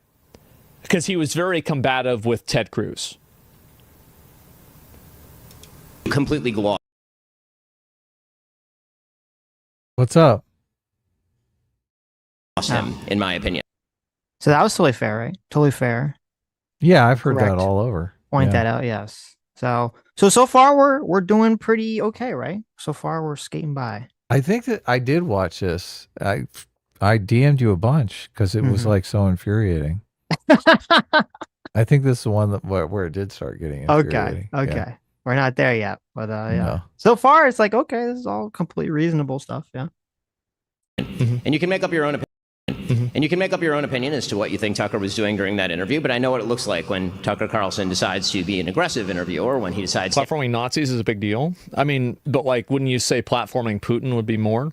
And also, it doesn't really... If like, let's say theoretically, like somebody you think is a Nazi, right, gains a tremendous amount of prominence inside of a political space, do you think that it's a good idea to not... Like, how long do you think you should pretend like they don't exist until you acknowledge that? Do you see the problem there, right? Like, not platforming people there's a time limit on that, and eventually it ends. That's it. You don't need to platform them. What I'm saying is that if you tell people that you can't platform certain individuals, and those individuals continue to grow and consolidate power, eventually there's a point where that opinion becomes mainstream. And that's happened many times in history. It's not like this is the first time this has happened. There have been many times where people that have had extreme opinions have, been marginalized or removed, and then over time they get bigger and bigger and bigger until they have enough to lead some form of political resistance. So I think that just not platforming a person is simply not a solution to avoiding a conversation about an idea you disagree with. I just don't think so. Hitler got imprisoned. Yeah, they put him in jail. They put Lenin in jail too. Ask difficult questions. So I agree with the concept there. So you have someone like Nick who obviously was not platformed on a bunch of things, but he's, grown a lot. Now, I would wager a lot of that growth is because of Kanye West, and is because he was allowed back on X and all that other stuff. So that was definitely a huge feather in his cap. But putting all that aside, yes, it's true that he has grown and grown and grown. And I would agree that I don't know if ignoring him is the right answer, because maybe you can't ignore him at some point. But it kind of annoys me when he talks about that, because I feel like Asmongold gives a lot of half opinions, where he'll say half of an opinion that's true, and then he just stops talking. He doesn't bring in the other half of it. Because as he just said right before this, he said, you could criticize Tucker Carlson for being so soft on Nick Fuentes, that Tucker has been very hard on Ted Cruz. He's been very hard on other people. It's not like he's just a guy who... Tucker Carlson's not a person who just interviews both left and right-wing people and is just like, well, you can just say whatever you want on my show and I'm not going to really push back, right? There are people that interview like that. Tucker's not one of those people. And he's literally never been one of those people in his entire career. And that's the issue. As Asman said himself. So I don't know why he does this. He constantly gives these sort of like weird half opinions where he sort of like says half of something that's true and then he doesn't go further and, give the pushback that I think is required. Yeah, that's generally what people are complaining about. They're saying that these ideas are vile and that you need to push back on them. But Tucker didn't do any of that. He just kind of signal boosted the ideas without pushing back. And as implied in Asmongold's argument is that deplatforming these arguments doesn't work. At some point, you have to confront them with arguments against. Well, he didn't do that. He just basically signed off on those arguments. Well, I guess he did push back, but in the mildest of ways. Yeah. Exactly. That's exactly it. People keep saying you need to bring these arguments publicly so you can, denounce them. Yes. Attack them, right? Or even announce them, acknowledge them. Well, it's like, okay, but Tucker didn't do that. He brought them to the forefront in the softest way possible that made Nick look the best possible way he possibly could look and still espouse those ideas. I don't know how much of Nick's audience are people who are against racism and just would deny that Nick is an actual racist. I think there's very few people in Nick's audience that are against racism. Right. Well, we've seen people in our chat that are like, oh, Nick's not a racist. So they're obviously in denial, right? Yeah, but either those people are, I would say... You think they're lying. Okay. Probably not Nick fans, or they're just lying. Right. So, because I said, I think there's a lot of people that are not Nick fans who have just been burned by the wolf cry, the crying wolf of racism for so long that it's like almost mentally impossible, psychically impossible for them to acknowledge that anyone's racist unless they're shouting, I'm going to go kill all the Jews and black people, bang, bang, right? That's like the level at which is required for that. And some people like that exist. But I think most of it is just people that are his fans, or even if they're not his fans, they agree with race realism or white nationalism. And so they know they're just basically doing interference for that. The Carter family said they like Nick and that he wasn't racist. Well, some of them did. Right. Well, I think they're just grift. I think that one of them says he's fucking racist. I think they're just grifting for views. Right. So the Cartier family. Okay. Carter, I think is how it's pronounced. No, it's Cartier, remember? Because it's French. Someone in the chat, because I asked someone in the chat who watches them. So, yeah. Anyway. Cartier. Yeah. For sure. That's what they said in chat. Cartier. Mm-hmm. Well, it's spelled like with an I. It's not just Carter. Questions of people. Tucker is eminently capable of doing that. He did it to Ted Cruz quite thoroughly. But he decided for any number of reasons, and I try not to attribute motivations to people, that he was going to treat Fuentes with kid gloves, that he was going to not ask him about any of the things that I've just mentioned, literally any of them, and to essentially normalize Fuentes, act as a sort of gateway drug, or as what I've called Tucker, as an ideological launderer of bad ideas over the last couple of years. And this is not coming from a place of animus for Tucker on a personal level. I've known Tucker for a very long time. Tucker and I, whenever we're in personal situations, we get along great. I think I saw that Tucker talked about how we were at Charlie's memorial in the vice president's box together, and he's correct. I mean, we saw each other, we said hello, we talked, it was very friendly, and all of that. And it's also true that a couple of days after Charlie's murder, he reached out and he called me and he said, listen, I know that we're at odds, and we've been at odds for a number of reasons, mainly political. I mean, again. Maybe we should just fast forward to his commentary. We should. Yeah, I don't have the time, but we can. On a personal basis, so I think, what should the future of America look like, and where do you draw the lines? Those are the questions that I need to answer in my job. For me, my business is really not. I think that right now, somebody like Ben Shapiro is going to have a really hard time winning over the moral authority when he's aligned himself so strongly with Israel. I think this is, it's such a massive issue for a lot of people that I don't think that people will look past it until he moves past it, which I don't think that he necessarily will. But I think that that's really, that's the perspective that a lot of... I just this is why I started DMing you, because I was so infuriated. I'm like, you you you can't say Nazis are bad until you denounce Israel. Hold on here. What? What did you just say to me? I mean, that's basically what he's saying, right? Right. Well, I don't think that's quite what he's saying. To be as charitable as possible to Asman, I think his from a lot of what I've heard from Asman, I think his strength is that he's able to, how to say this and not be insulting, because I don't mean it in an insulting way. Part of Jordan Peterson's great strength was that he was able to articulate a complicated idea that people felt but didn't know how to express. And that's part of Jordan Peterson's great skill. Like Israel is controlling America? Not quite. Okay. But, I mean, that's pretty simple. I think Asman, one of his skills, and maybe his greatest skill, and I think part of what makes him very persuasive, because this is a very persuasive thing, is he's able to articulate a common vibe that people feel, but maybe don't know how to express in words, or maybe aren't even aware of consciously. Right.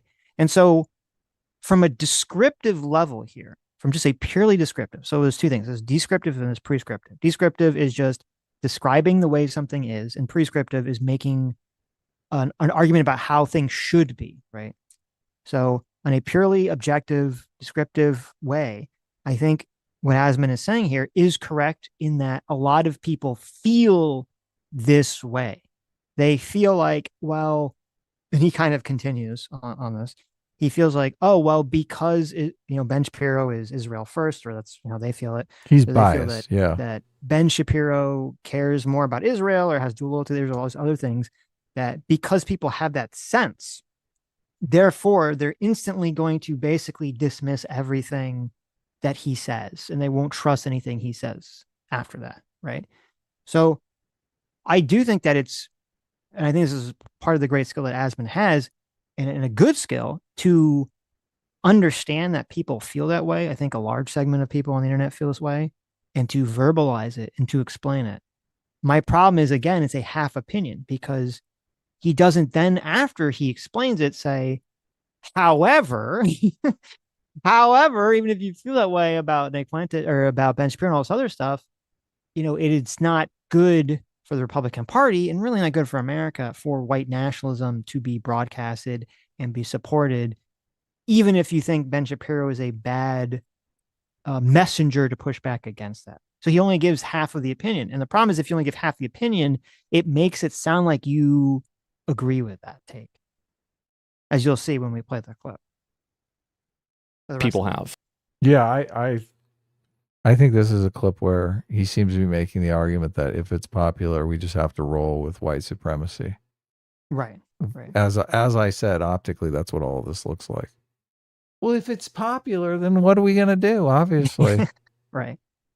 We got to bring back slavery. It's popular. Holy shit. Until he moves past it, which I don't think that he necessarily will. But I think that that's really... That's the perspective that a lot of people have. A lot of people, especially on the internet, especially young men who are not on the internet, but are on the internet all the time, they don't like finger wagging. They don't want to be told what to do. And I think a lot of it, just optically, what Ben Shapiro is doing comes off as finger wagging. So they're just going to dismiss it. This is what I thought the art of Jordan Peterson was, is Jordan Peterson can articulate things, but not in a finger wagging kind of way. That's kind true, of say that this is good for you. Right. Well, that's yeah, I guess you're right. I know what you mean by finger wagging, because it has a negative. He is fucking finger wagging. Ben Shapiro's totally finger wagging. No. I meant with yeah, no, Ben Shapiro's 100% finger wagging. I meant with Jordan Peterson. Jordan Peterson is technically finger wagging, but he's doing it in a way that doesn't feel like it. Yeah. Which that's a the good magic, like a safe cracker or a pickpocket. Yeah, exactly. Right. But yes, of course. But this is the problem. Right. About cleaning up your room. This is the problem with the half opinion, is because if you give the half opinion, and you don't say if you just give the description and you don't actually push back on the description or say it's right or wrong or say what your opinion is or anything like that, the feeling is that, well, then you must agree with the description. That's how everyone or most people will automatically interpret it. Well, is it popular? I'll tell you if I agree with it. Right. And if you look at like his chat, like you can see like, top chat is dude Fuck cares about his religion. fuck Israel. Right. Yeah. Fuck Israel. But that one says fuck Israel, fuck Palestine, America first. Another one says dude cares about his religion more than his country, which is fine, but admit it. He got the hat. He got to take the hat off, meaning his yarmulke. I think Ben's brainwashed or trying to brainwash us. So, you can kind of see where some of the things are going here. Yeah. Like, I think that somebody asked him, like, which do you like more, like America or Israel? And he didn't want to answer the question. Like, do you really want to listen to somebody who's a political commentator who doesn't know? Do you want to listen to somebody for advice on America politics that doesn't know if their favorite country is America? So why are you listening to the song? No one should listen to the song. Well, first of all, I was trying to find this clip because I couldn't find this clip. I don't know what clip he's referring to, whatever this clip is, or someone asked him this question. Not that I would actually even be surprised that someone would ask him this question that Ben would not want to give a direct answer. I wouldn't even be surprised by that, but I could find the clip. I was curious. But see, now we're sort of moving away from the description into the prescription, because now he seems like he's agreeing you shouldn't listen to Ben Shapiro because of the framing of, well, he's not America first, which again, that's fine. And you can bring all that point to a head. You could say all that stuff. And I think it's useful to say that people feel that way. But then why would you not add on? However, I do think that Nick Fuentes is bad for the country and white nationalism is bad and all these other things, because he has said that, I believe, in other circumstances. And I believe in the other video, he does say it, but it's like, to me, I always get suspect when someone gives the half opinion, because it makes me feel like, well, why are they giving the half opinion? Are they afraid of their audience? Are they afraid of some audience? They don't want to piss someone off. That's really usually the only reason for a person to give a half opinion like that, is because they don't want to 100% adopt a position, I should say, but they also don't want to push back against it. That's usually why people give half opinions. Right. Yeah. I don't. I mean, just categorically. About friendship. I have lots of friends, people who I love, with whom I disagree on politics and don't believe they should be leaders in the conservative movement, for example. Yeah. And that to me is the real question. In any case, Tucker reached out. He said, we've had a bunch of disagreements, and the T is because I texted him. I still don't. He says, on my phone is because I don't just, I like to evidence what I'm saying with, actual evidence. So I texted him. Somebody says, I think you're wrong. In 5 minutes with Nux Talk to will also change your mind because Israel has been portrayed more wrongfully than they deserve. Okay. I still don't, even if Israel is the greatest country in the world, I still don't want to hear somebody telling me that and then telling me what I should think about American politics. That's not the point. The point is that I want somebody who is directly invested and only invested in America to be talking about and giving me opinions about American politics. I don't like Israel, like the way that their government does things and their military seems pretty bad, right? I don't attribute any of this guilt to the Israeli people. I don't have any animus or negativity towards them. I don't hate Jews. Like, I just think that it seems like the government does a lot of bad stuff, but I'm not really a big expert in this either. But I think that it's very clear to see that the writing's on the wall with the young people's support of Israel. It's very obvious to see that writing is on the wall. And if you don't approach that writing in a way that's authentic and reasonable, and you meet voters where they are, well, then they're going to find somebody else that will. So that's the main issue. Nux is from Israel. Well, I don't have any problem with Israel, like in terms of people that are from it or anything like that. Like here's my actual opinion, right? This is a Middle Eastern conflict, thousands of miles away from me. I don't want to have to think about Israel whenever I'm talking about America on a very fundamental level. Like, I don't even want this to be part of the conversation. The same as like talking about Indonesia isn't part of the conversation, or talking about Zimbabwe isn't part of the conversation. It should not even be in the vocabulary. Well, blame Tucker. Blame Nick Fuentes. Right. Well, the ones that keep fucking talking about it. This is, you know, again, you have the half opinions that bother me, and then you have this, and he keeps doing this. And almost every clip I see. If this is true, shut the fuck up. Let Israel do whatever they want. Stop talking about their fucking war in Gaza then. Shut the fuck up. Stop bitching about it.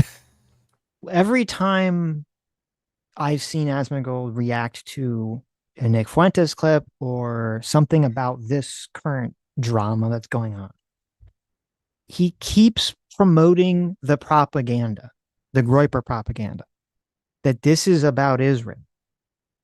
He's watching a clip where Ben Shapiro is talking about, essentially saying that the right as a movement, Republicans as a movement, should gatekeep Nick Fuentes out of the mainstream and should gatekeep Nick Fuentes out of becoming mainstream in the right. Because of racism and anti-Semitism, not because of Israel. Yes, because of racism and anti-Semitism. Because obviously Tucker's had a lot of anti-Israel. Has nothing to do with the Gaza war, Israel. No. Tucker's had a lot of anti-Israel people on. He's had the mustache nun. He's had Dave Smith. He's had Derek Cooper. I don't know if he's had anyone who's not. I don't know if he's had a single pro-Israel person on, except for Ted Cruz. He's had tons of anti-Israel people. And so, yeah, no, this is something different. And he knows this is something different. He's the one that brought Israel into this conversation. I know. That's what's so He's the one that said, at first it was, I understand that people don't want to necessarily talk about, you know, they maybe don't trust Ben Shapiro because, you know, they have this feeling about him towards Israel. But now it's warped into, I don't want to hear Ben Shapiro talk about this thing because he's, you know, Israel, blah, blah, blah, blah, blah. Turn the video off. But that's why are you bringing up the propaganda though? That's the propaganda that the Groypers want you to push, is they want you to say, well, the only reason they're attacking us, the white nationalists, is because of Israel. Yep. And I do think that large streamers, I don't know how you feel about this. I think that all streamers, but I think especially large streamers that talk about politics have responsibility in have influence over their audience. And I don't know why he keeps framing this issue in a way that just keeps giving ground and sway to the Groyper movement, when I don't think he thinks they're the predominant force in his audience. I think that's why he's doing it. Maybe. I mean, I've seen clips of him push back on some issues. Now, maybe there's a calculation that those issues are not as important as this issue. I don't know, but as soon as you say, "Oh, this is 10,000 miles away, it doesn't concern me," you lose all more authority to fucking grab the fainting couch because the Israelis are turning Gaza into a fucking parking lot. Right. You can't say, "Oh, it doesn't concern me, it's this far away," and then go, "Oh my God, the children of Gaza." Right. It's like, make up your fucking mind. It either matters or it doesn't matter. Mm-hmm. And if it doesn't matter, let the Israelis take care of their fucking problem. Mm-hmm.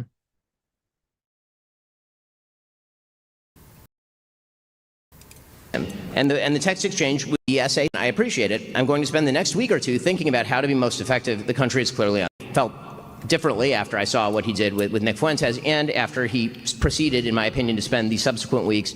These people will never succeed if you purity test.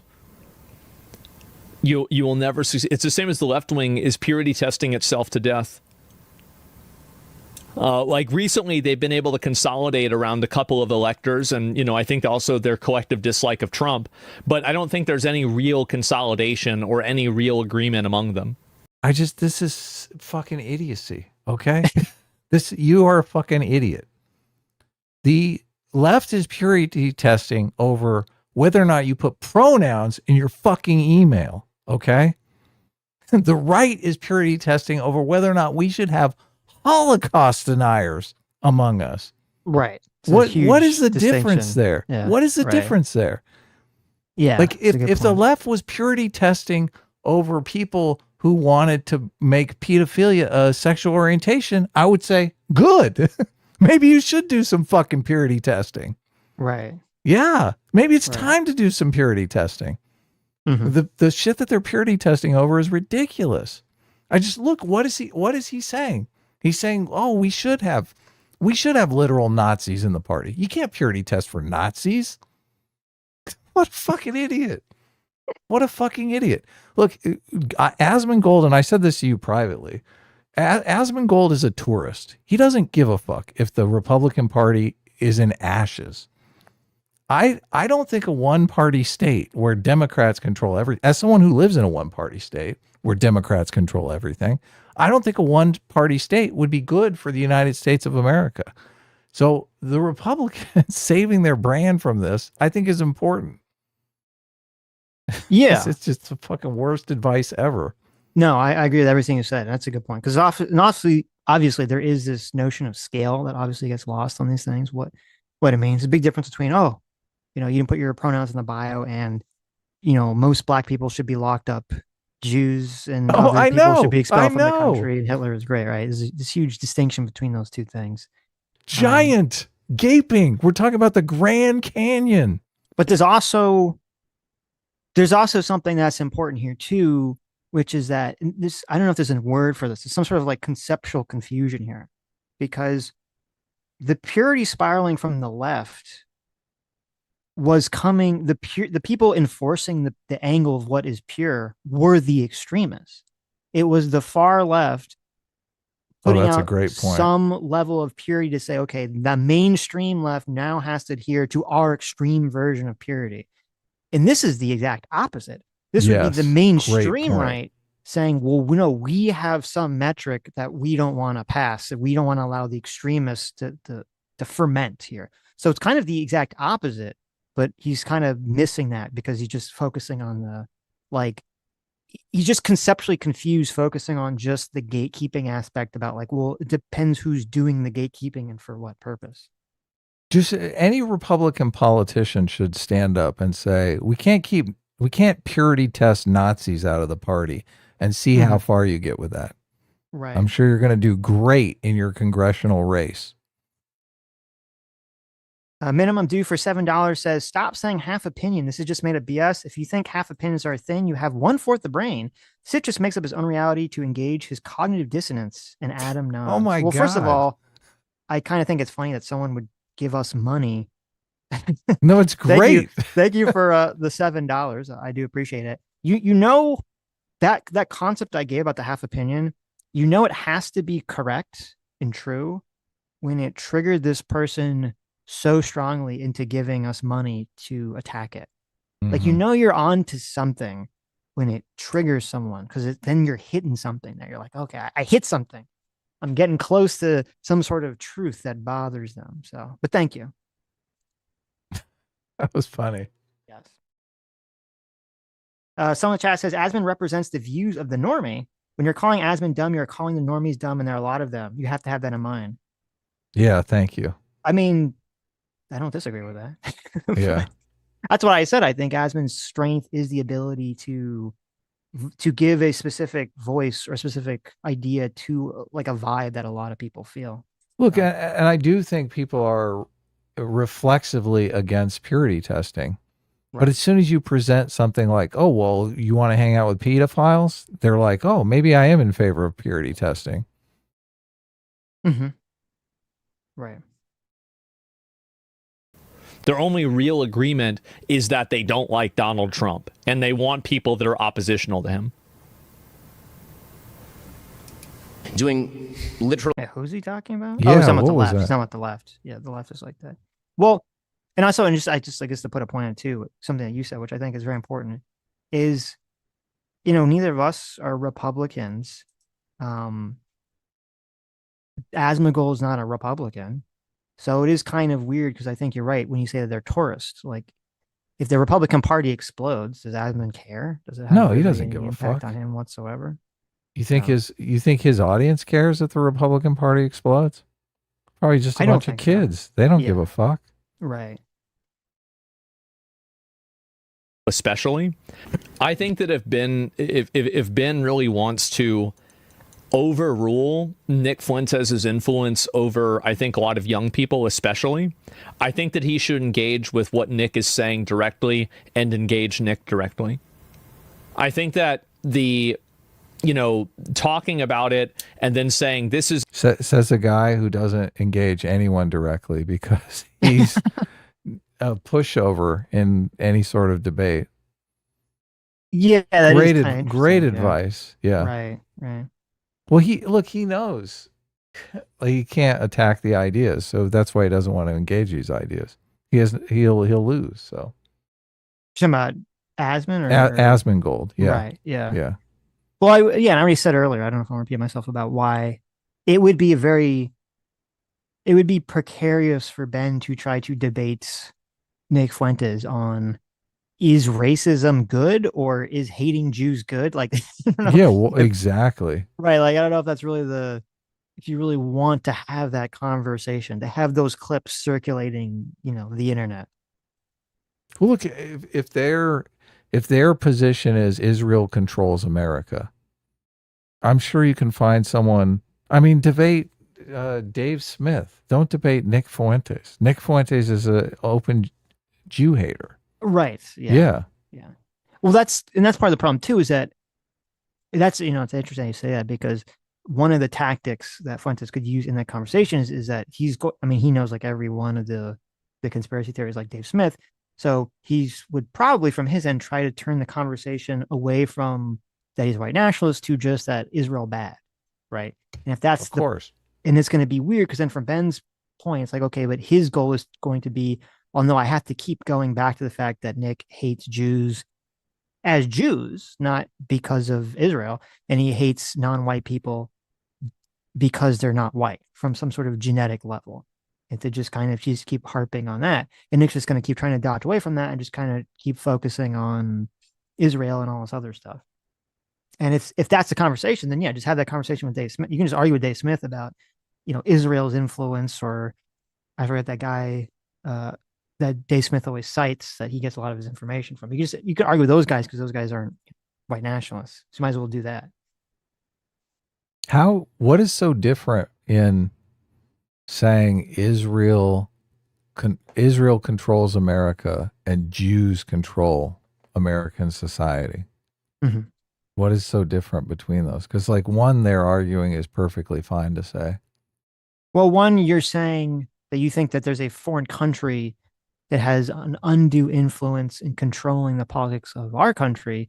And one is saying, well, there's a group of people in our country who are buying into some sort of ethnic or religious loyalty first and are using that loyalty to undermine our country for their own benefit.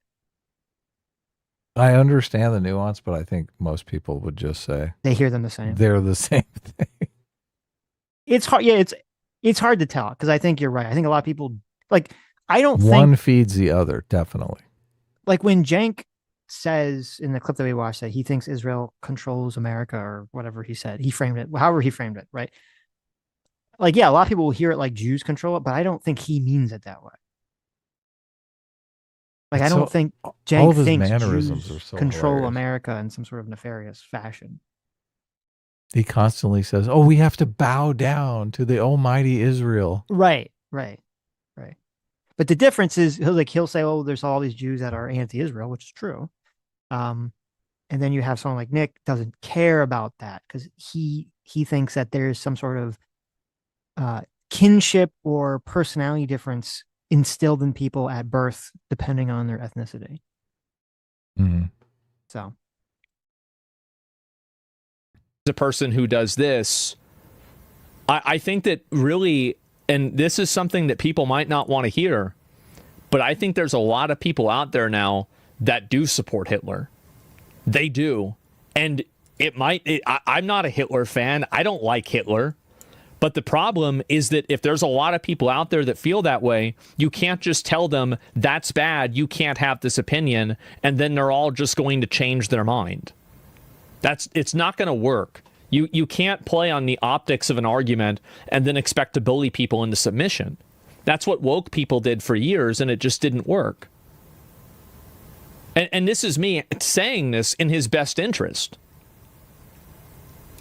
The number of times. I'm not sure I agree with that. I do think that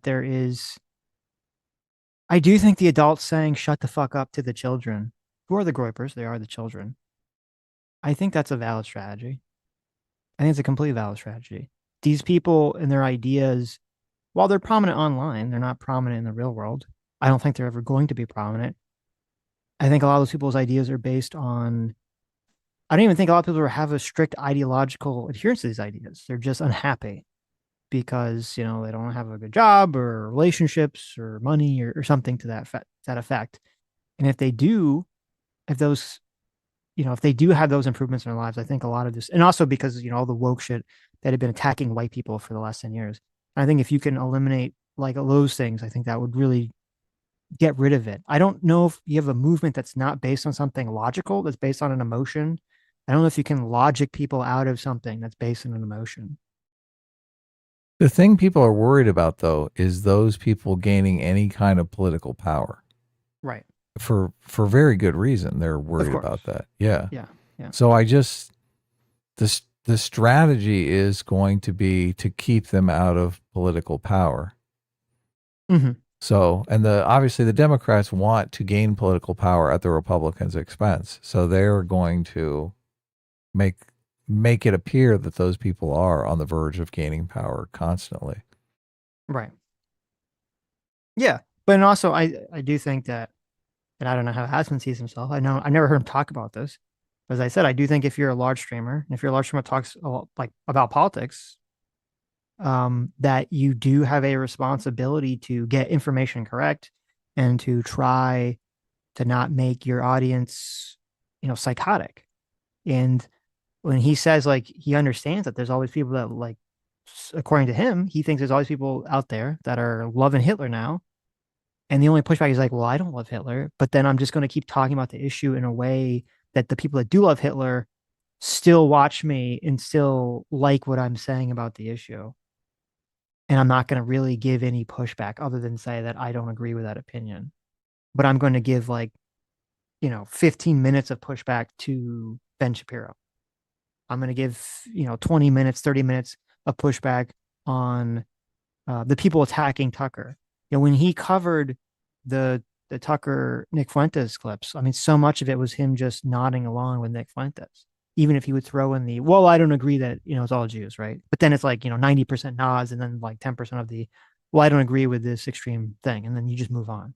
He's basically saying, I don't agree with you, but I'm not going to stand in your way in gaining political power. Exactly.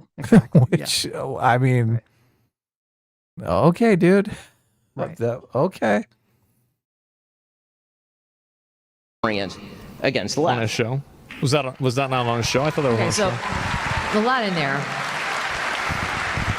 I think that it's very hard. Like, one of the big issues is that he won't debate Nick the Fool. Yeah, Ben said in that last week. Oh, maybe. I don't know. I thought I'd say 8 months or something like that. I have no idea. But I'll just keep going. I'll talk about it later. I'm just going when he's talking. Okay. People, they consolidate around figures like Hitler or Stalin. Like, there's a lot of also leftists that love Stalin too. And I think that the reason why they consolidate around people like that is because those people are men of extreme brutal action and people that changed their country. I'd say probably for worse, but they changed their country. And Castro, Fidel Castro is another one, Che Guevara. Yeah, these are violent, psychotic, psychopath. But also, I think that Che Guevara, Fidel Castro, Stalin, Hitler, all of these people were very intelligent. They had high IQ. They were not some moron 80 IQ idiot that doesn't know how to do math. These people were highly intelligent. It's just that they were also very bad. So, and this is another big issue that a lot of people have trouble realizing, is that a lot of the very evil and very bad people are not stupid. They are not stupid at all. They are incredibly intelligent. They are extremely intelligent. And if you don't take that seriously, they will beat you, right? They will beat you because you didn't take them seriously. But the reason why I think that people flock to leaders like that is that they see leaders like that and they see a world without any sort of real path to improvement that is sufficient to them. They don't feel like anything is like it's not good enough, basically. And because it's not good enough, what they end up doing is they end up going to extremes. They go to extremes like Stalin or like Hitler or like Che or Fidel Castro. And I think that that's really why it's happening. And so extreme nationalistic, violent, change. And I think that both of those things are necessary. Violence and nationalism. And I think that really, if you look at a lot of these different people that extremists that are political view highly, they are all both of those two things. So I think I mostly agree with that, except I think there's something important to add, which is that, yeah, a lot of it is there are people who are just very unhappy. And yeah, they feel like they need that like extreme person to change something, because that's the only way to get the change, to occur. You need, the bull in the china shop, or you need the authoritarian dictator or something. And definitely that's definitely part of it. But I think another part of it that he didn't mention here, or that's missing here, is a lot of it with the Groyper specifically is the kids who were expelled from the village coming back to burn the village down idea. And it's if you have and this is only for young men, really, when you have young men that feel like they've been ostracized by society, it breeds resentment and spite towards that society.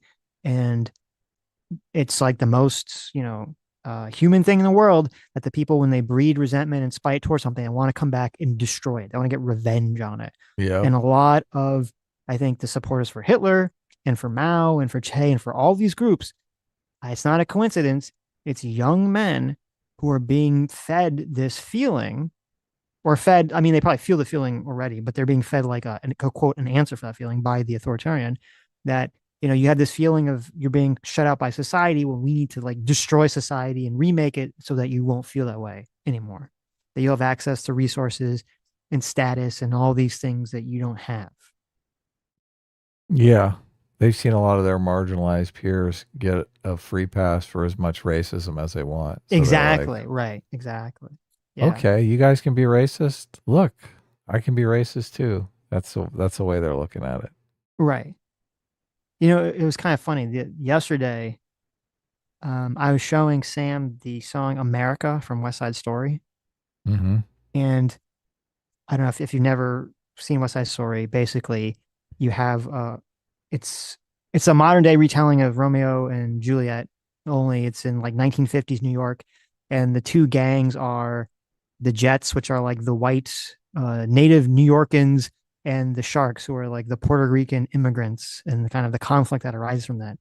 And one of the songs is called "America," and it's the Puerto Rican gang, and they're with their girlfriends, and it's the girls all talking about how awesome America is and how much they hate Puerto Rico. And all the guys talking about how much America sucks because it's racist, and how much they want to go back to Puerto Rico because they can like fit back in that society. And I never really thought about it till I watched it yesterday, that it like kind of perfectly plays on that status thing, where because guys have to compete in the status market, they're so much more sensitive to, immigrating to a new society where people are racist, or they're not really having opportunities, and they feel like they can't climb a status hierarchy in order to, get material things or get status and attract women, where the women aren't concerned with that because they just have to get the high status male. Like they don't need to get necessarily status themselves. So that doesn't really, like, that doesn't even enter their conception whatsoever when they're having this conversation about whether America is good or not from their perspective. Right. It's easier play for them. Right. Fascinating.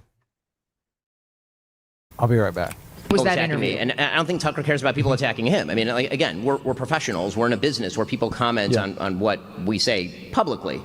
Again, this is why I think you and I differ on our angle with regard to, for example, Candace Owens. I think that what Candace Owens is doing right now is evil. It is evil what she is doing right now. Okay, and I say that again. But what Because like I didn't opine on whether it's evil or not, but my position is it's really none of my business. And why is it? But I have a question. Why is it none of your business? Because she's not accountable to her. That's the reason. And I think that collectively society has grown fatigued with people in positions that are morally achieved being the arbiters of what can and cannot be said. This is flatly 100% untrue. This is completely untrue. And everyone knows it's untrue because all of the political discourse, no, the overwhelming amount of political discourse is someone on the left pointing at someone on the right and saying, look at this horrible thing they said or believe or did. Someone on the right pointing at someone on the left and saying, look at this horrible thing they said or believe or did. That's what the political discourse is pointing the finger at the other side and saying, look at this horrible shit they're doing. So this makes, like, this take to me makes absolutely no sense whatsoever. And no one's asking, again, if someone were to say, well, you need to go and denounce this person as a person, you need to not interact with them, I would agree if that was what was being asked. But that's not really what's being asked, right? I mean, Ben's not even really asking Megyn Kelly to do anything. It's just the idea that, like, if you're in a situation where someone on the other team is you, the other tribe is you, were making a point, and if it was someone on the left making that point, and you would dedicate a show or you dedicate an entire week to talking about how they said this thing and did this thing and how terrible it is. But if that person's suddenly on the right, you decide, well, I can't talk about it anymore. Well, then that means that you're a coward. It means you're a hack. And it means you don't really actually care about the concept or the idea or the political disagreement. All you're doing at that point is you're just doing the very dishonest team politics. And when you fall into the very dishonest team politics, then you get into this rut that you're seeing where people say, well, I can't attack enemies to my left. I can't attack the woke people because I need them on my side. Or I can't attack people to the right. I can't attack the groypers because I need them on my side. And that's what allows those people to come into your movement, to take hostages, to pull your movement to the extreme and to destroy it from within. Yeah, it just seems crazy to me. If the fear is that the groypers will gain political power and you're welcoming them into your political coalition, I just like, how is that smart? Yeah. Well, I don't believe this whole, the entire political ecosystem is based on entire fucking Asman's, job and all these streamers' job is reacting to people and saying, oh, this is good, this is bad. And then when it's like, why is it when it comes to this situation with the groypers, it's like, oh, well, you shouldn't react to them. It's cucked if you react to them. It's lame. If people don't want to react to it, it's fine. It's like, oh, okay. Like, why is it with this magic issue that so many people are afraid of because they're afraid of upsetting that audience, that suddenly, like, I'm supposed to believe that there's some sort of principle here the person is arguing in favor of why you shouldn't react to this one specific thing.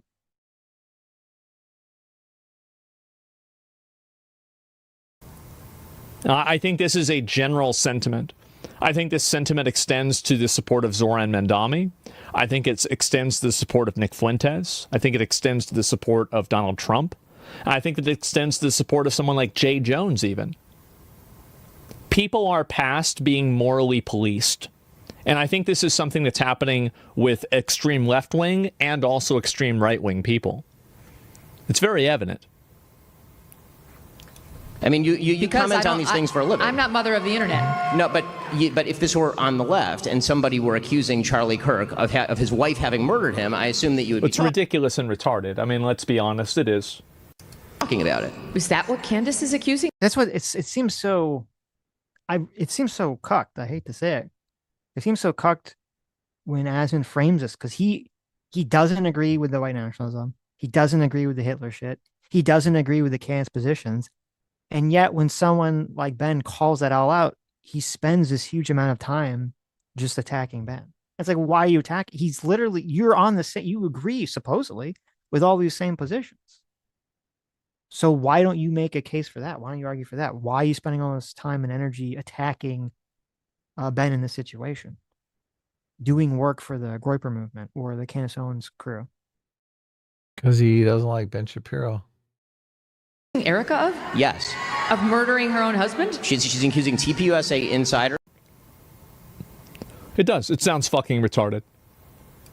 In that content, which is an honest statement. I don't have I understand, but even with Tucker. So I'm friendly with. This is normal because there's a professional and a personal barrier there. At least for me, there is. totally disagree, but I think the way of handling that, at least for me, is much different. So I think that really it's not about being professional versus personal with her. I think that what Megyn Kelly is saying is that why are you dividing this movement and purity testing this movement when we're already on the back foot with a lot of these issues? For example, like the economy, people are very disappointed about the Epstein list. People are unhappy. So here's something interesting too. I noticed when I was talking about how like Asman gives the half opinion where he describes something. He's never described Ben Shapiro. He's never given his insight to give the definition or description of the Ben Shapiro take, or those that would even agree with it. In this whole video, why has he not described that argument? If that's all he's doing, if he's just describing arguments, you'd have to actually describe all sides' argument. He just spends all the time and energy describing one side's argument. Well, look, that's what made me say he was a tourist. Because is he even conscious of the fact that this is destroying the brand of the Republican Party? Like, he never mentions that. Right. It seems so obvious to me. Like when the Republican congressmen come out and have a problem with this, they understand it because they're like, hey, I run under that brand. That's the brand that gets me elected. Right. Right.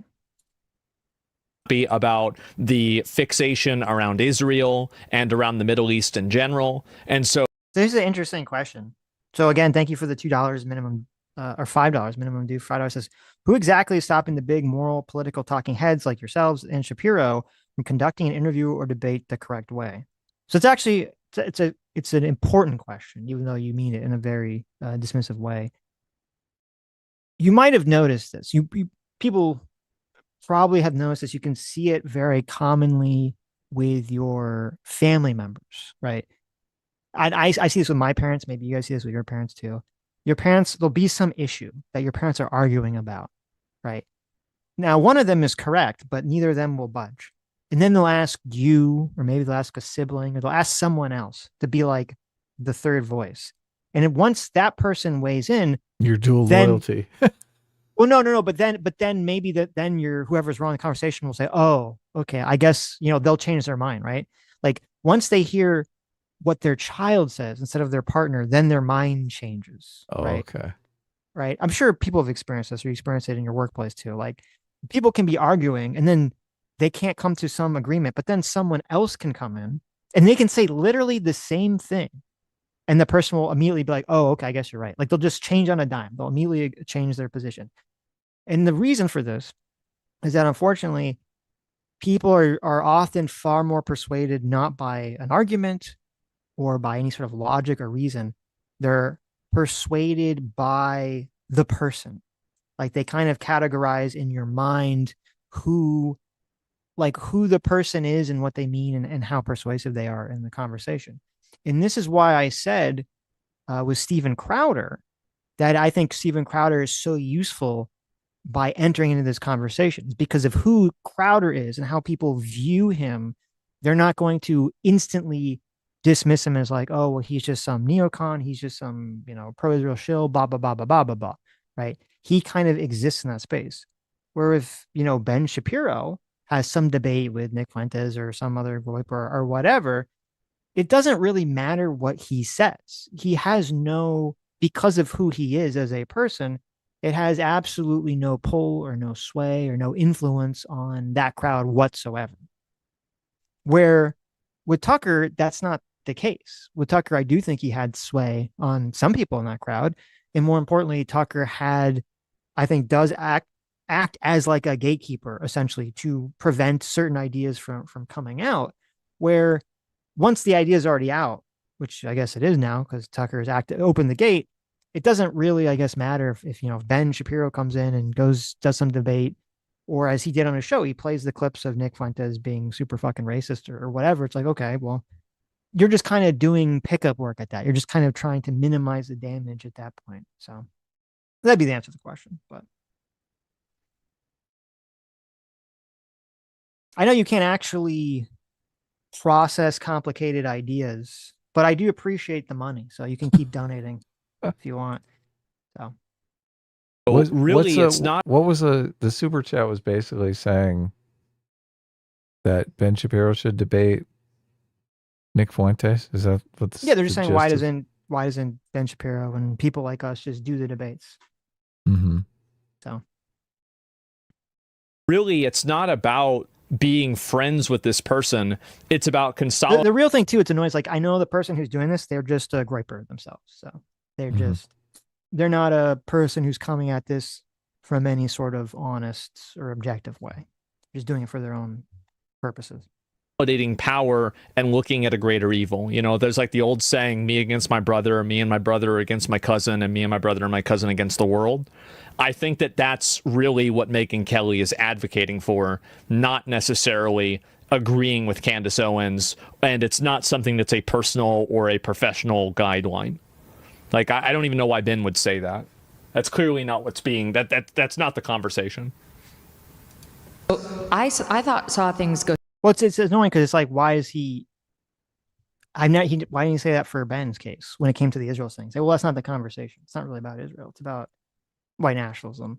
It's about sabotaging the Republican Party's chances to do well. Because I don't think he can see it through that lens. Right.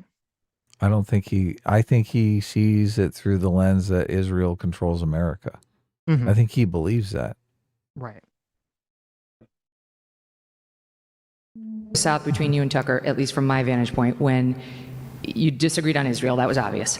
And he was, well, let me just make my point. Sure. And so he was saying things that were critical of Israel and our policy towards Israel.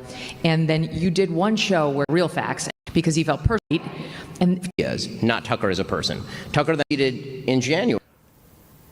It's problem. I don't know why Ben Shapiro can't address the elephant in the room, where when you're asked whether you like America or Israel more, you don't answer the question. You don't want to answer the question. This is going to make any American suspicious of you. Any patriotic, nationalistic American will be suspicious of that. I am suspicious of that. Well, I mean, this didn't happen in this conversation. This happened in some other conversation. You said you went looking for the clip, but couldn't find it. I didn't find whatever the he was talking about. So him bringing this in is only to make the argument that Ben Shapiro is sneaky. Mm-hmm. Right? Right. Well, as I said, that the best faith interpretation, the goodest of faith Gary is what I said, that he's voicing some vibe that people feel. But the fact that he's not pushing back on it or he's not adding to it makes it feel like, well, then he agrees with it. Or as you're saying, it's all sort of it comes off as whether it has been intense for it to not. It comes off as this is the excuse you can have to dismiss what Ben is saying. Right. That's the sneaky element to it. And that's the problem. Is that and that's why it annoys me, because again, he isn't a white nationalist, or at least he says he's not, and I believe him when he says that. So why is Asman consistently do so much, I would say, back-breaking work to carry water for them by pushing their propaganda in this way? Yeah. What would be the argument if Megyn Kelly was making the argument that it was bad for Tucker to have Nick Fuentes on and not push back because he's a open racist and Holocaust denier and white supremacist? Mm-hmm. You can't call Megyn Kelly sneaky, right? Right. Well, so what's the argument with her? I don't know. I find that to be extremely problematic. I'm not speaking for other people. I'm speaking for myself. I don't like that. See, that's people were in the chat were just saying, they were saying all kinds of derogatory stuff about Ben Shapiro, but I couldn't get a real clear answer on why they didn't like Ben Shapiro. Right? Like, what did Ben Shapiro do that makes you think this? I guess Asmongold is saying he said he wouldn't answer this question, but I haven't seen that clip, so. I think it's just two things. I think there's one of it is people just don't like Jews. The other thing is it's not something, it's a vibe. It's a general vibe that Ben Shapiro represents the old guard neocons who they don't like that. They like the populist right now. They believe what Tucker said, that Ben Shapiro wants to send all their kids, wants to send them to die in a foreign war in Israel. Yeah. Well, because a lot of this Ben Shapiro Daily Wire, I mean, it started even before October 7th, because you remember this was all, you remember the Crowder drama with the contract. I mean, a lot of people's opinions on that fell along the lines of not who is necessarily right in that instance, but who didn't like Ben Shapiro, who didn't like Daily Wire. So it was already kind of, yeah, it was like, so that's what I'm saying. I think a lot of this concept was forming before a lot of the Israel conversation even came to a head. Or maybe a lot of it maybe just be like Candace Owens fans too, who are mad because, obviously the Candace Owens being fired from the Daily Wire and all that fallout. So who else on the right came out and said, hey, we probably shouldn't signal that there are millions of white supremacists in the Republican Party, aside from Ben Shapiro? Who else questioned the strategic goal of this whole project with Tucker Carlson? Crowder Oh, you're right. Yeah, Crowder did. Okay. I mean, yet, Officer Tatum. Oh yeah, Officer Tatum did. Yeah, there were people. I don't have the list. Unfortunately, like most of the bigger accounts I saw were sweeping for it. I mean, Seth Dillon didn't, but I mean, he's been kind of on the train for a while now. So I think Ben Shapiro made the strongest argument with his content nuke. So, but you're right. Other people, like Officer Tatum, I think, did a speech in front of people that was out. I don't think he sat down and made a video. Well, I don't know. Maybe he did. I don't watch his content. I don't know. So, yeah. But yeah, I mean, that's really the only reason I'm not like a huge Ben Shapiro fan, but I do think this is like a terrible idea strategically, politically for the Republican Party. Mm-hmm. And Ben Shapiro seems to have mounted the strongest defense. So that's the only reason why I'm on his side. I do, obviously, if Steven Crowder had done what Ben Shapiro did, well, it's just Ben Shapiro, I think, has more clout than Steven Crowder too, right? Mm-hmm. So yeah, he has more gravitas. It seems like a straight person. Yeah, that's I don't mean straight like like sexuality. I mean like not a comedian. So. He's the most powerful Republican that came out and denounced this. Right. Well, that's in the internet space that I've seen. Mm-hmm. Yes, I'm sure there are powerful Republican politicians that Ted Cruz, I'm sure, came out and denounced this, right? Yeah. So, but in our space, yes, I think Ben Shapiro would probably be the largest or most notable person to push back on this. Right. Yeah. Which is good. Yeah. I don't want anybody who does. But look, a lot of people they don't want him to push back at all. They're like, just let it go. Right. Don't make a big deal out of it. He's huge. I saw that I don't know how to say her name, Dana Loesch. I did see that she had a video about that, but I don't think she's as, or you're just saying she was another person on the right that did push back. Yeah. I don't think she's anywhere near as prominent as Ben Shapiro's, at least on YouTube.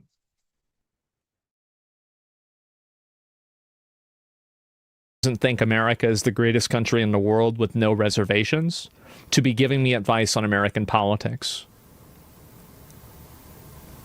I don't know why. Wait. Hey, Hold so on a second.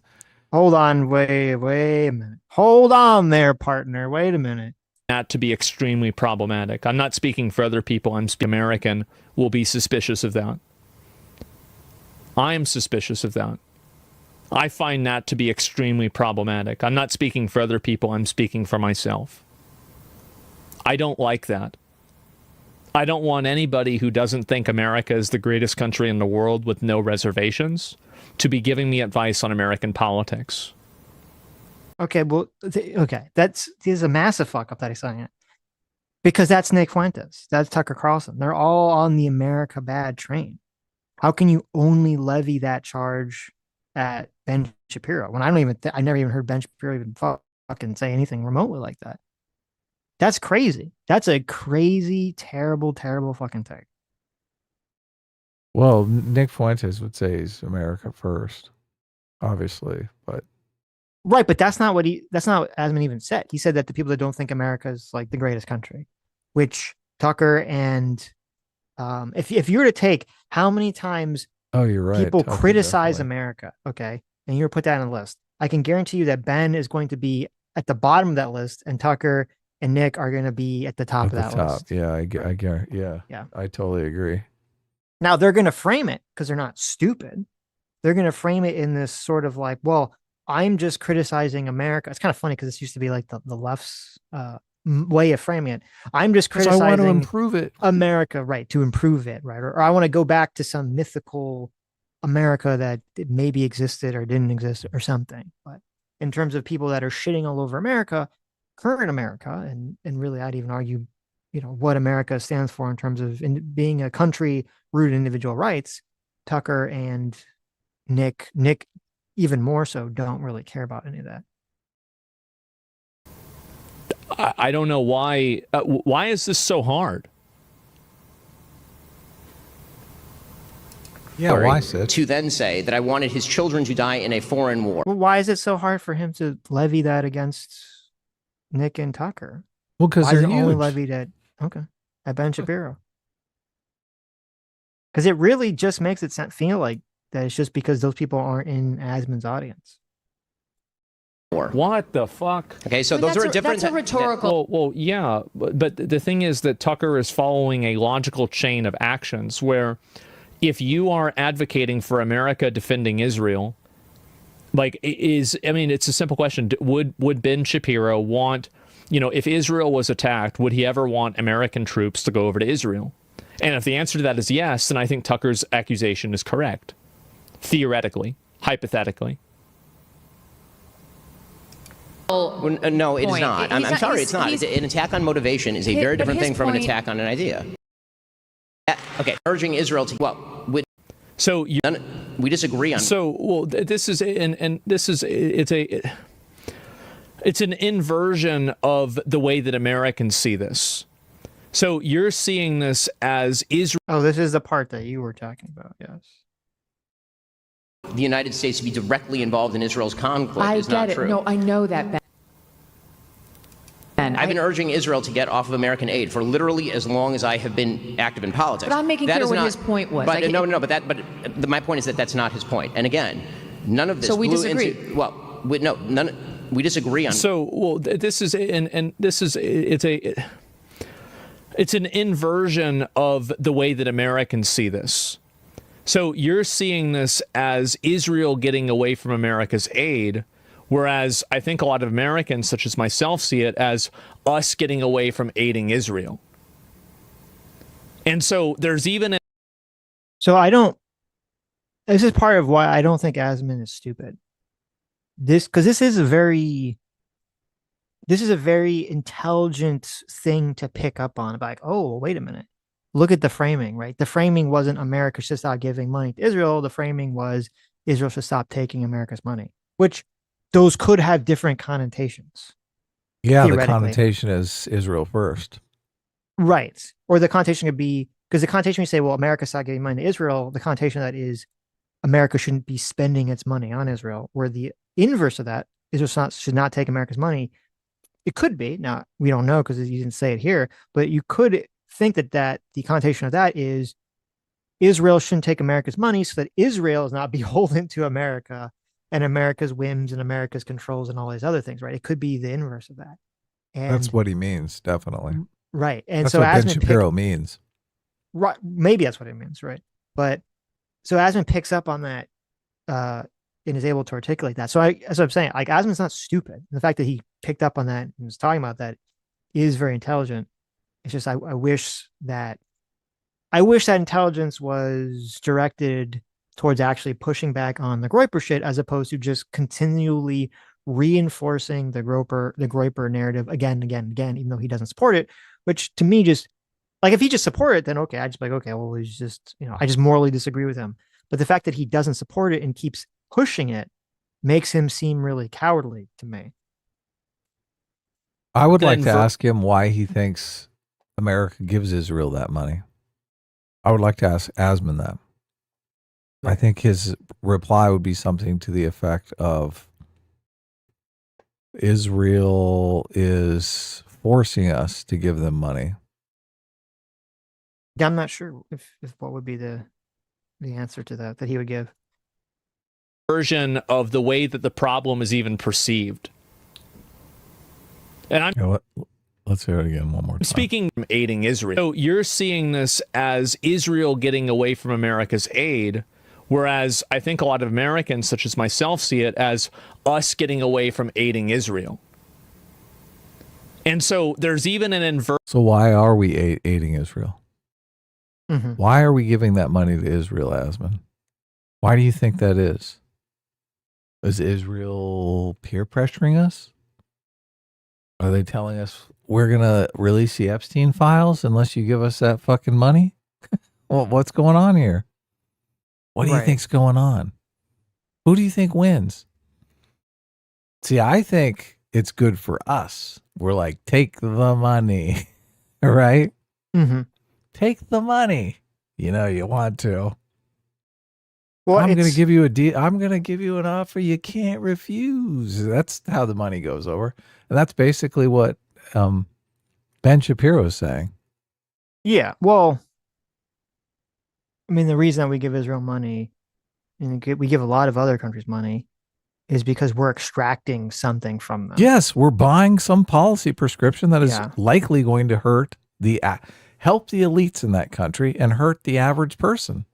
Right. And so, we're giving Israel money so that they can buy weapons from us. So we're basically propping up our own military or our own weapons manufacturers, but also because America, now a lot of people don't agree with this, and that's fine, but it's the big reason that we do this is because we want to have a military outpost in the Middle East if we should ever need to get into some kind of war. If someone from Iran, if Iran ever builds a nuclear bomb and gives it to some terrorist organization, and then that terrorist organization smuggles into America and blows it up, so we need to go go to war with Iran or something, right? God forbid, which obviously I don't want to happen. But if something like that happens, that's why America always wants to have some military operation, some base in all the regions of the country so that we have some sort of launching off point.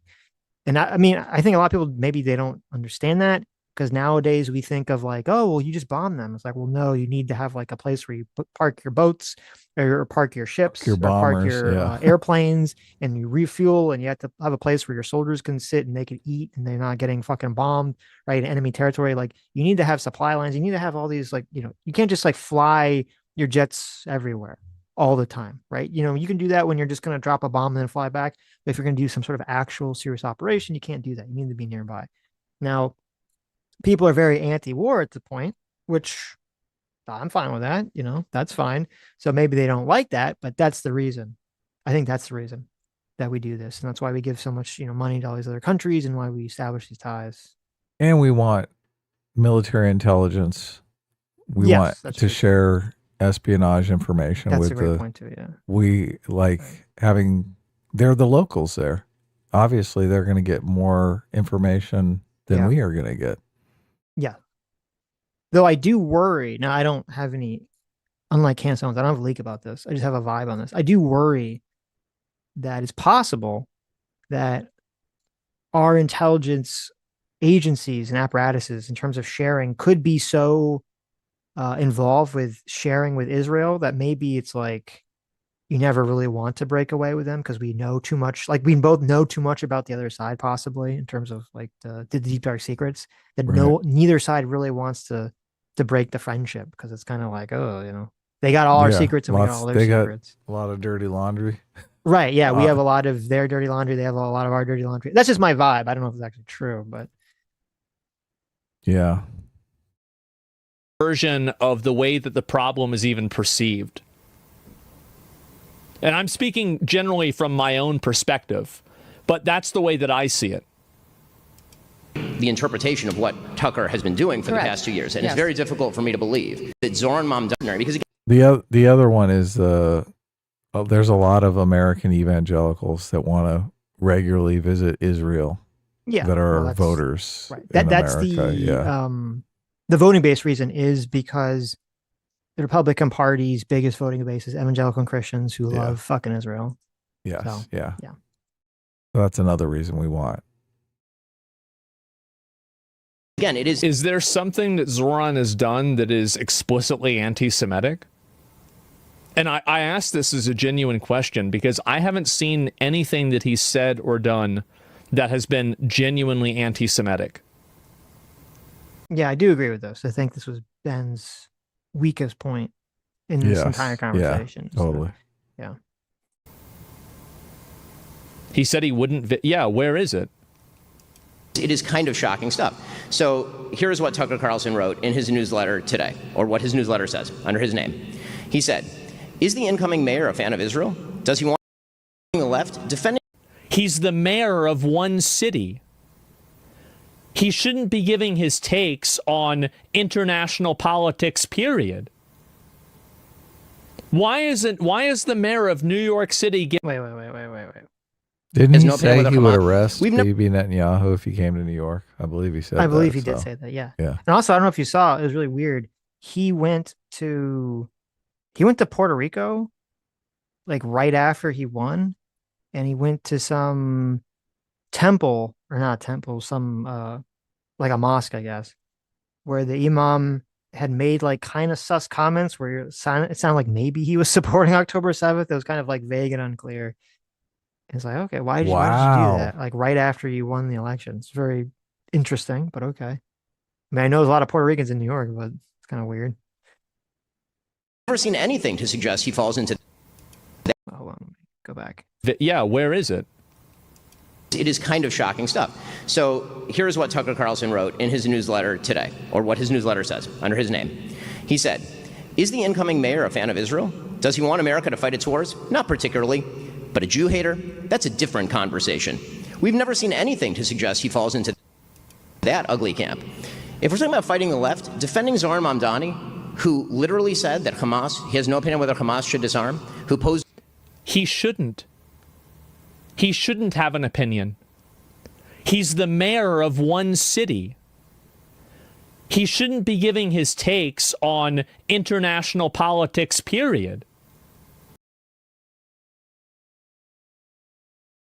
It's hard for me to give any remotely good faith interpretation of that take because it's just so bafflingly dumb. It's not like when you ask someone a question like, hey, do you think Hamas, the terrorist organization, should disarm? The average person, the normal person, is going to say, why, of course. Hamas is a terrorist organization. They should, of course, disarm, right? I'm just a random person on the street. I don't like terrorism. If someone's running for political office and you ask them this very basic question, like if you said, like, well, do you support the Houthis blowing up ships, random ships as they go by? Do you support the Houthis, kidnapping people? And if you're running for office and someone says, well, I don't really have an opinion on that. I don't really want to talk about that. There's only one reason. Well, there's two reasons. There's only two reasons why someone would ever have that take. It's either because A, their take is the bad take that will get them in trouble, that they do support the terrorist organization, or B, they don't want to say that they don't support the terrorist organization because they're afraid that they have supporters who do and would get very mad at them. Yeah.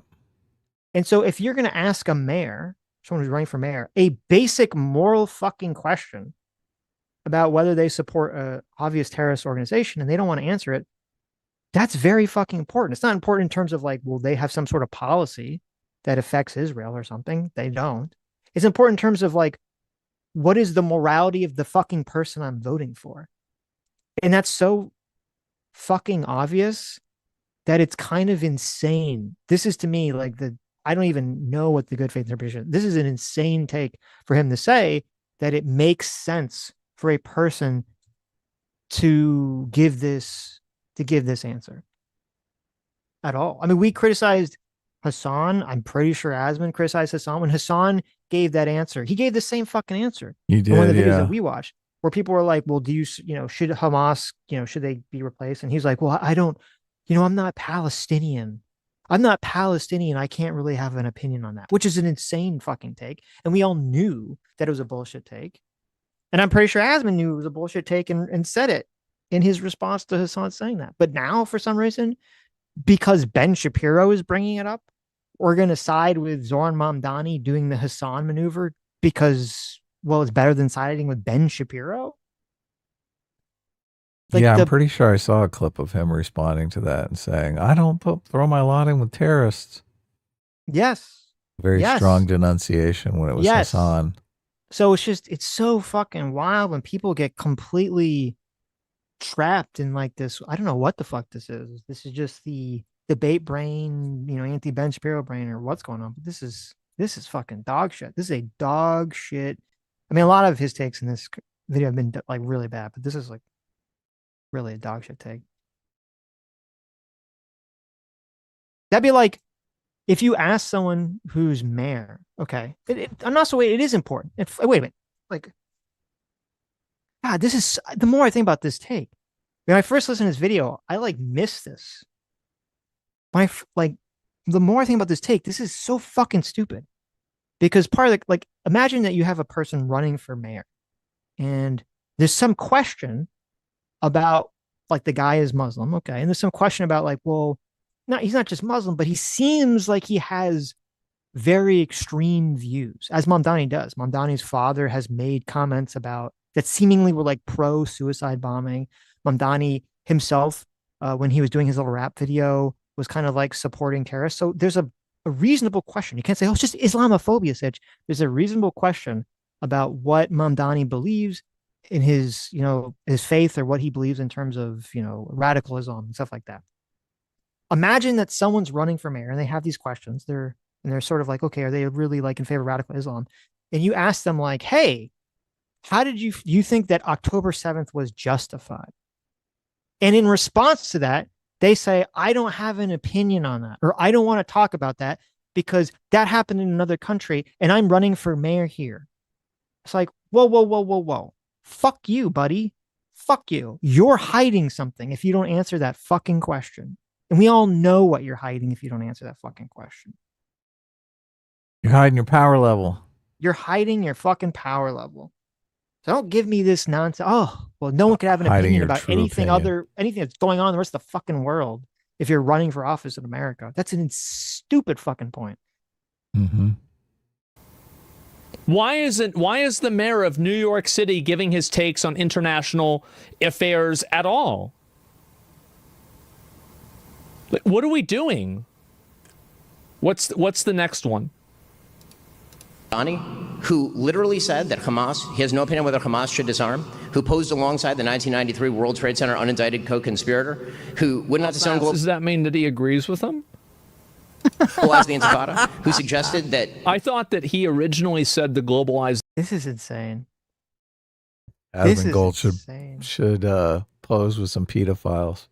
He should pose with Mr. Girl. Is everything just based around like who you don't like at the moment? Like, is all of your political positions, is it all just based on who you don't like at the moment? I say it again and again. This is crazy.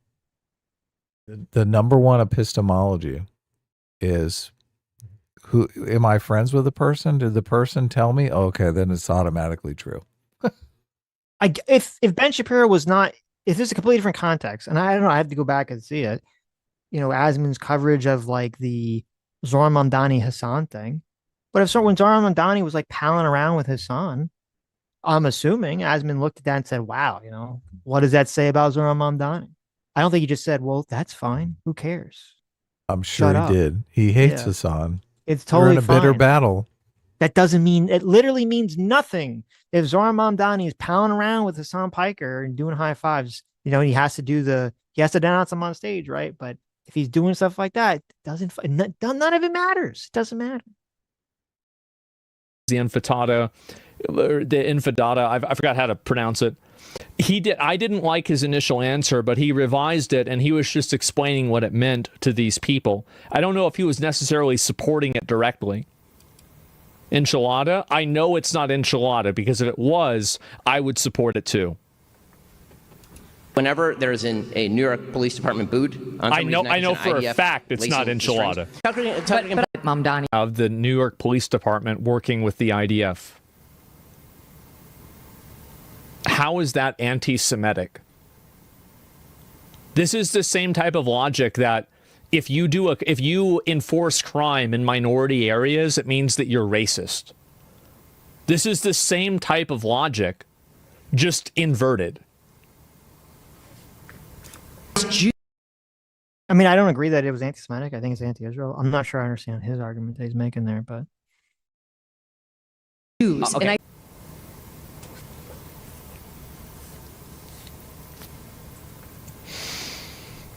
I had tried to drive There are 50 ways that you can criticize Zoran policies. Why are you choosing the one that's the most dubious and the grayest? Why are you doing that? Him being anti-Semitic is like this is a character judgment that can't really be quantified for sure. Why are you even talking about this? And also, like, by the way, tons of Jews there don't think he's anti-Semitic. Like, I know it's not a consensus. Obviously, there's not a consensus with this.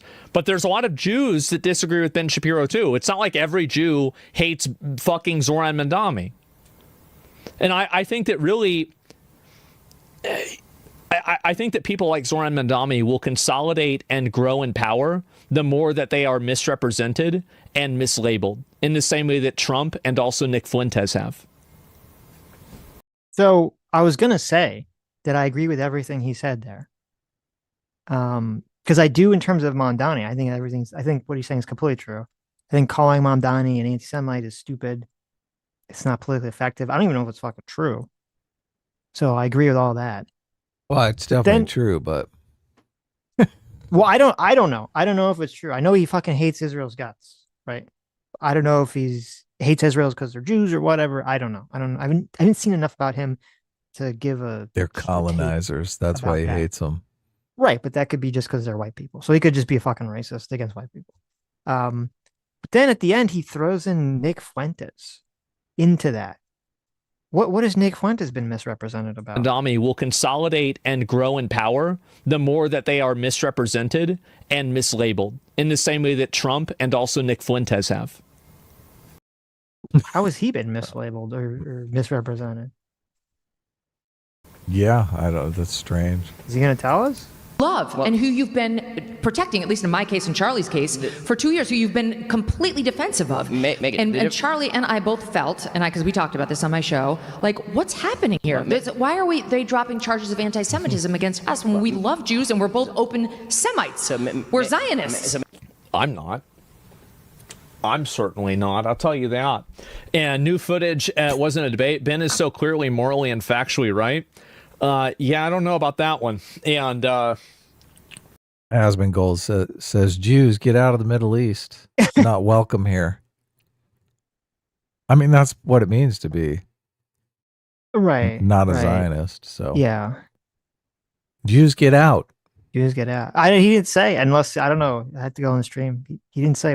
How is Nick being misrepresented in any of this conversation? Yeah, I was going to ask, guys. Look, we can have half a dozen examples of how Trump is being misrepresented. Right. I can't think of one of Nick Fuentes. Well, look, maybe Nick Fuentes isn't gay. Oh, well, maybe. Maybe he's not into cat boys. Okay. I mean, of all the things, spurious rumors. Of all things, that's true. Maybe he's misrepresented when people say he sucked Destiny's dick, right? Or Destiny sucked his dick. If they said here's $1 million and you have to bet is Nick Fuentes gay or not gay, I'm hitting the gay button every time. Yeah, but all right, look, that man is a gay cowboy. If he means that, fine, right? Mm-hmm. If that's what they're talking about, the misrepresentation, fine. Right. I don't think it's fair to say he's gay. I have effeminate friends, Sitch. They're not gay. Okay. I'm just saying, if I have to guess, if I had to put my money on one or the other, I'm Well, saying look, if gay. you're betting, I understand. You think there's better odds for than against. That's Right. okay. You're entitled Yeah. to. Yes. I just don't think there's enough evidence to make that accusation. He did get caught looking at trans porn. He did. There are lots of clips of him talking about having Didn't he vote Catboy for Ranch. Kamala? Now we know why he voted for Kamala. He didn't vote for Trump. I don't know if he voted for Kamala, but he definitely didn't vote for Trump. Anyway, did you want to All right. watch the other one? No, we don't have to watch it. Okay. That was painful. You want to go to the last one now? Real time with Bill Maher? Sure. Yeah. See if we can get maybe we should do some super chats first. I don't think the stream will get taken down. Then we'll just get a copyright claim. Well, we don't have to watch if it. anything. I can just go to I don't care. I can just kind of skip around because we don't need to listen to the whole part of it. Okay. It's a good idea. Just skip around. Since Who's that guy? America. Look, it's Dave Rubin. He's definitely gay. He's definitely gay. He's so gay, he's gay married. That's right. Less than 1 in 4 Democrats under 30 say they're proud to be an American. 54% say they're embarrassed by it. Embarrassed? Like America's your mom picking you up at school? You're embarrassed to be an American? Well, guess what? The feeling's mutual because you have no perspective. Is America perfect? No, of course not. No country is. See, but this is where I think so much of the problem happened is, there was a very strong attitude it seemed like there was a strong attitude of pro-America on both sides. And now it's completely like the left has really just been very anti-America for most of my life. Or it's kind of, even if it hasn't been anti-America, it's been like the right was very able to take being pro-America as their label, like holding the flag as their label, and to completely just steal that away from the left. And a lot of people have been making a case, which I think is very true, is that if the left wants to move passive wokeness, I think they need to construct I think not only do they have to move away from economic neoliberalism, but I think they need to construct a positive pro-America view of being in favor of America. Again, you need to be in favor of something. You need to be for something. You can't just hate something.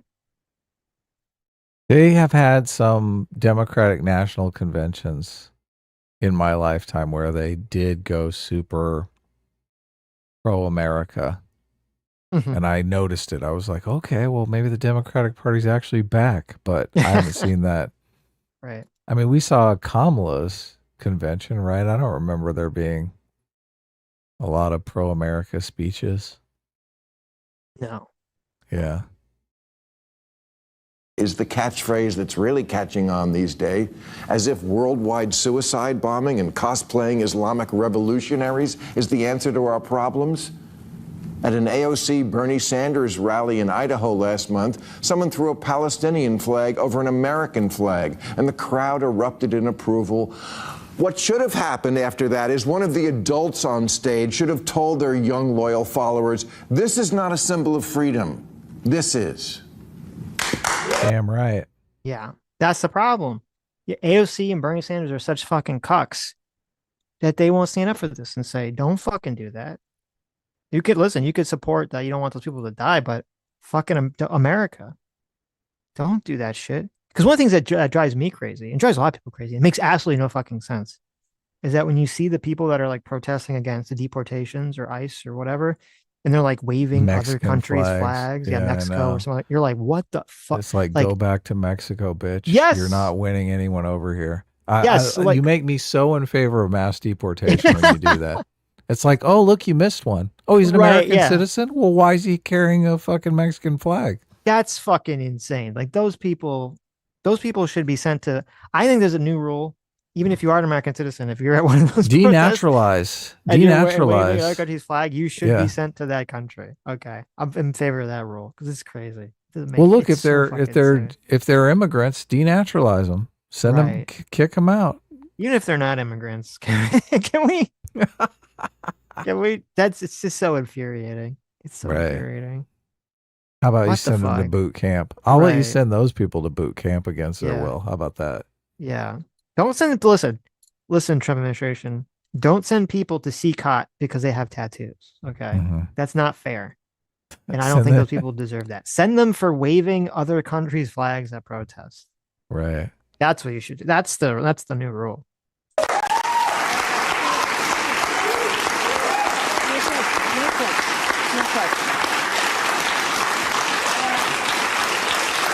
Wasn't that the lady that gave Hillary the debate? Donna questions? Brazil, you noticed Wasn't that Donna Brazil?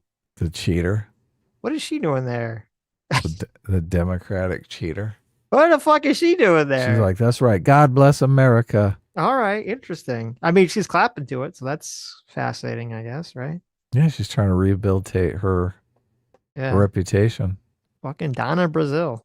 If the thought leaders in the Democratic Party keep encouraging and not rebuking the idea that America is cringe and the people who run Gaza are great, the Democrats are doomed. Alyssa Slotkin's right. Liberals are weak and woke, especially the white ones, and they indulge all sorts of nonsense from their kids, a pattern that then continues on in the Democratic Party. Last election, it was all the gender stuff, the insistence that men can have babies and such, and now I fear that we like the terrorists is the new that.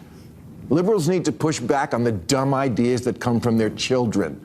The Democrats' problem is the energy of the parties with the young and the younger with the terrorists. That's not good. Yeah. So this is so apt to this conversation too. This is perfectly apt to this conversation. Mm-hmm. It's just a different set of politics. You're gonna the Republican Party should not allow the children who their energy is not with the terrorists, it's with the white nationalists. With Hitler. It's with Hitler, right? Totally. To be the energy. You're like, oh, we got the terrorists on the left and we got the Hitlers on the right. This is fan-fucking-tastic, everybody, right? They throw the Palestinian flag away and they throw the Nazi flag over the American flag. Right. Big improvement. Right. Yeah, really, the adults in the room really need to stand the fuck up, as Ben Shapiro is doing, as Steven Crowder is doing, and say, no, this is fucking stupid. And you're fucking stupid if you're pushing this stuff. Just be blunt about it. That's what you got to do. talk to your children and remind them you don't really want to live like your heroes in Hamas. All the you do all day, it was all made in America. Your smartphone, your Grubhub, your freedom to about America, that's all American stuff. You tell your phone you want a milkshake and a guy brings it to your house. Please, you couldn't survive a week living in Intifadaville. Yes. It's boba time. Right. Come on. Boba time. Exactly right. This guy's great too. This is some other clip though, right? Are we gonna watch this one or no? That was just.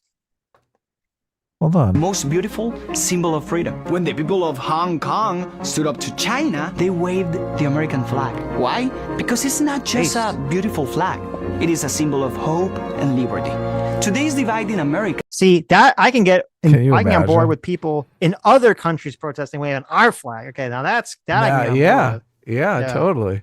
They're like, look, our fucking country sucks. Our elites are shitting all over us. Right, yeah. We want freedom. Like they have in America. Yeah, exactly. The freedom to give their money to Israel. Exactly. Sadly, it's not just about taxes or policy. The left resents this country. They're willing to embrace regimes that hate women, Christians, basic freedoms, because they share one thing: a hatred for America. Don't ever apologize for being proud of this country. You have a moral duty to be proud. True. Prager you. Based. Look at that. You have a moral duty to be proud. That's pretty right. Based. I like that. A moral duty. Well, look, if it's my duty, I'm definitely proud. I like that. I do like it. Really doesn't feel like a duty. It feels natural. Right. All right. Super chats? Yeah. Let's see. Pig Venus for $10 says, I have returned from my political content hiatus. I've been learning the longsword and been working on a game. Time to get back in the cock chair. to watch S Daddy and A Daddy dock their horse-sized ducks. Wow. What a great super chat. Right. That's cool. That is We're cool. not that you've we're been not going working to actually be doing any docking on this show. Well, that's true. Just But so the, you know, don't get your hopes up. Right. Oh, that is super gay. It's not even late. I it just reminded me, there was a picture that me and Sam found that was hilarious. We were like looking at different hotels, Mhm. and there was one that it said like it had a jacuzzi in the room. And I was like, oh, that's interesting. Let me see a picture of it. And it's so bizarre. It looks like a cuck jacuzzi. What? You see the cuck chair, you've seen the cuck platform. This is like, I gotta get the picture. Now this is like the cuck jacuzzi. Because the way it is it's like there's like the bed, and then it's like in the corner in this little like alcove is the jacuzzi, like looking at the bed. So you sit in the jacuzzi and Like watch, yeah, I guess get cocked or something. That's what it can looked you like. not? It seems like you could just use the jacuzzi without being a cuck, though. You could, but I'm just saying the visual of it looked very strange. So Are you going to go for the jacuzzi in the room? That could be good. not that one. Not that one. Oh. We gotta find a good one though. You want the jacuzzi in the Of other room? course. It's always nice, right? Agora for Well, you 33 don't have to be a months. cuck. You could just lie in bed and watch TV while your significant other's in the jacuzzi. Well, why would you want to do that? Why don't you both get in the jacuzzi? Okay, you could do that too. Right. Magor for 33 months says Sitch should have a second wedding reception where he invites all of chat when he gets married. Nothing could go wrong. Wow. You guys would like that. I don't know about that. That's interesting. Sir Aussie Charming, thanks so much for joining the Free Will Seekers. Yeah, welcome. And maybe Sheep for 50 Knock Knock says, you guys mentioned loaded weapons recently, so the hubby and I watched it. It was great. Have you seen the Nice Guys? Buddy cop movies rule. We love Nice Guys. Nice Guys is great. That's probably one of my favorite buddy cop, if not my favorite buddy cop movie. I don't know, maybe that like Hot Fuzz, I think. I don't remember talking about Loaded Weapons though, because I've never seen that movie. So you might be thinking of someone else. A different, yeah. Maybe so. I don't know that I've ever seen Loaded Weapon. No, I've never seen it. So. Oh, I'm sorry. I haven't seen Nice Guys. I was thinking of a completely different movie. I haven't seen Nice Guys either. Hot Fuzz is one of the best buddy cop movies ever, though. Yes. Hot Fuzz is great. Yarp? Yarp? It's the Hound. It is. Yeah. It is. Yeah. Yep. No, I love Hot Fuzz is great. Oh, I was thinking The Other Guys. I haven't seen The Other Guys. The Other is Guys great. is great. I like yes. The Other Guys. Yeah. I haven't seen Nice Guys. Adam friended filibuster broken. Oh, the filibuster's over? Really? Oh, and so they did use the nuclear option to break the government shutdown? Is that what happened? Let's look. Let's see. Yeah, what happened? Did they finally get rid? Stock futures are up. That's what stock futures rise as Senate nears deal to end the government shutdown. That's what I was thinking. I was like, if the government shutdown is over and the tariffs are overturned, oh man, the market's gonna like soar. How do you feel about getting rid of the filibuster?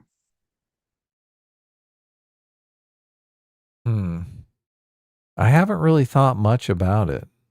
I do intuitively, it seems as though it's rule by minority. Mm-hmm. Because if you have to have 60 votes, isn't it really? I mean, that's such a extreme margin of victory that aren't you really just at the whims of the 40? Right. Yeah. Yeah, I think I agree with you. I think I agree with you. I think I would be fine with getting rid of the filibuster. I mean, the filibuster was designed in case there was something that was just completely extreme, that the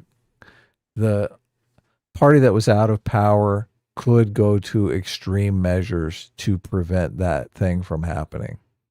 But now everyone just says, okay, we're gonna filibuster, and they don't actually have to filibuster, so they don't have to go to the extreme measures. Mm-hmm. So what's the fucking point? Right. It's not even being used as the filibuster. Yeah, that's true. They just say, we're gonna filibuster. Okay, well, we won't do it then. Make them fucking filibuster. Right. If you actually made them filibuster, then they wouldn't be doing this shit. They'd be like, okay, well, that's too much work. Just we'll pass it. Right. So did they, like, branding it the nuclear option is the thing that makes everyone think, oh, it's completely dangerous. Holy shit. World War III. They didn't end the filibuster, but someone's saying that the shutdown, they came to some agreement that the shutdown's over. I figured it would. I think I said last week when we streamed on Thursday that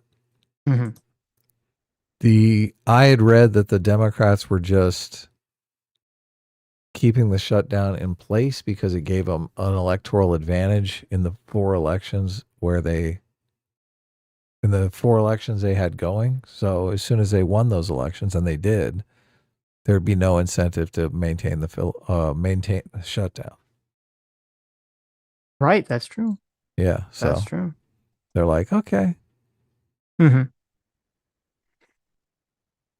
Filibuster builds consensus. I feel like it does. Like, I understand the concept of the filibuster when it was created, and I don't know how it evolved into what it was being, because my understanding is that when it first came in the past, like, you had to stand there and talk, right? It didn't exist the way it does now, where you can just say, like, filibuster, you snap your fingers and it just exists.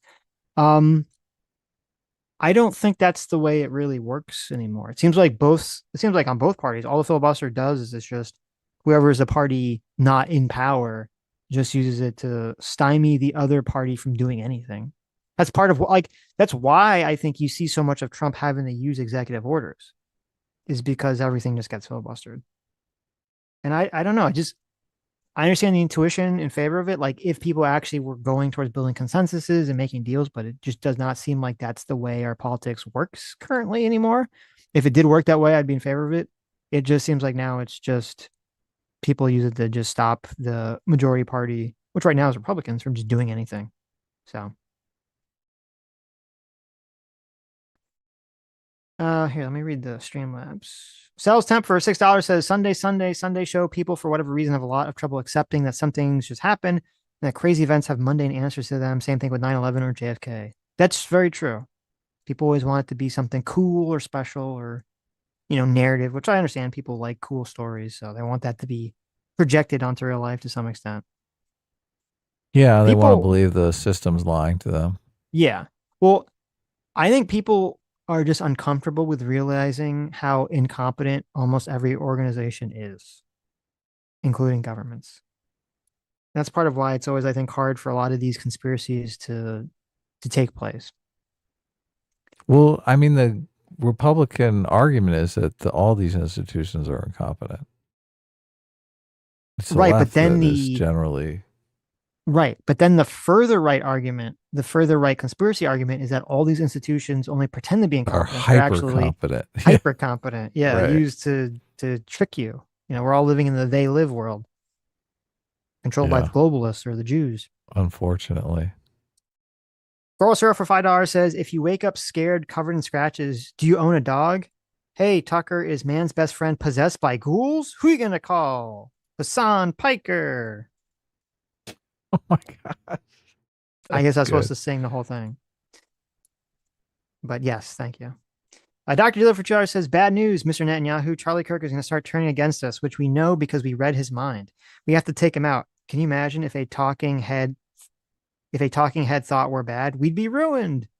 Yeah, it's supposedly really that big letter that he wrote to Israel was still in favor of Israel. So it was. So that's part of the thing is too. It's like, okay, so Charlie Kirk sends that letter to Netanyahu, and then Israel read wrong. it. And they're like, we know from our spy network that this letter is actually a ruse that Charlie Kirk is just sending to us because he thinks we're going to kill him. So we're going to kill him.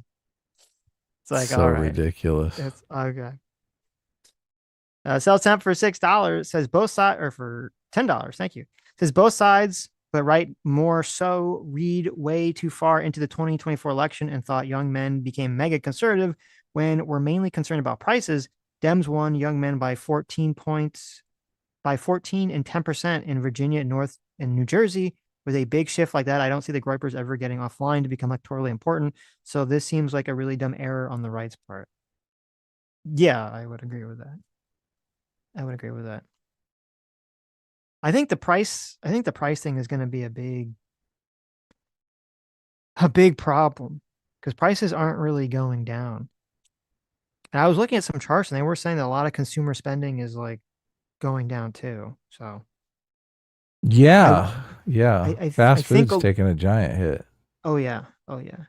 I think kind of the only thing there's only two things that's kind of keeping our economy afloat right now. I think it's the AI bubble and the fact that gas is not that expensive at the moment. The AI bubble, how dare you? Right. Surreal friction. You're trying to make my Nvidia stock go down. Yeah. Sorry. Come on. Okay. Come on now. You got to talk my book. Everyone should go out and buy Nvidia. It's had a massive pullback. No. Right.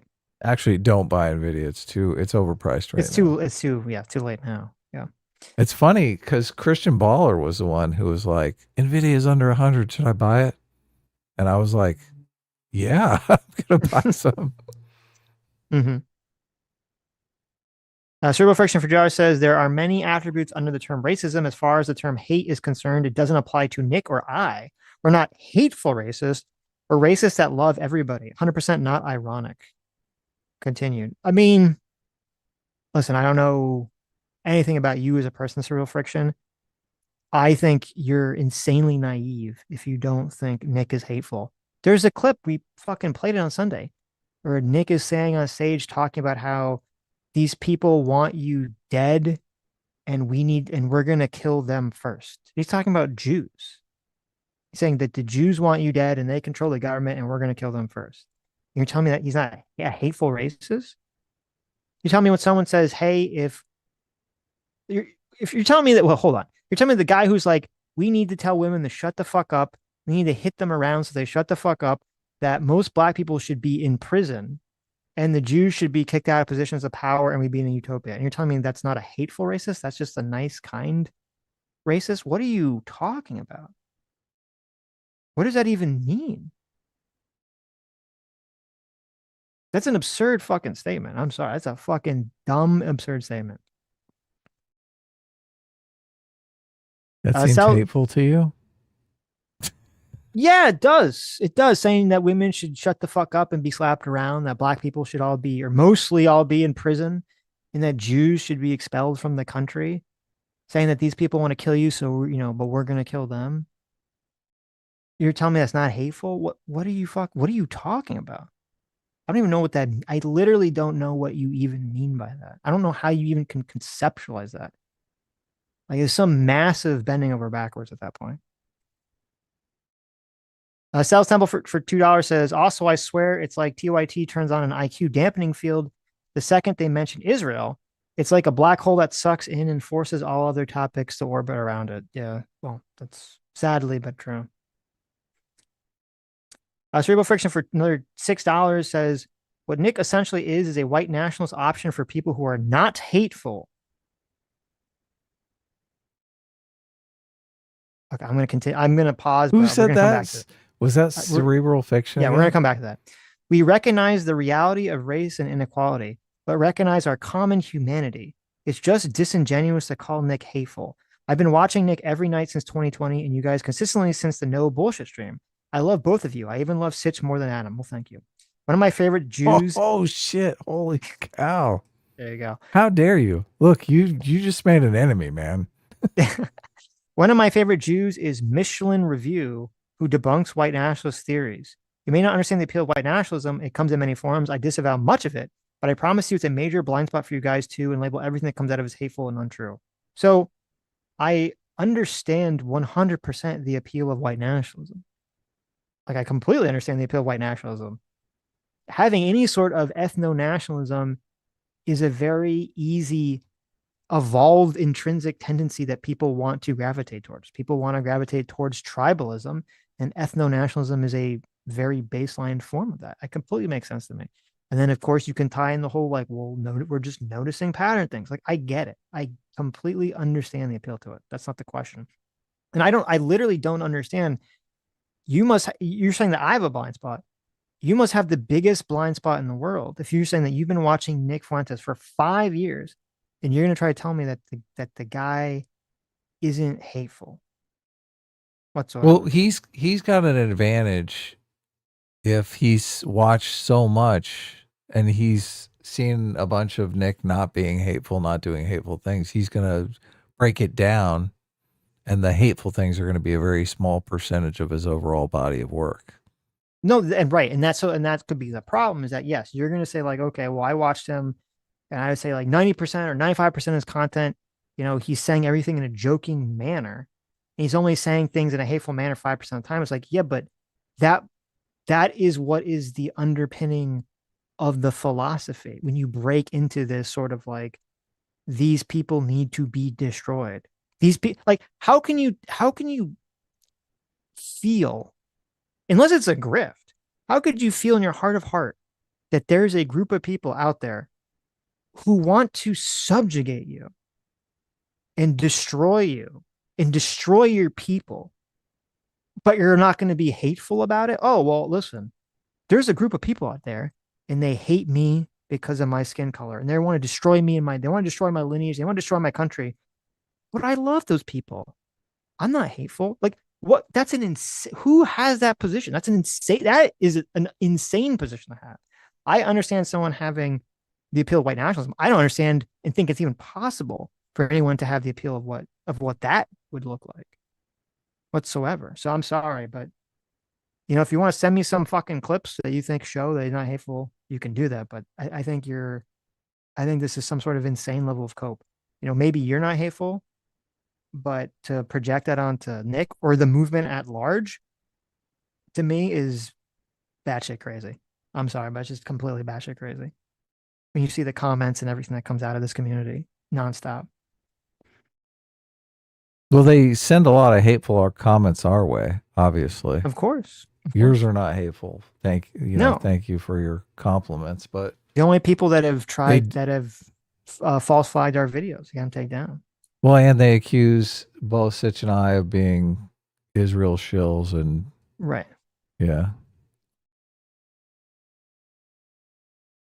Dr. Live for 2 hours says Israel is the greatest patriarchy on the right. Mossad can be in the room with us right now. Look, there goes a shekel pigeon to bribe a politician into representing their base. Spooky. Dr. Live for $2 says, I'm confused. I thought the U.S. government was a puppet of Russia. Now it's Israel. Do they take turns? Rock, paper, scissors, timeshare. It can be both. It can be both.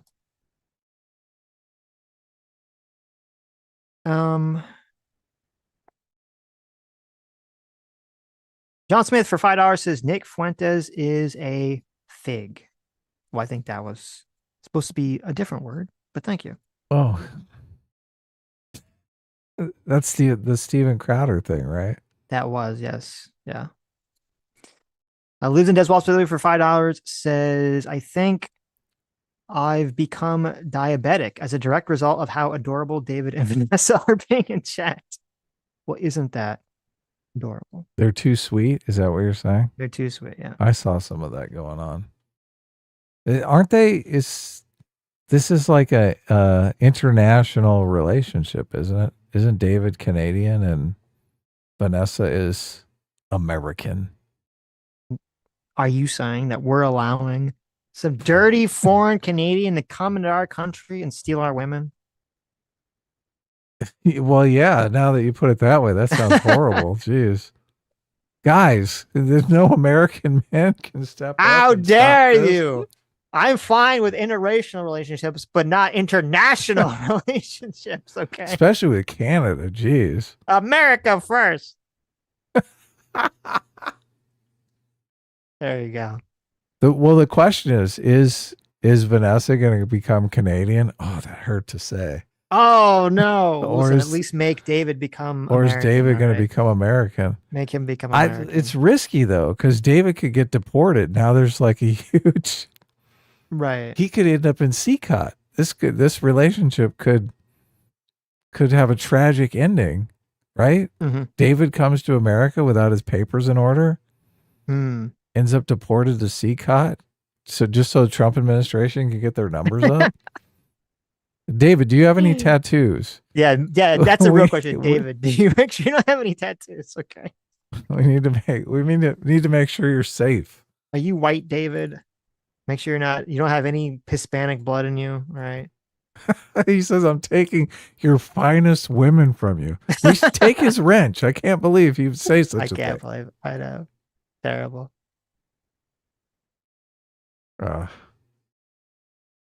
Now Zero now I'm diabetic. Jeez, we There need you to go. move on. Zero Friction says, I will try to think of a way to make my case. Yeah, if you send me, if you want to write some long thing out, send to me on like X or something, I'll look at it. But I really don't understand the argument. But I'd be happy to read about it. Maybe we could have him on. Would Or that yeah, be, sure, if you want to come on at some point. Yeah. I mean, I would like to hear the perspective. I feel like I have a good grasp of the perspective. So Right. But I do like, I am sensitive to the fact. I mean, our whole show's a testament to the fact that we're sensitive to the fact that fucking guys have been beat up by the society, especially white guys are totally society's punching bag at this point. So Right, but that's the opposite. That's why people like it, because they want justice or revenge, not love. right. So Andrew Bear for $2 says CK was betrayed by someone close to him. Oh, Charlie Kirk was betrayed by someone close to him. Candace. I mean, that is obviously, that video is going to get a lot of views. A lot of views. The truth about the Charlie Kirk assassination is just too enticing for most people to look away from. Oh yeah. Well, it's like also, I mean, from the left, did you see? I mean, Kyle Kalinske made that like disgusting AI picture of Erica Kirk. Like, Yeah, I saw his it was- response, and it seemed like he was visibly shaken by how bad the backlash was. Oh, really? I didn't watch his response. Yeah. Interesting. I mean, Yeah, if he you was don't he know- was trying to downplay it, but it Mm. sounded like there was a little tremble in his voice, like, "Oh no, maybe I've gone too far." Well, Kyle Kalinske has become full. Like, I think it's a grift. He's like full on Rage baiting. Rage bait mode. Yeah. Yep. Full on rage bait mode, especially on X. All he does is rage bait, rage bait, rage bait, rage bait with like memes and shit. And he made some kind of AI meme that was, like the Spirit. If you've been in the Spirit Halloween store, the Spirit Halloween costume, and he made one. I forget, it was something like Grieving Widow, or it was the title, and it would look like Erica Kirk, with like it looked like she had been crying, like her eye makeup was smeared, but she was smiling, and she had like a big suitcase of money, Mhm. and that was and it was really fucking disgusting. Horrible taste. Yes. Yeah. People really have lost a lot of humanity in the current political climate. Yeah, is it a money thing though? That's another thing, because obviously the economy is worsening. Mm-hmm. So if people are having trouble paying their bills, that's going to make things worse, right? Obviously, Right. it's going to make people more on edge and more hateful. Mm-hmm. And it's But also going to make these influencers be like, "Oh, my ad revenue is declining. I need to do something about it, right? Here, let me be as incendiary as possible." I feel like that's what's like so many. I think that's the direction just everyone's going in now. Right. Like we just have to ratchet it up. But you've got the people who are suffering at home, so they want the super fucking incendiary content because they want to blame somebody. And you've got the influencers who got declining revenue, and they're like, "I need to be more incendiary." So you've got this doom loop going on. Right. That by the holidays, where are we going to be? Holy shit. Mm-hmm. Liz does also for $5 says, all I want is conspiracy theories of quality. The slop put out this day is completely devoid of craftsmanship. That's true. That's true. Where are the laws of perspective? Flat Earth theory, right? Flat Earth theory is fun. Now it's all Lake climate change and COVID. Because here's your one. I was waiting for it. For £5 says, to be fair, before social media, National Enquirer used to be the #1 magazine in the US and peddled alien abduction crap and all sorts of crazy plots. Conspiracy equals cash. Is that? I mean, I know the National Enquirer is big. I don't. Was it really the #1 sold magazine? I think that is true. Yeah. Wow.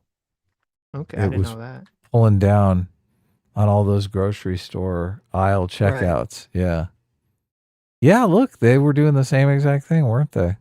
But okay, here's my question. Yeah, Bat Boy, right?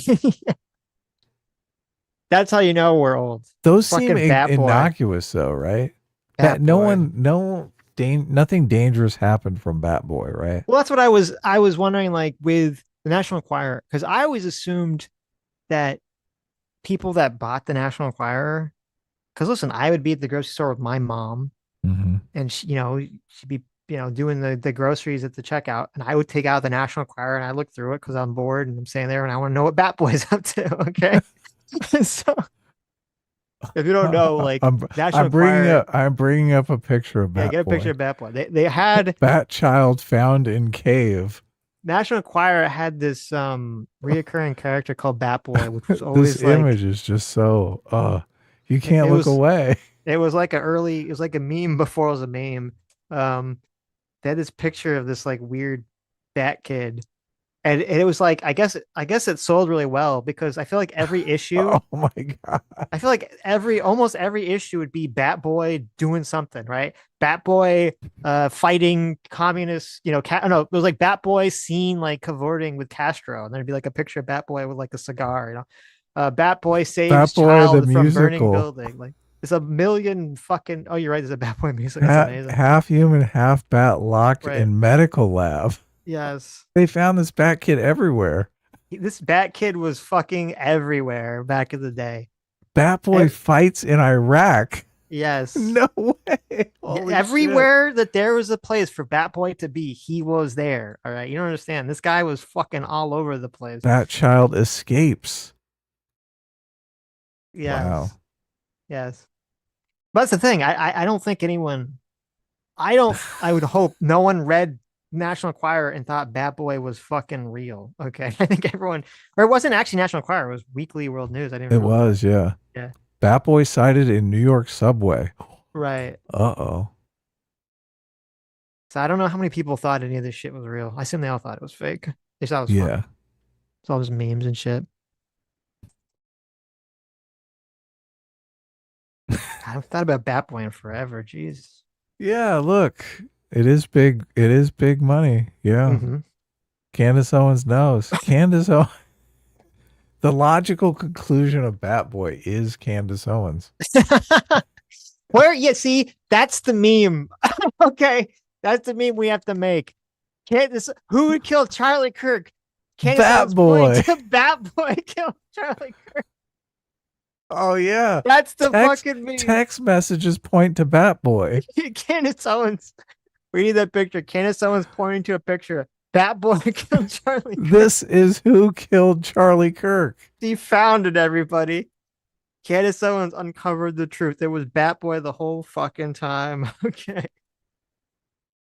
How did they get this picture? This was like totally before Photoshop. So they must have made a Bat Boy like sculpture or something and photographed it. Yeah, I don't know. I don't know where the original Bat Boy picture. This Bat Boy sculpture is probably worth quite a bit of money at this point. Right. That's an artifact from history. And it doesn't look like a sculpture. It looks like I don't know what the word is. It looks like they took a bunch of different assets from different pictures and kind of like glued them together. To me, when I look at the original photo, like they took like the lips of something and the eyes of something, they kind of just like glued them all on and Kind of Hmm. airbrushed them a little bit to make it Oh, work. yeah, it might be. It might be like a painting, like an airbrush painting or something. Right, that's what it looks like to me. So But the eyes look so much like doll eyes, like they're big fake doll eyes. yeah, well, maybe it's a picture of a doll eyes to get the big eyes or something. Oh, So, yeah, maybe they started with like a doll head or something. right. You could be right that they made a mock-up with a head and they kind of worked off of it from that. So They always have Batboy at the same in the same. It's like one photo in all of the stories. It's the same exact photo. well, once you create They're the like, meme that we've works, got a winner. okay? Yeah, you got to keep going with it. All right, you got to keep going with it. There is a Wikipedia on Batboy. I wonder if. I looked. It didn't really say. I was curious if it talked about the picture. It didn't look like it. Oh, okay. You went Explained it. already. Such as I was like, there. I've Yeah, I been was there. I through was the curious. Wikipedia. Right. Yeah. Oh, that's how there's you got all something- the stories. Holy shit! Batboy mask off. Yes. Oh, okay. Yes. Fun stuff. Mm-hmm. Oh, look at this. I didn't even look at this. At the bottom of this, it has all the bibliography. Yes, I know. Batboy meets George W. Bush at Camp David. I know. There's some good ones in here, huh? Oh my god. Batboy to fly the space shuttle. Oh, Batboy bites Santa Claus. Batboy storms Afghanistan with U.S. Marines. Look at that. Oh my god. Look, is there anything Batboy hasn't done? That's the real question. What has Batboy not done? Batboy escapes terrorists. Now he's on the lam in South America. Batboy, look. Batboy saves Washington from dirty bomb disaster, and you won't believe how. Batboy is an American hero. He saved America from a dirty bomb. Holy shit. Yeah. Batboy is an American fucking hero. And now he's back, and he's been indoctrinated by leftists, and he's killing Charlie Kirk. Batboy abandons stolen car and vanishes. You missed the one right under that. Is J-Lo seeing Batboy behind Ben Affleck's back? No way. So these are the questions we want to know. That's hilarious. Yes. Wow. Batboy leads U.S. troops to Saddam. Gotcha. God, Batboy is so active in the American military. He's stealing cars and saving people in the military. Yes. Maybe he's got a twin brother, the evil Batboy and the good Batboy. U.S. plans to clone army of Batboys to fight terrorism. Now, that's a policy I could get behind. Batboy. He's 50% bat and 100% amazing. Uh-huh. Oh my God. Oh, look at, okay. So we have two back-to-back headlines. The first is Britney Spears is my bride, says Batboy. And then the second one is fat Britney fan goes on hunger strike over reports that Britney Spears marries Batboy.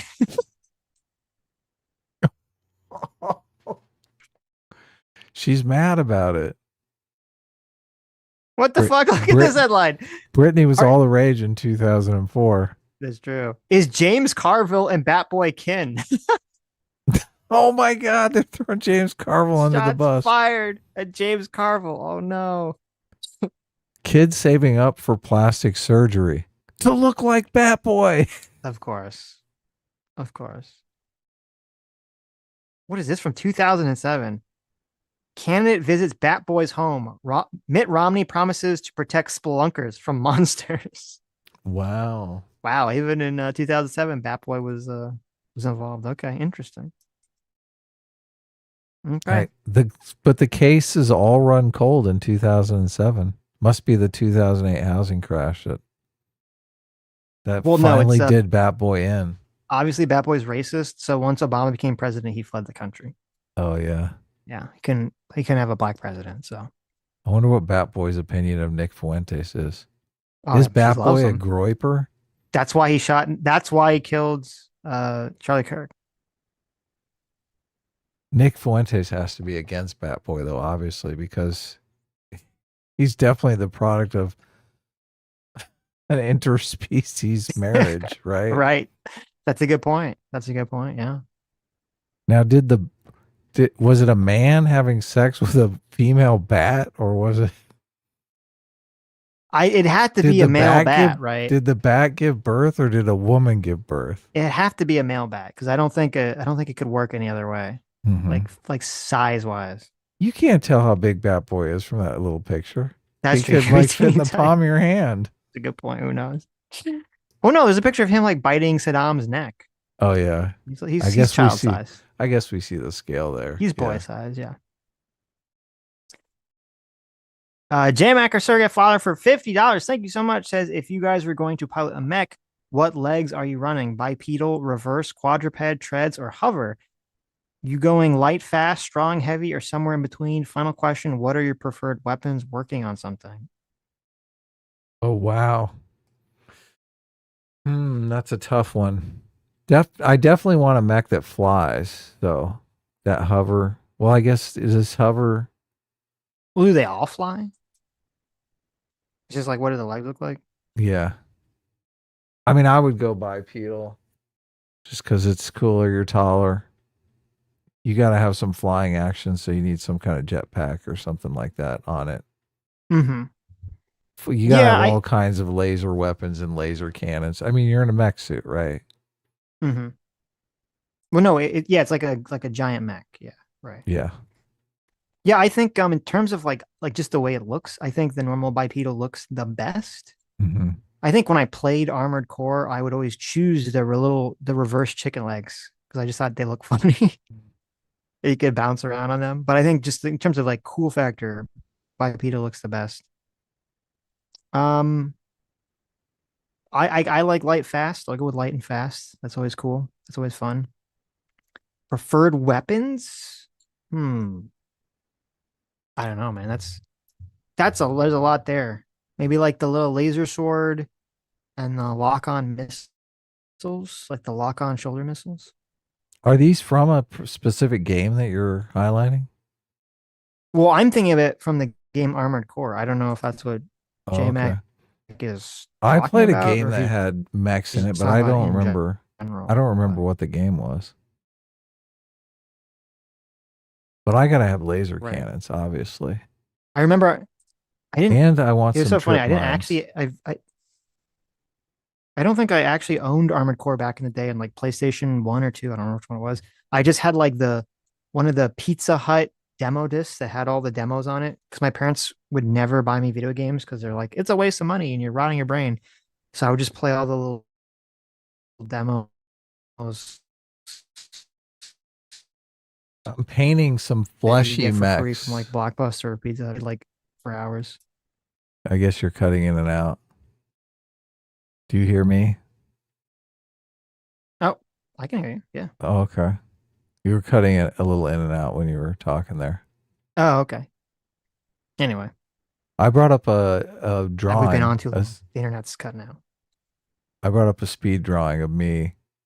I think it's called speed paint. I did a speed paint of me working on my fleshy Mhm. mechs. But I have been painting these mechs Fleshy that are, yeah. Well, they're more biomechanical than mechanical. So that's why I call them fleshy mechs. They're more like some sort of organism, some sort of bioengineered organism that people can get into. But of Mhm. course, only hot girls go inside the mech. Not drawing any dudes in my fleshy mechs. Of course. Yeah. Did anyone play Chex Quest? Yes, I played the shit out of Chex Quest. That was insane. There was this, I guess it was Chex Cereal. I guess that's how I got it. Chex Cereal made a like Doom clone that you just got for free. That was like really shockingly well made and pretty hard when when I was a kid when I played it. It was just like a Doom clone, but you were like a spaceman in a Chex suit, and like all the weapons were like Chex cereal related or something.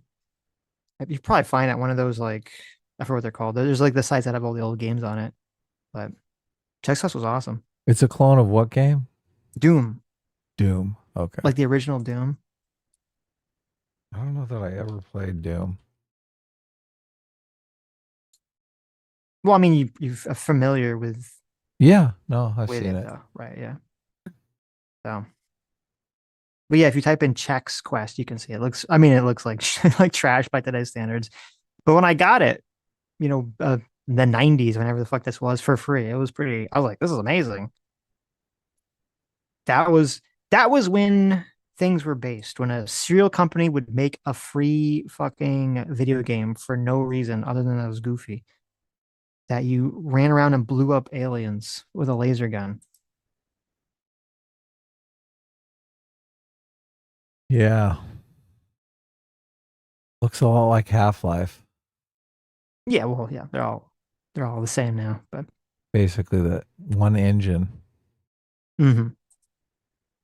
Well, this was pre-Source Engine, but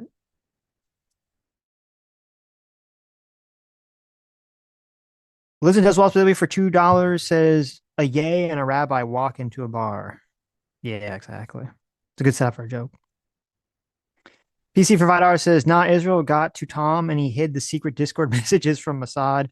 Also, Charlie Kirk was going to reveal Epstein list. Now, where are my 5 million subs? Very true. Yeah. Very, very true. Everyone subscribe to PC. Yes. He's got the secrets. He knows what's going on here.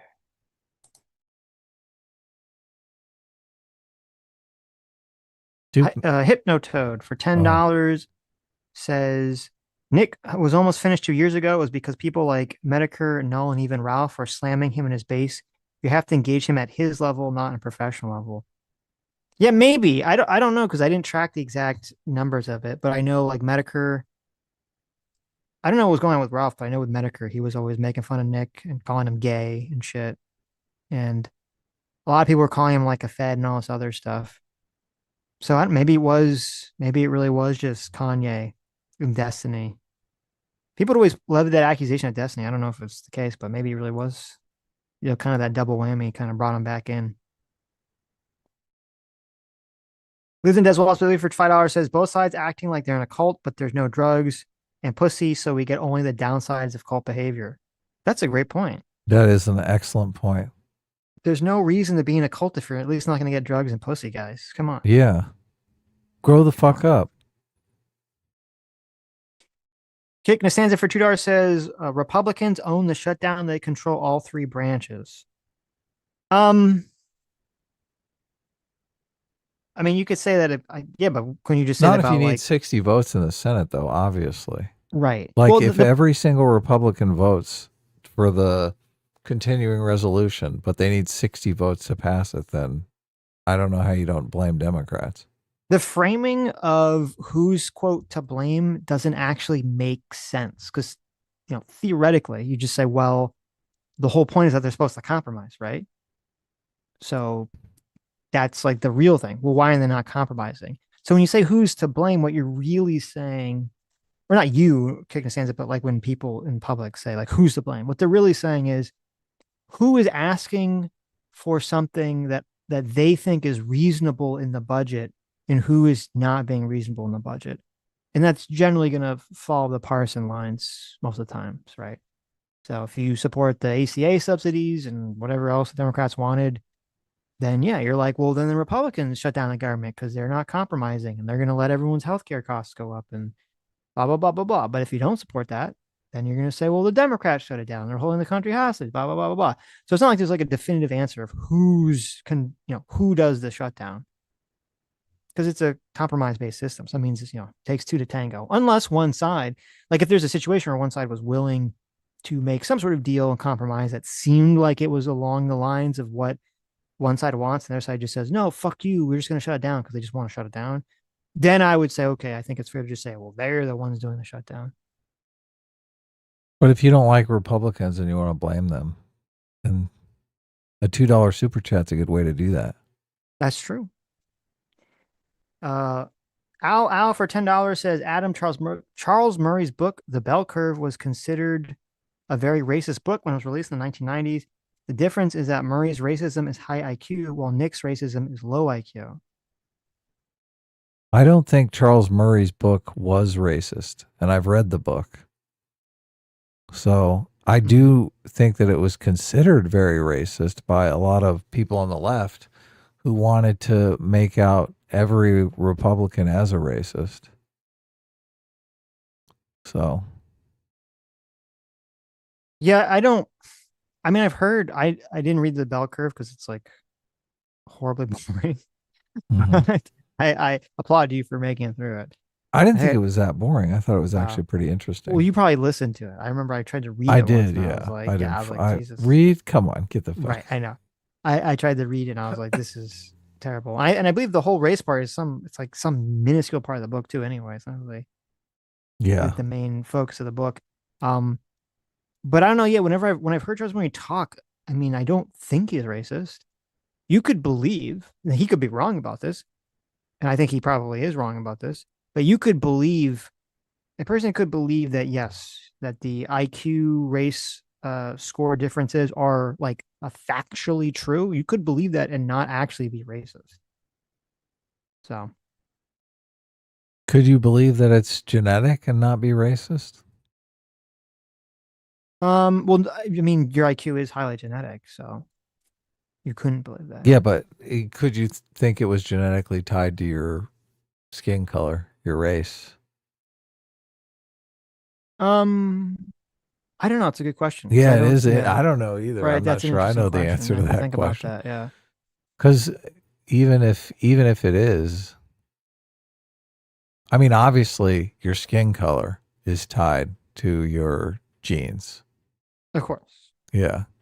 Yeah. And I don't think you should discriminate on people based on skin color. I Mhm. don't think you should discriminate on people based on IQ either. I think society should be structured so even the dum-dums can have a nice life. Right. Should they though?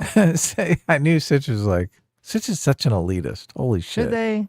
Should the dum dums have a good life? Shouldn't they be ostracized from society? I don't know. Okay. Oh, I mean, how cute are they?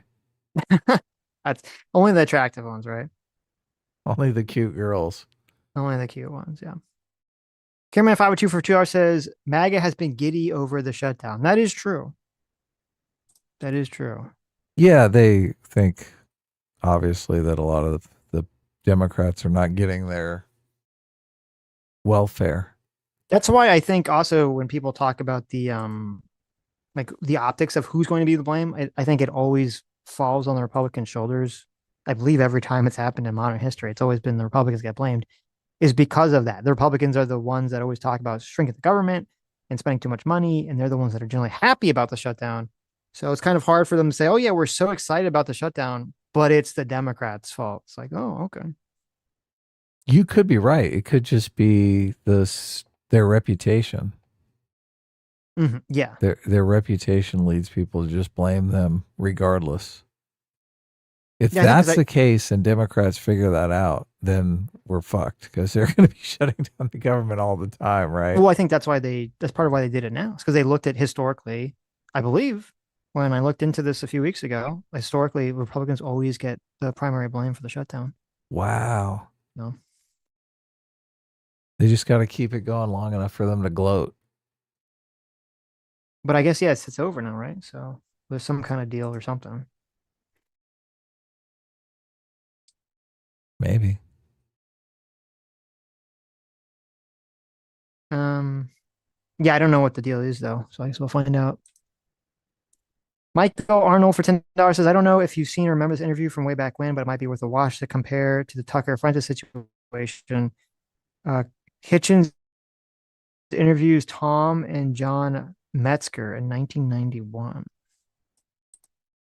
I don't think I've seen that at all. Yeah, who are they? Unfortunately, there's a YouTube video of it, but it's private, so it's gone. Let's go find it. Christopher Hitchens interviewed white Aryan resistance leaders. There we go. That would be interesting. What? Oh, okay. I did find a clip. It's like, it's 50 minutes. I'll check it out. I don't think I've ever seen this before. So I assume Christoph Hitchens was like, very strongly opposed to it. So yeah, it'd be interesting to see how they were opposed to it, like what the arguments they were making back then. So crazy that so long ago. Seems like yesterday. Buckethead for 25 months says, got a Blu-ray player. Give me 3 or so movies that you think are must-buys. Fight Club. Pulp Fiction, American Psycho, Fight Club. Bam. Yeah. Pulp The Fiction is a classic. good one. The classic 90s boys basic starter pack, all right? Yeah. A good one. Blaine's Escape Court for 17 months says, actual message in DMs regarding why the Charlie conspiracy is dumb. It would seem much easier to ruin Charlie with some fake affair. Ending him makes his position stronger. Make him a hypocrite and you end his idea. Well, there you go. Israel, come on. Don't just kill Charlie Kirk. You got to set him up with like a fake hooker and a drug addict, like a drug addiction problem or something, right? That's the move, guys. We see, but here's the problem, Blaine. They would have done that, but they lost Epstein, so they couldn't, they couldn't use their main operative, right? Lives and does well specifically for $2 says everybody is lying and making it hard to grill. Very true. Landon Door for $5 says, with both the left and right radicalizing, is it inevitable that either a socialist or fascist will become president in the near future? I don't think it is inevitable. It's unfortunately, I think it's far more likely a socialist becomes a president than a fascist. I could be wrong, but I think that's more likely. Ideally, this is what we can hope for. I would hope that the left can keep moving in the direction of, because the left's in its own civil war at the moment too. It's not as loud as the right wing civil war. It's kind of in its own civil war, and it's. I would hope that the adults, the Ezra Kleins of the world, can kind of wrangle back the party from the insane people. And I hope that the adults for the Republicans could wrangle back control, though I think they have an uphill battle. I think both parties have a very uphill battle. Nah, it's easy. It is hard for me to imagine an open fascist winning in America, like a high public office. And or white supremacist? Come on. Yeah. So I do. It's fun for kids to be edgy boys online, but I just think the shock value with most of the electorate, it's not going to fly. I don't know why you bring up Mamdani. We literally talked about this a million times. I think you have to be really I think there's a point of you have to be willfully ignorant, or just stupid to bring up Mamdani like every time this comes up. When you have New York City, a very blue city, one of probably the bluest cities in the entire country, and their choices are a cringe Republican and a beret who's never going to win, Cuomo, the mayor that they all hated before because of COVID lockdowns and had a sexual impropriety scandal that caused him to leave office, and Mamdani, a guy who's a socialist but seems charismatic when he talks. You think you think people vote for him for the politics? You think it's indicative of the politics and not the fact that they literally didn't really have an option that they would prefer over that? I mean, you could think that, but I think you're just trying to trick yourself because you want to believe something. Makes you feel better about it. But what is he saying about Mamdani? well, he's just saying that that's showing that there's not really any faction on the left that's moderating the party at all. Which, I mean, they are trying to. They're looking. I don't know if we're going to make it. I think you have to see what's going to go on in 2026 with the midterms to see what that looks like, and then obviously 2028. But the idea that is some sort of proof that, there's no sort of moderating influence on the left at the moment. There is. I don't know. I'm not going to say it's going to win because I don't know if it's going to win. But it's definitely happening. Every day I see a million people attacking the Ezra Kleins of the left, on the left, constantly. The right has a conceptualization that communism leads to body bags. Mm-hmm. But to the normie, it looks like free stuff versus kill the brown people. I just look at that framing next to one another. Mm-hmm. So to look at communism and say communism is just as radical as as fascism. People don't. I mean, I think it is, but people don't see it that way. Yeah, exactly. Well, that's what I'm saying. I mean, it's just yeah. I think you want to educate people to understand that when you have a communist society, it usually devolves into that, but it just doesn't. It doesn't jump out at you in the same way that fascism does. Fascism just people conceptualize as kill all brown people. Right. Yeah. So it's not even a level playing field. The problem is people just, most of the time, especially in these local elections, when you're talking about primaries, it gets like a little different. But like in a lot of these local elections too, people are just gonna they just go and they just vote for the D or the R. That's really all they do. They don't really focus on this whatsoever. Just Of go, course. Yeah. D R, bang, right. Yeah. A lot of people think healthcare is I'm sorry if you don't socialist. Right. Well, the right unfortunately kind of fucked themselves because they kept saying it was socialist. So people were like, "Oh," then you get to Richard Wolff saying, "What is socialist?" So socialist is based on. There's something I forgot to bring up that was interesting too. I want to bring up where, in terms of people like crying, like, "Oh, how dare you attack Tucker Carlson?" Also other stuff. Is it? We live in a world, just like kind of wrap your mind around this. We live in a world where the New York Times gave a significantly harder interview on Hassan Piker than Tucker Carlson gave an interview to a white nationalist. That's the world we live in. Yeah, that's bizarre, isn't it? I was Isn't thinking that the fucking same crazy? exact thing. Yeah. That's totally fucking crazy. I would not have ever guessed that before that happened. If you asked me that a year ago, I would have said, no, that won't be.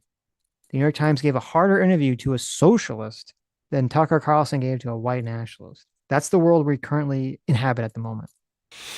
The New York Times, if they ever get a chance to interview Nick Fuentes, man, they're going full fucking bore on that kid. Well, that guy might. I don't know. Like that same guy, I forget his name, who did the interview with Hassan. Wow. Because I think his whole show is about like interviewing radical, controversial characters or controversial people. Yeah. So they're all afraid though. And I understand why. They're all afraid because they know that Nick is a smooth operator. And they don't really want him to basically weasel out and try and end up looking good the way he did on Tucker Carlson. Yeah, but they will have clips and shit. They'll say, "Oh, what's up with this clip of you saying you love Hitler?" Right. That's true. Tucker didn't do any of that shit. Right. Lives and Deswall specifically for $4 says we need a political fellatio accusation counter and just have them live stream an old school duel. There you go. 20 paces and then turn, right? The classic. Nathaniel for $2 says Anna has the same opinion as Jank on this issue. That's a bad take. Yeah. Unfortunately. I think it's a bad take. Batman's Pet Goldfish for $5 says, quote, Iran has nothing to do with us. They literally popularized the phrase death to America. Yeah, but you don't understand Batman. Batman's Pet Goldfish. They only did that because of Israel. It's all Israel's fault. If only we weren't related to Israel, then Iran would love us. They would give us hugs and kisses and warm pats on the head. Would they? I mean, didn't we take out their president or something and leave them with the Shah of Iran? Wasn't that like 70 Why years are you bringing ago? up old shit? When are you going to get over it? Okay, look, we dropped the fucking nuke. We dropped 2 nuclear fucking bombs. We dropped 2 nuclear fuck bombs. Okay, we did a nuclear fuck holocaust on Japan. And now we're and friends. they've forgiven us. Okay, Iran could get the fuck over it. All right. So we killed 1 leader. Gee, okay. We didn't blow up 2 of their fucking cities. Reduce them to fucking ash. All right. I think they can get over it. We nuked 2 of their cities, and what did they do to us? They gave us Chainsaw Man. It's amazing. Exactly. Maybe that's it. You just got to nuke them, and then you'll get anime in 70 years. Okay, 50 years. That's how you cook the anime, right? That's how you get the anime going. All right. Daz DM for £5 says when Ben was talking about not attacking Tucker personally, he was talking about an earlier video criticizing Tucker glazing Putin, not the latest video. Oh, okay. I don't know. That regardless, I think he. Oh, I see what you're saying. That when he was talking about Putin. Okay, maybe I misunderstood. Listen, does also for $5 says Candace Owens supporters just want the grippy sock foot job with a side of soulless stare. Jesus fucking Christ. I Oh think my you're right God. though. But Jesus fucking They Christ. like Candace. They're like attracted to her sexually. Is that what's going on? That's what's going on here. Oh, Yeah. that's what he's insinuating. Right. Toward the Fitz, where do you wrench fund for Vinny. You're insane. Yeah, for no $2, here's the wrench Vinny fund. Well, that's never gonna happen. Stitch, where do you store your Jew gold? In the home safe or bank safety deposit boxes? Well, obviously you wear it around your neck. What are you talking about? You can't leave it somewhere. You crazy? What if I need it? Lethal Strain. Is Jewish gold real gold or is that like fool's gold? What's It's real Jewish gold. gold mean? Well, no, you wear you have to have a fake one. You ever see that? There's an episode of South Park. In case you're mugged. Yeah, where like I'm trying to remember. It's like they're like trapped in a cave and Cartman like pulls a gun on Kyle and he's like, "You gotta give me a Jew code, Kyle." Wow. I think it was like fake though. Racist. He had like a necklace with gold. He's like, "I know all Jews have Jew gold." Lethal Strain for $10 says Asman speaks Walmart, not political punditry. I mean, you're kind of right, but he is speaking political punditry. I mean, I think he is smart. I don't think he's dumb.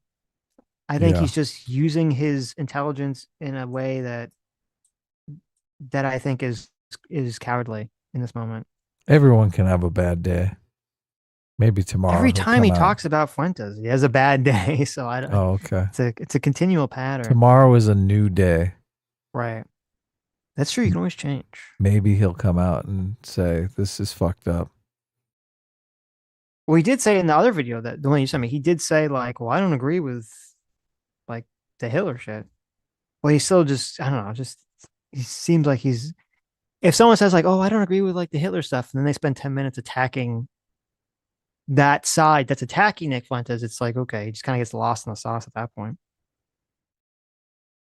Lancelot for $5 says, off topic, but I'm actually annoyed that the left-leaning people have normalized pedophilia with the term maps. What the fuck is wrong with that, people? True. Yeah, I hate that too. Yeah. I don't know how, is that really caught on? I always feel like that's a meme. Like the whole maps thing is a meme. I don't know how many people actually support that shit. I don't think many do, but it's in waiting. Right. They've had some setbacks on the trans stuff. Yeah, it's hard to imagine now, especially, yeah, you're right, all the backlash and the trans stuff, that they could ever bring in the map stuff anytime soon. I just can't believe we're having to choose between two parties, one that wants to sterilize your kids and the other wants to turn them into Nazis. It's like, okay. The fuck?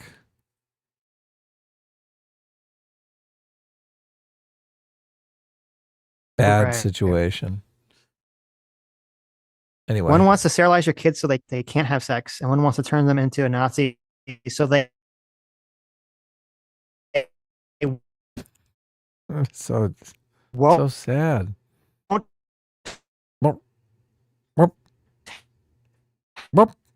Have sex.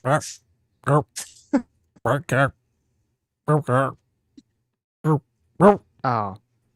got cut out. I know. Can you hear me now? Can you hear me now? No. Okay. Let's see.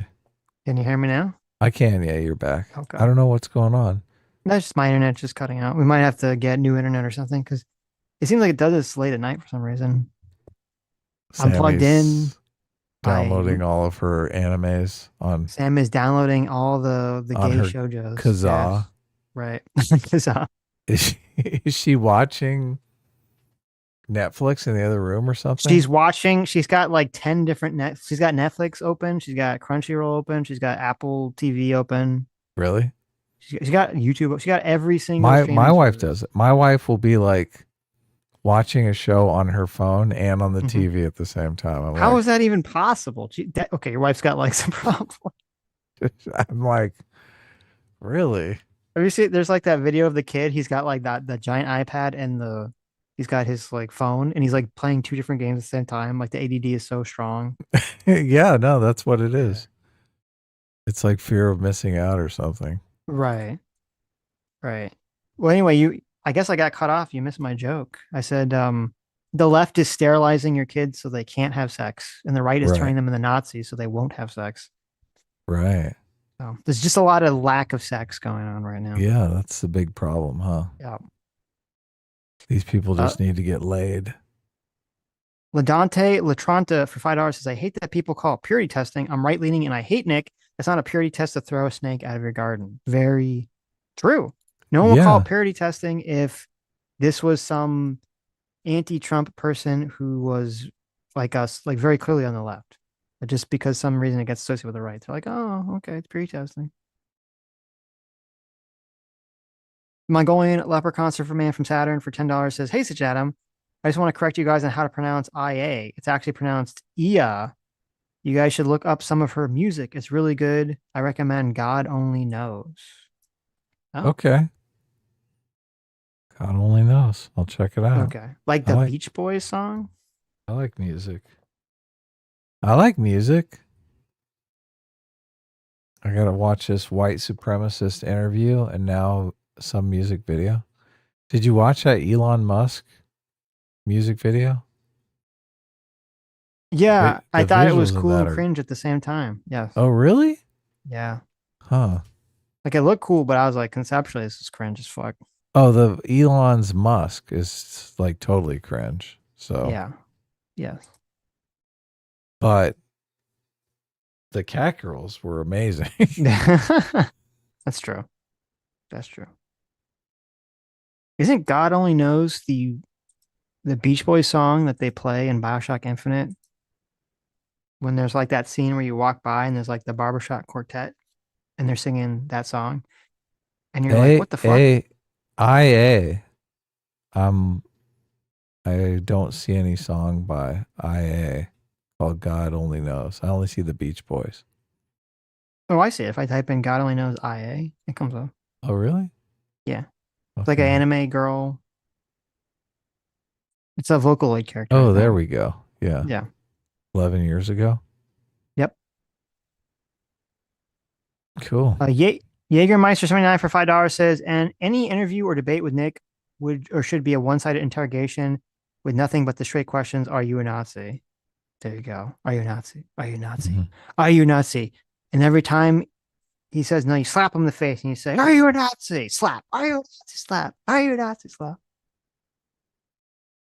The Mongolian leprechaun surfer man from Saturn for another $10 says, I also recommend a Japanese band called Kolatar of the Deepers.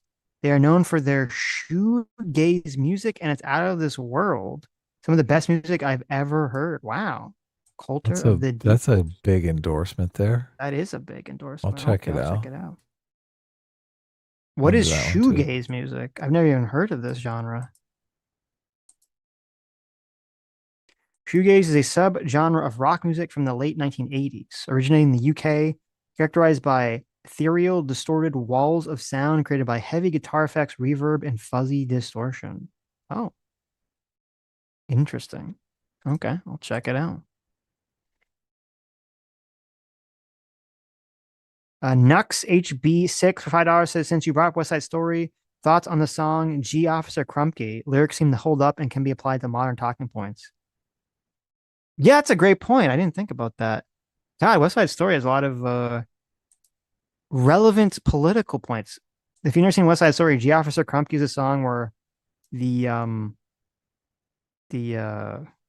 Jets, who are the gang, the protagonist gang, are like singing the song about how they, whenever they're like in trouble with the law, like the police are very brutal on them, but whenever they're in trouble with like the law, the judges, they like plead all the same like woke shit that you hear nowadays about how like nothing's ever their fault. How, they just had bad upbringings. Their mommy beat them. Like they just kind of go through like the litany of all the excuses that people give for doing criminal activity. And they kind of do it in like a comedic way. So that's funny. I never thought about that.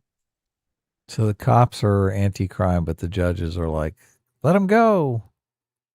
Well, it's kind of the way that they didn't say whether the judges would do it. They're just saying like that's what kind of the arguments they always make, once they get in trouble. Oh. It's, this was disappointing. Because when I was looking up the America song yesterday, I saw that the new version, because they did like a 2020 remake or 2021 remake of West Side Story, and they wokeified the song. I couldn't believe it. They literally wokeified the song. They took out the part in the beginning where the main female character who's singing it is like talking about how much she hates Puerto Rico. They took that part out of the song. Well, that's racist. You I was can't like, leave that in. The song doesn't fucking make sense if you take that part out of it. The whole point is that she's saying that America's better, and they took that out of it. They I was hate like, what the America, though. fuck? How can they? Oh my How God. can they have that? It was so fucking crazy. I was like, what is this? I should see if they wokeify G Officer Crumpy. I didn't even think to look. Lives in Des Wall specifically for $5 says, reminder that nutrition and exercise are important. Both cardio and resistance training. Strong men will be needed for hard times. Very true. Hero generation. Yes. The millennials are the hero generation. So did you know that? We're the heroes. We need heroes. Yeah. I need a hero. I'm from the nomad generation. We're the wanderers. What are the Zoomers are not the heroes? We're the heroes. Yeah, millennials are the hero generation. Okay. What are the Zoomers? I don't remember. They suck. Just let's see. Andrew Bear for $5 says, should people who think Dave Smith is smart and perform on debates be taken seriously? S class is best class, and A team is mid, but a classic show. Sweet. But no, people who think Dave Smith is smart should not be taken seriously. Yeah. But Tosai says a regular Cat 5 cable maxed out as 100 megabytes per second speed. I don't think it's a speed problem. I mean, if I go where my internet's stable and I do the little speed thing, it's like fast, it's really fucking fast. It just has some sort of disruption problems, it seems like, at night, where it will get like it's only seemingly that it's night that sometimes it happens, it just gets laggy, it'll actually cut out. And I don't know what causes that. So we should just call them up. Maybe there's some problem. Boomers are the profit generation. Gen Z is the artist generation. Yay. Millennials are the hero generation. Gen X is hero. Gen X is the nomad generation. Lame. Lame? What are you talking about? Nomad. It's totally fitting. Nomad. Okay. I've done Al lots for of $10. wandering around. You've done none. Yeah, you wander around while we go be heroes. Okay. We fight the fight. Well, it's coming down to that. I mean, you're gonna have to pick sides sooner or later. Al for $10 says, Adam, the reason why people care about U.S. and Israel is because we are funding and supporting the crimes and actions of Israel. We don't talk about Indonesia because we aren't supporting these crimes. First of all, I didn't make the argument that I know I've seen other people make the argument that says you don't really care because there's other shit happening in Indonesia and you're not saying anything about it.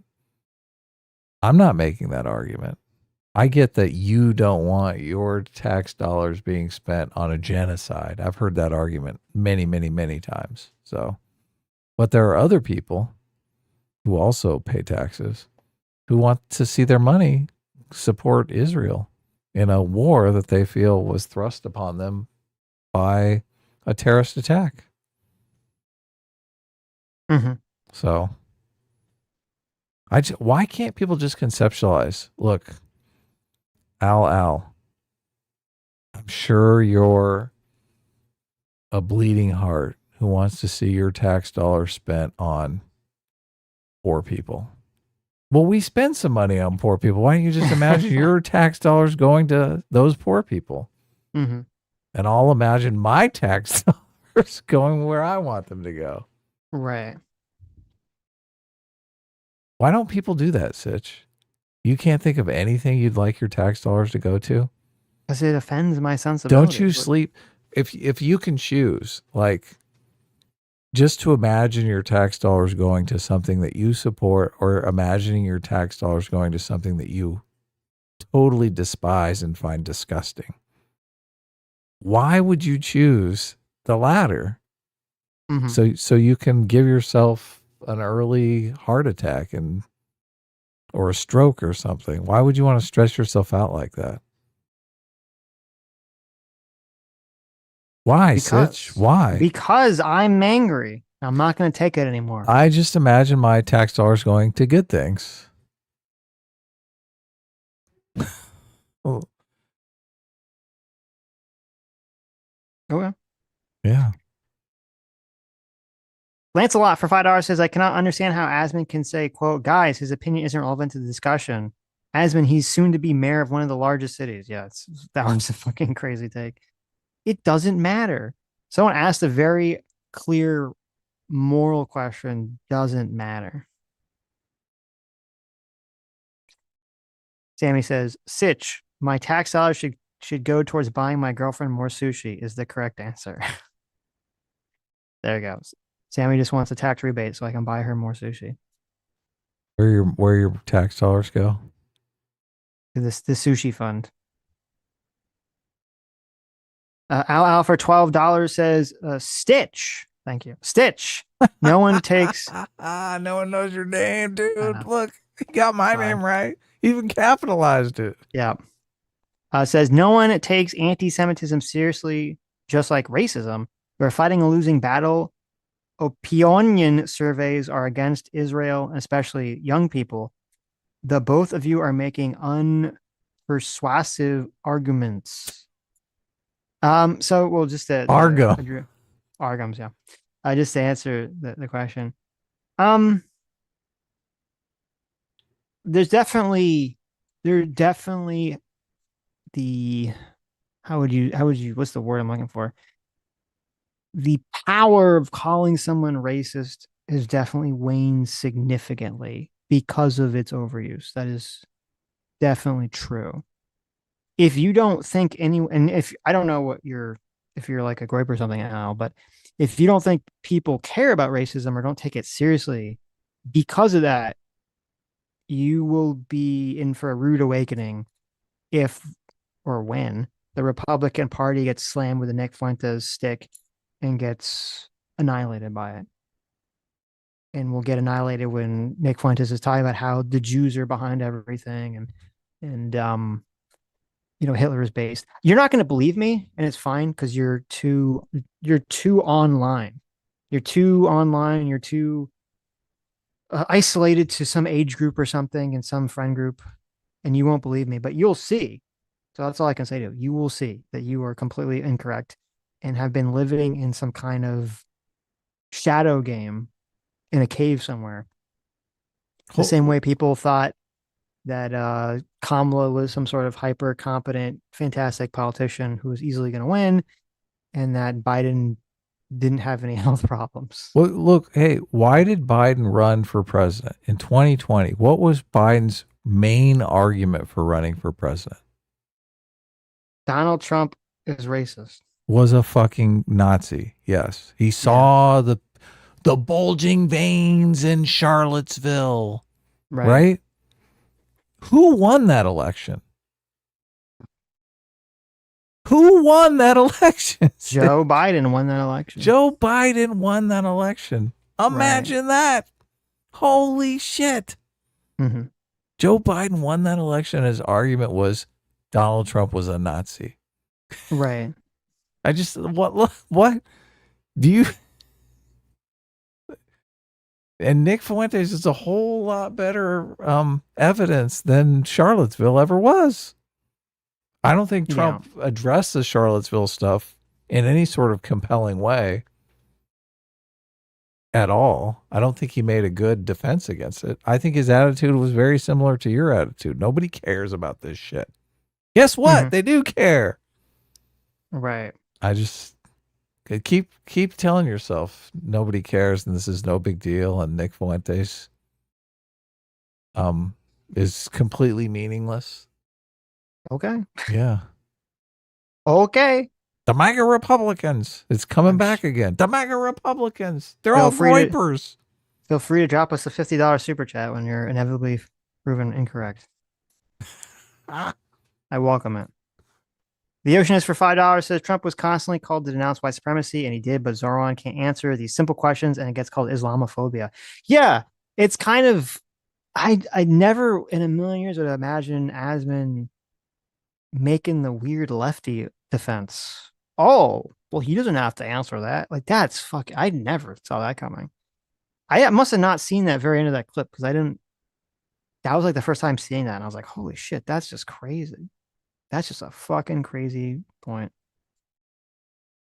Boba Heck for $2 says, Boba time? Oh, Boba time. look at this. Is that what?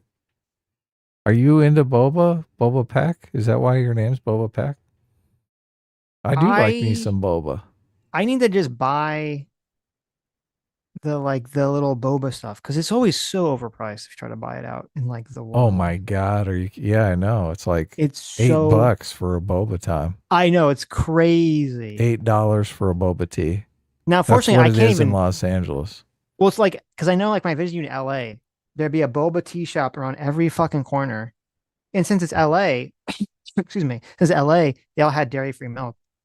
But here in Florida, Yeah, they have oat milk for you. yeah, they have oat milk. Here in Florida, for some reason, even if you go to a coffee shop, you'll find oat milk.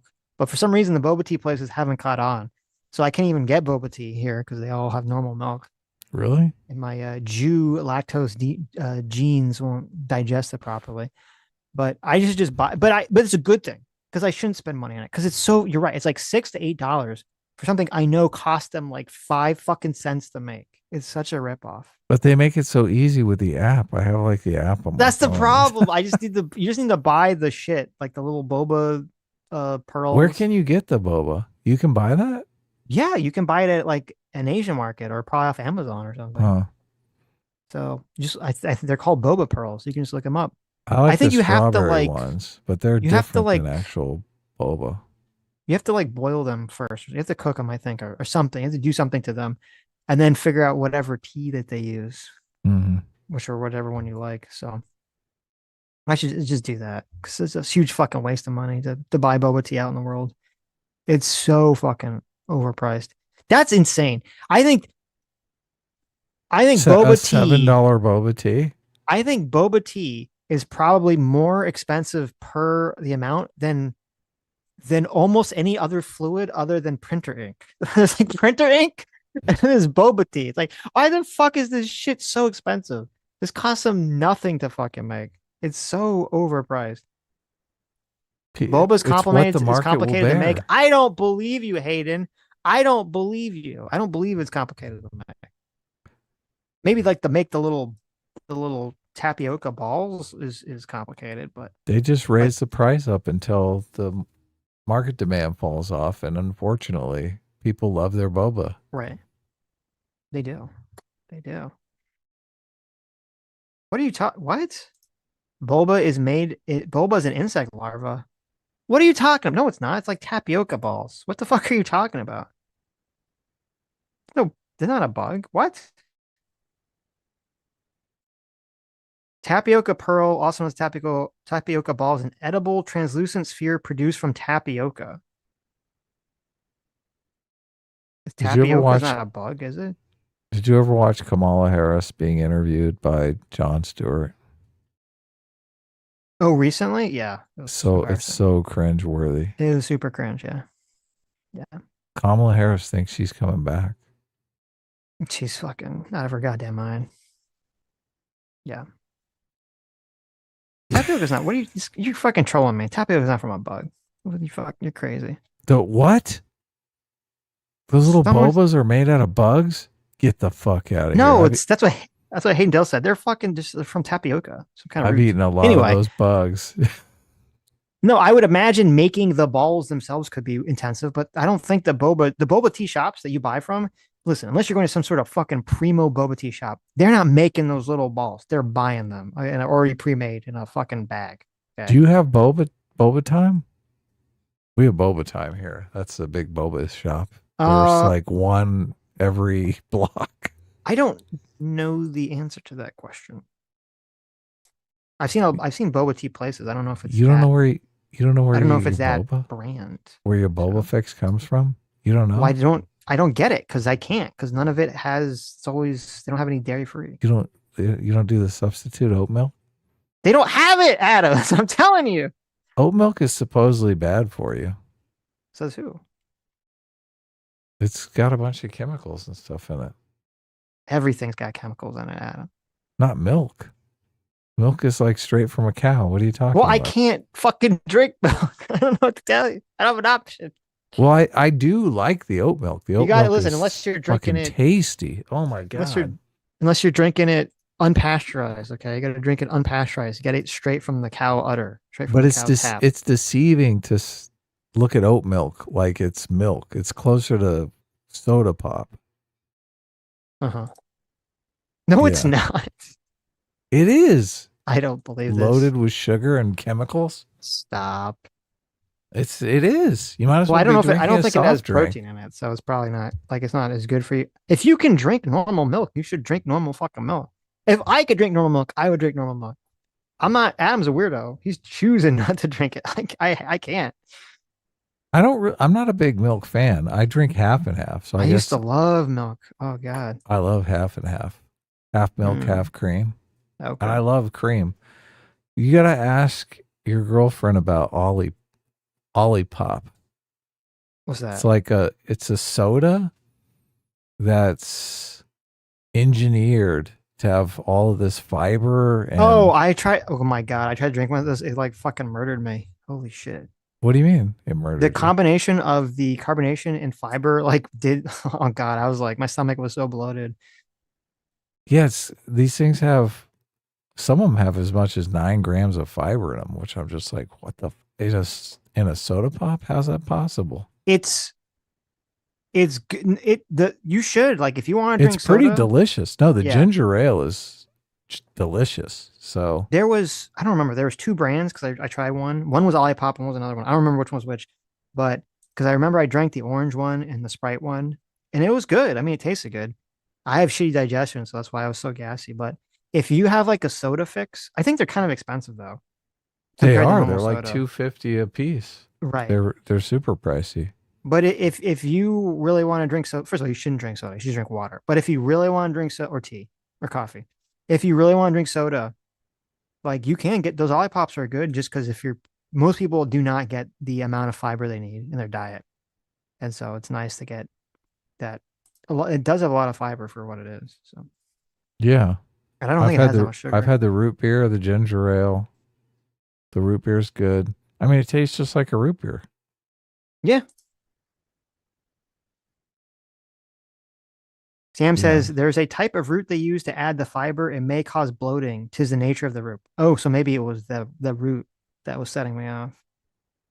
But Well, I didn't have any of those problems, but right. Well, I just thought it was a delicious soft drink. And I was like, this is a soft drink that's healthy? Mhm. It's got to be a scam. I need to talk to Sammy G about this.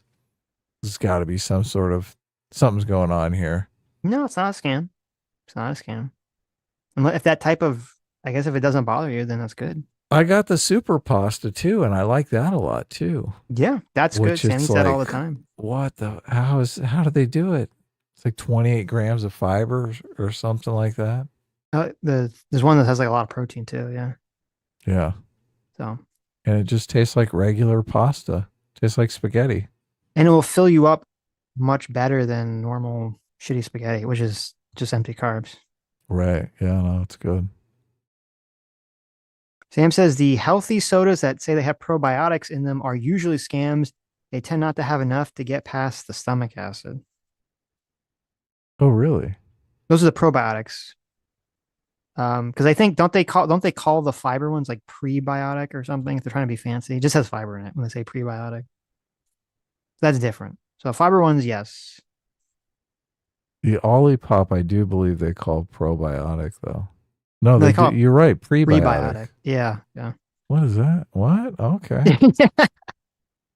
Because if they just say soda with fiber, no one's gonna care, right? But if they say prebiotic, people are like, oh, that means it's healthy for you. Supports digestive health. A new kind of soda, TM. Yeah. Sam says the high fiber pasta is amazing. Adam 1010 Sam approved. Yeah, it is delicious. I'm not a huge pasta fan though, so my wife loves pasta. That's good. She's eating that So stuff. she will eat pasta like every day, but I get sick of it pretty quick. But Women fucking love pasta. Pasta Yeah, and what- cheese. what's is up like, with that? I don't know. Women love their pasta and cheese. Cameraman 502 for 2 hours says Hot Fuzz is greater than Nice Guys is greater than the other guys. There's your ranking. I don't know. I don't know that I've seen Nice Guys. I don't know. I put Hot Fuzz and the other guys is kind of the same level. I don't know if I could even really put one above the other one. They're pretty close. Linda as well for 30 months says filibuster on the first date. Yeah. Wasn't as well for another $2 says they just took a picture of Bad Boy. Duh. Yeah, obviously we're thinking about how they did it. They just took a picture of Bad Boy. We thought it was a scam, but it turns out there really is a Bat Boy. Sammy says I recommend to chat the pasta carbe diem instead of That's carpe the one. diem. That's the one that I get. Yeah. Yeah, carbe diem. It has fiber, which is great for gut health and helps with craving control and weight. That's the one that I get. Yeah. Yep. Mike Hassange for 39 months. This one equals freedom. Thank you, Mike.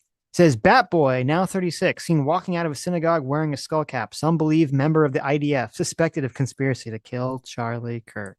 That's perfect. True. Exactly right. Cameraman 502 for $2 says Legend says Bat Boy killed Uday, but not Qusay. Oh, really? Hmm. Those were the brothers. Yeah. Saddam Hussein's kids, right? Right. Nux HB6 for $5 says after this week's Dem wins, I've seen some lefty pundits celebrating the return of woke. We're just doomed to swing back and forth with the extremes. No. People celebrating Mamdani winning as some woke victory is retarded. So Lives and Does Well for $5 says, I am insane. Many of us are. We need a voice representing us in the mod team. Vinny for mod. Oh, wow. No way. AKA Batosa for Joy says, check your cable. Make sure it's Cat 5A or Cat 6. That's I guess you're talking about the actual cable are you saying that you're talking about the cable that hooks the router into the wall? Into the computer. Well, no, because it's not. Get it's like the a router. cat. Get a cat 8. Why are you on Cat 6? Upgrade. Well, I don't even know what the cable I'm using. I have no clue what category it is, but that's not the. It's probably Cat 2. It's not the. That's not the problem, because sometimes we'll be watching something on the TV, and it like just keeps blinking in and out too, like at night. So it's Call obviously your coming cable from company. the router in. Yeah. Well, look, it could be blinking it out because you're got a weak ass cable on there. Just check it. Read the cable. Sitch is reading it now. Where does it say on the cable? It's usually written on there. We'll have to check after the. Oh no, it says Cat 8. Perfect. Look at that. It is a Cat 8. Look at that. Yeah. Well, there you go. There you go. Yeah, I mean, I didn't get a cheap one. I tried to get a nice one. So I didn't really know. I didn't really know the differences. I just I'll get one that's not super cheap. Living as well specific for $2 says Sitch likes tea like devs like women. Wow. That's pretty funny. Wow. I gotta send that to him. Is it boba time? Boba time. No, it lives in Deswell specifically, but okay. No, with Dev. It's boba time. It's always boba time. Always boba time. I like that. Yeah. Okay, let me look at the Streamlabs here. Sella for $2 says a lot of these guys became groypers because not in spite of the fact that they have crippling porn addictions. They don't know how to get out of it, so they advocate for banning it because they think it'll magically cure them. Wow. Interesting. That is an interesting take. Yeah. So they think if the Groypers gain power, they'll make porn illegal and they'll have to give it up. Fondue for $6 says, on the topic of flesh mechs, did you guys ever get around to watching Ava or the Rebuilds? I've seen the original series. I never watched Rebuild or anything. So didn't see the movie? Rebuilds. The original Neon Genesis show. I assume that's what that's what you're talking about. I've seen Neon Genesis, the show. I never watched any of the movies because I didn't really like the show, honestly. Very cool, very pretty looking, but didn't really like the characters. Arrhythmus for $2 says there's also a tribal angle to the election of Mamdani. He got 90% of the Muslim vote in New York City. Muslims make up 12% of the New York City population. Cuomo had no chance getting those votes. That's a good point, too. Wow. Those dang dirty identity politic motherfuckers. I do think we need to start calling out people to being fucking racist when they just get those situations where it's like, well, all the X ethnicity voted for the candidate for their X ethnicity. Because that really is like, okay, well, you can't really criticize white people then for doing the same thing if they're going to do that. Minorities are going to act that way. Haven't we been trying that for years and it's just not working out?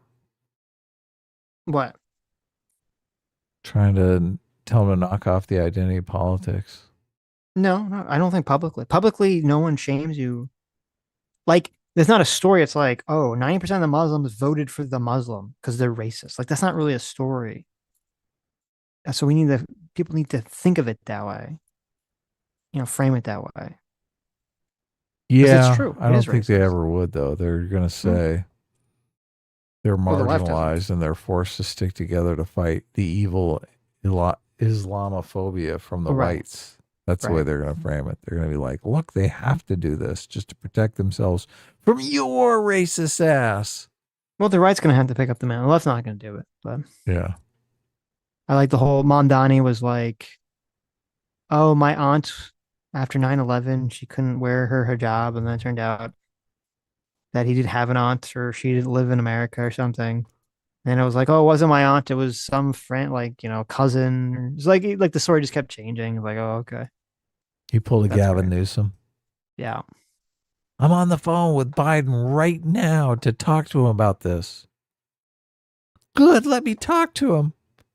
I'm trying to get through right now to Biden to talk to him about this. I'm looking for cell service from anywhere. JCat for $2 says, do you guys have a Discord server? If not, you guys should probably make one. If yes, how do we get access? I think it would help grow the channel. We do not have a Discord channel now. We used to have some kind of like unofficial Discord channel, but I don't even know what's up with that anymore. I know none of that. I'm not sure. Having a Discord that neither one of us ever hangs out in, I don't know that it would help grow the channel, right? Yeah, we never went in the Discord. There was all this drama, as there's always drama on any Discord. So I don't know what the status of it is anymore. Right. Someone in the chat probably knows, but I don't know what the status is at the moment. I think neither, I don't know. We've just not really been super motivated to do the whole Discord thing. I did do a clip. I did a video clip because the AI on the channel makes it so easy now. Mm-hmm. And I even did some cringy AI thumbnails. Oh. More because I wanted to do, you can do A/B testing now on the channel where you use 3 thumbnails and 3 headlines and the oh, that's awesome. Computer figures out which is the best one. Mm-hmm. The one with the cute black girl in it got all the clicks. So you guys, I'm looking at you. all you guys, all you clickers.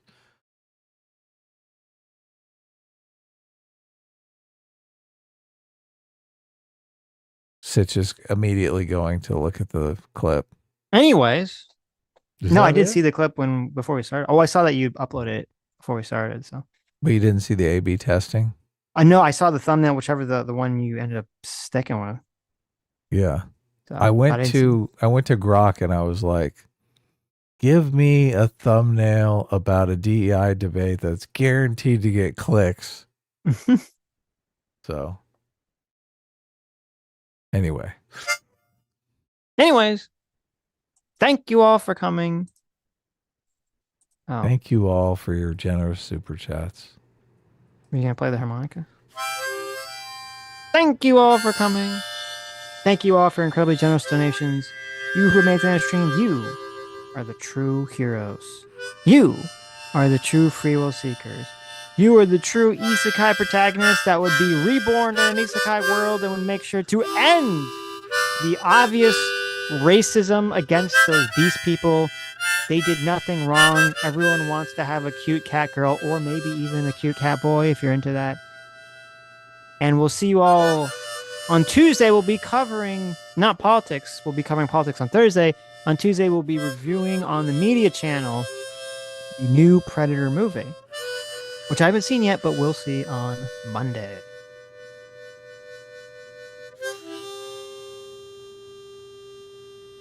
Sitch is going to love that new Predator movie, I guarantee. All right, bye-bye, everyone. Have a good night. I don't love any movies, Adam. What are you talking about? I hate everything. It's everything. True. There's a cute cat girl in it.